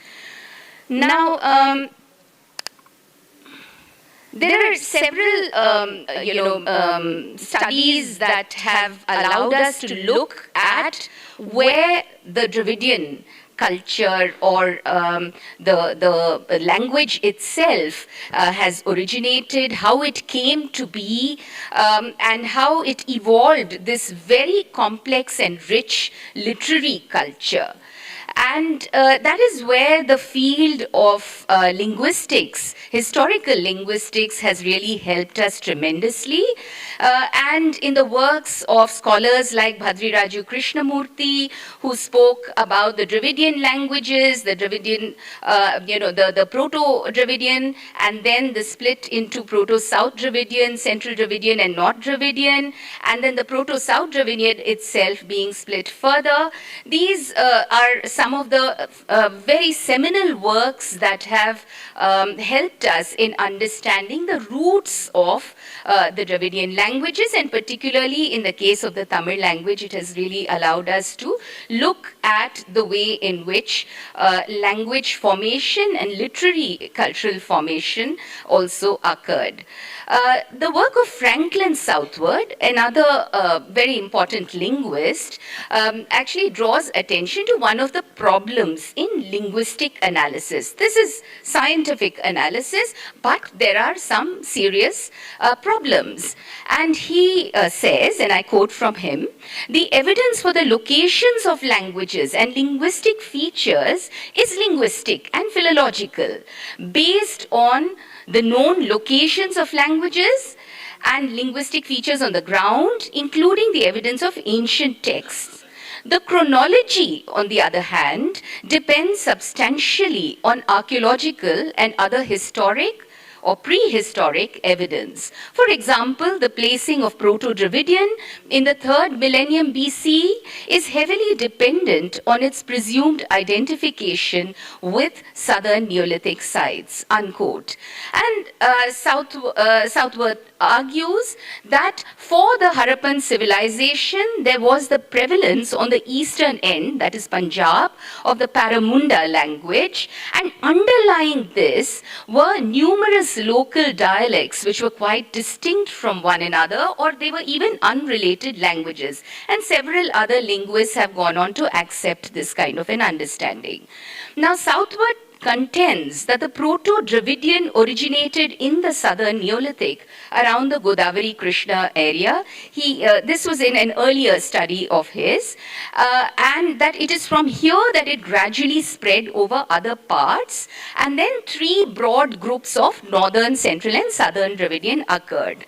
And here he looks at terms related to social stratification, private property, and commercial activity that indicated contacts with the Indus Valley or further west.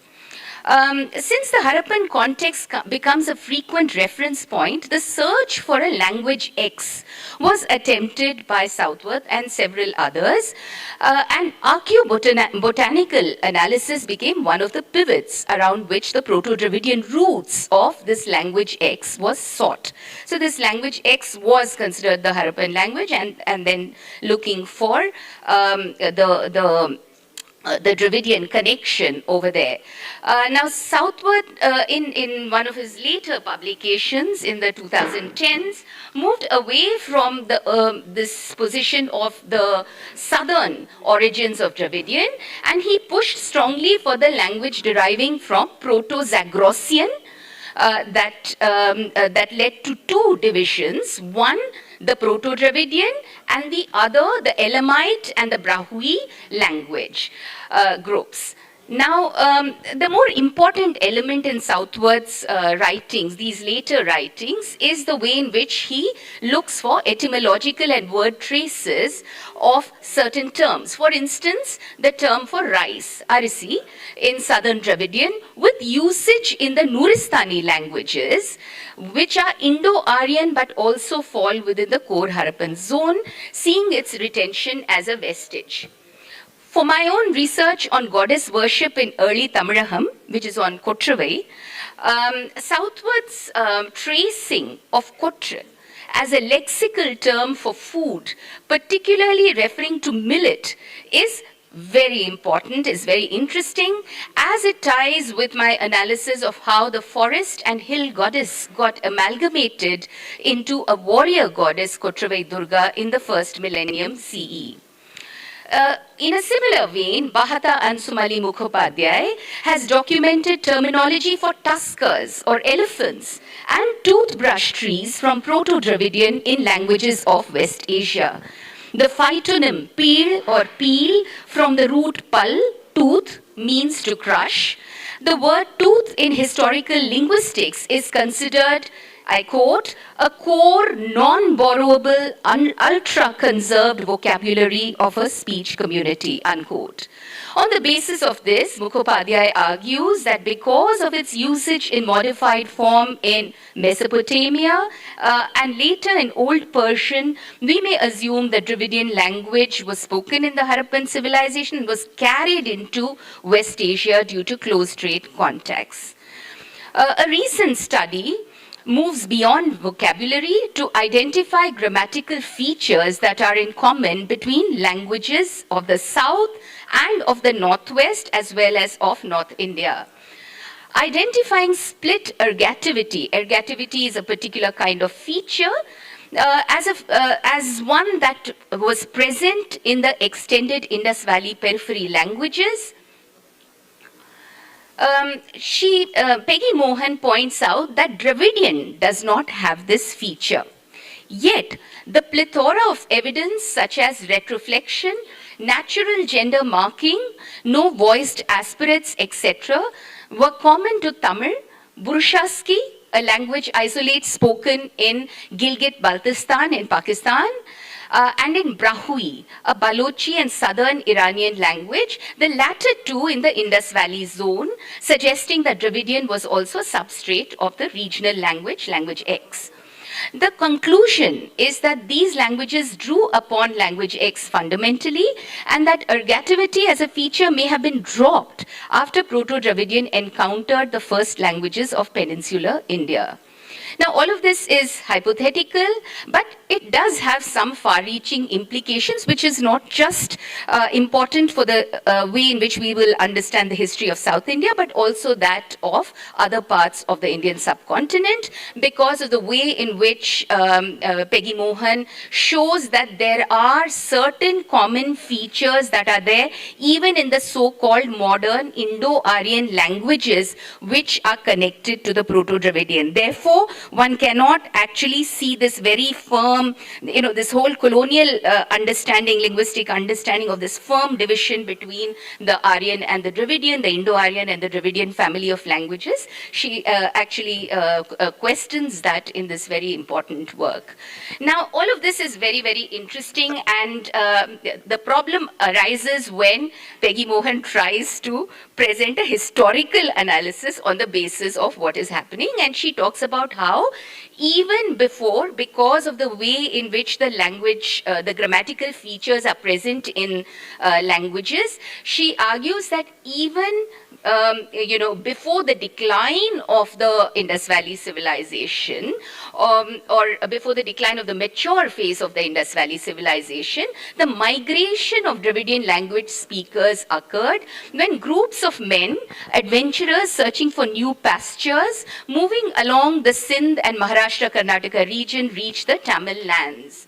And intermixing with the already present populations, and particularly marriage between these groups of men, so it's primarily a male migration, and local women, led to certain variations between the southern Dravidian and what we see in the language X carriers in the northwest of the subcontinent.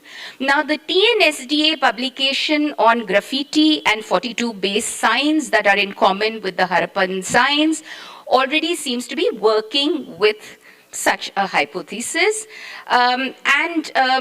It is, of course, very interesting that while Peggy Mohan argues that perhaps the early dates for iron technology in the Tamil region may be attributed to this migration, in the State Department of Archaeology discussions, it appears that they look at this as an independent development. Now, the second field that has reinforced the Harappan Dravidian connection is genetics. And of course, Dr. Pichappan is here, and he is going to be talking about this tomorrow. And so I will not go too much into detail, but we know of the connections that have been postulated. David Reek's work is very well known, and the broad divisions of ASI, ancient ancestral South Indian and ancestral North Indian genetic pools, the separations that occur between these two around 3000 BC is something that has been discussed at great length. Now, where does this leave us, really? We are looking at models that are coming from linguistics, from genetics, which seem to be proposing or actively working with a diffusionist model to explain material changes, material developments that are occurring in other regions, particularly in the southern region. Now, this is problematic on many counts. Now, for instance, frequently in the genetic studies, you will find discussions of Iranian farmers migrating 9,000 years ago, as if farming is part of the genetic transfer. And similarly, when we talk of, when Peggy Mohan and others are talking about Harappan metallurgists who are migrating, it's as if metallurgy is also, being part of the genetic transfer. So I think there are serious problems which need to be addressed over here, and not least being the lack of connecting the dots across the western Deccan into the southern Deccan. Now, an important intervention, if one may, think of alternate ways of looking at all of this evidence that we have been finding in the Tamil region, is to use a political ecological approach, as had been advocated by Andrew Bauer and others in 2007, and more recently in a work by Peter Johansson and Andrew Bauer, which has understood landscapes and ecologies. So can we look at developments from below, from within a region, to try and see what is the kind of change that is occurring, and also then identify what are the what is part of the continuum. And in this political ecological approach, you have landscapes and ecologies being understood as not static or causing cultural homeostasis. And then you have these spurts of dramatic transformation in a man versus nature mode of analysis, and that, where the idea of culture, when talking about cultural history itself, it gets flattened out. And then there are these narratives of progress, particularly in the way in which prehistory and early history get separated. I think that this has been a very, very important intervention, and it has been very useful for me to look at the way in which developments have been occurring in the Tamil region. And here I draw upon a lot of the work that has been done by scholars who have worked on these excavation sites and who have provided us with scientific data. In fact, one of the things that is very interesting is about how to look at landscapes, about how landscapes are actively socially produced, and the materialization of these landscapes is manifested through monuments and other forms of utilization, and also by exclusions as much as inclusions. So that is something that also needs to be thought of. And Ravi Korishettar, in his presentation yesterday on the transition to the Iron Age in South India, plotted the geological features and possible resource identification and utilization, and then went into the classification of the Neolithic and Iron Age sites and the density of sites and the clusters and so on. And I think that that is really something that's very important for us to keep doing. A lot of it has been happening in the Tamil region as well. Now, the archaeological and literary evidence from Tamil Nadu gives us a way of looking at these developments, from different angles. As I've already said, one of the important things is to not draw that fine line between prehistory and history. Not that I'm advocating that we use literature and project it into the past, but on the other hand, to look at the continuities that are visible to us from the archaeological record as well, while we study the Sangam literature. The starting point for analysis is the Aintinai, and Kartigesur, Shivatambi, and so many others have been talking about it for ages. The 5 landscapes where you have the Marudam, the Kurinji, Mullai, Neidal, and the transitional zone, which is the Naduvinilai or Palai. And this Aintinai concept is elucidated by the natural setting or the Karapurul that provides the ecological and social background for the poems according to the 5th century Tolkappiyam Poruladhiharam. Now, when we do look at the poems themselves, literary historians, starting from Zvelebil, have talked about how it is the poems related to Kurinji that might be understood as amongst the earliest poetic compositions. And so, just to give you a few examples of the poems from the Kurinji, which throw light on landscapes, on the flora and fauna, and the nature of socio-economic activity, I will make these references. Now, in Purananur 252, there is a woman poet, Mali Pittiyar, who describes a hunter who spread his net through words to trap the woman like a peacock and tie her to his home. The dry tillai and thick tali leaves are mentioned. In another poem, you have the Munnai and the Musundai creepers in front of the elephant hunter's house where he sleeps, and the jackfruit or pala tree casting its shade and hence not requiring a cover the coupling of the young doe with the stag, the kalei, are described also in a poem. There are other poems which talk of the grains that are scattered by the hunter's wife on dried deer skin to attract the forest fowl or kori and partridge or idal, which are then caught and cooked along with eel, aral, flavoring and so on. And you have, the idea of hospitality, of sharing, of poverty even, that are talked of in these poems. In the later collections of poems called the Archaeology, which basically are directing poets towards a wealthy patron, in the Pata collection, you find that this idea of hospitality and also of the variety of what could be given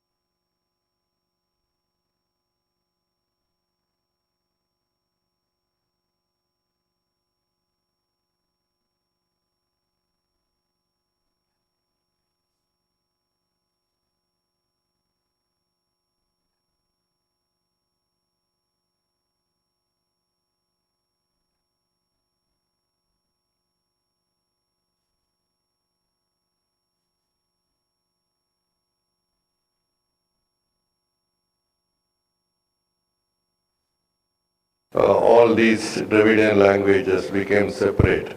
That is by Vishnu Priya Kolipakam, 2018, I think, or 17.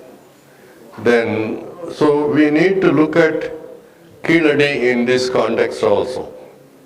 As you said, the Keeladi and then this Aintinai, these are all very more mature phases of Dravidian cultural evolution, in my opinion. See, when the scribe comes in, he sees what is there happening and simply they put it down.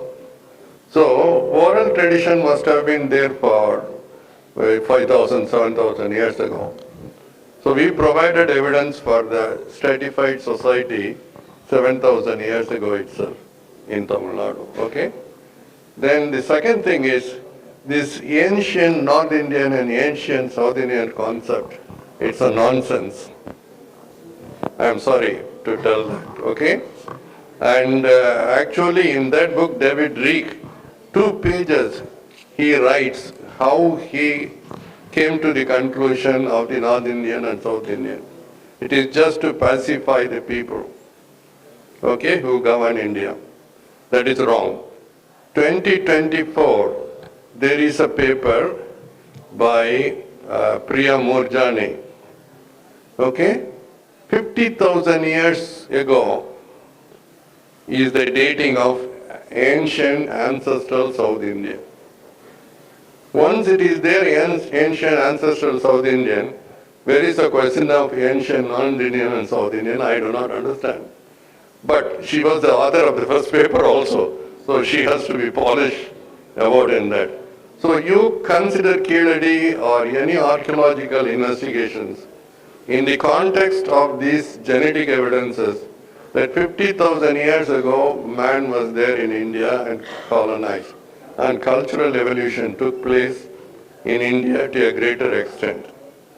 70,000 years ago there was no man anywhere else other than Africa and then just in India. Okay, take these in context in all your interpretations of archaeological evidences. Thank you. Thank you very much for your observations. I'm actually in agreement with you. I think that there are serious problems with the way in which the separation, that's why I said it's rooted in colonial linguistics and philology, and the way in which these separations have occurred have not taken into account the many evidences that are there of connections across the so-called North Indian languages as well, what are modern Indo-Aryan languages as well. Having said that, cultural developments are something that are specific, that are regional, and I think we do need to look at the local and the regional to understand cultural developments. Even when we are trying to look at base indexical signs and so on, that doesn't really mean too much unless we have anything more solid as evidence. We need to look at the way in which a script, which is a sign of a literate society, how that evolves before we would be able to do it. In fact, Witzel and others have said that even the Indus signs or writing, so-called writing, is not writing because he says it's not a literate society. I mean, we can disagree with him, but I think, we are still waving our hands in the air when it comes to these things. And at least in the southern context, I think the way in which we need to look at the evolution of Tamil as well as of the language culture that develops, that has to be rooted in the immediate millennia before the Common Era, that is in the last 5 or 4 millennia before the Common Era. Yeah, thank you. Thank you. Sorry, because I think most of the people, they are very interested to go to Keeladi, so we don't want to be upset them. So I think this is the, sorry for the thing. Now, I once again thank all the 3 scholars who have given very wonderful presentation, and also the scholars here. They have made many meaningful, thought-provoking interruption and then interaction. I thanks once for all this audience as well as the speakers. And also I am thankful to the organizers who have given this opportunity. Thank you. Let us now felicitate our speakers. I invite Dr. Dayanand to felicitate the speakers with the proceedings of the symposium. Yes, sir. To the dais. Dr. Tirumani, please ma'am. Jai Shri Lakshmi also.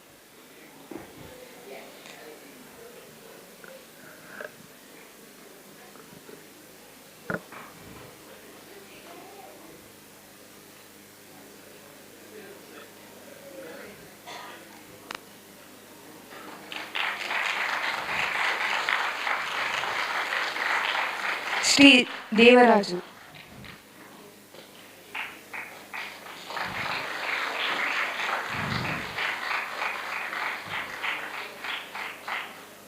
Dr. Mahalakshmi.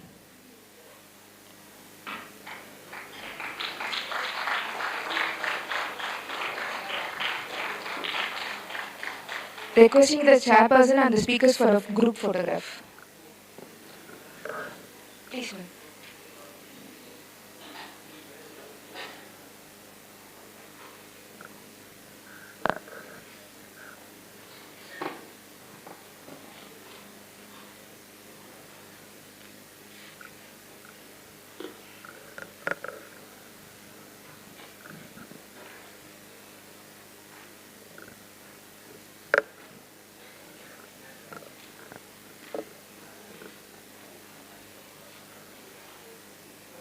Thank you, ma'am. Thank you, sir. After the tea, delegates are requested to wait. Vehicles have been arranged to visit the Keeladi Museum. Students are requested to come back for tomorrow's section. Certificates will be provided for the participants and students by tomorrow after the validated program. Thank you.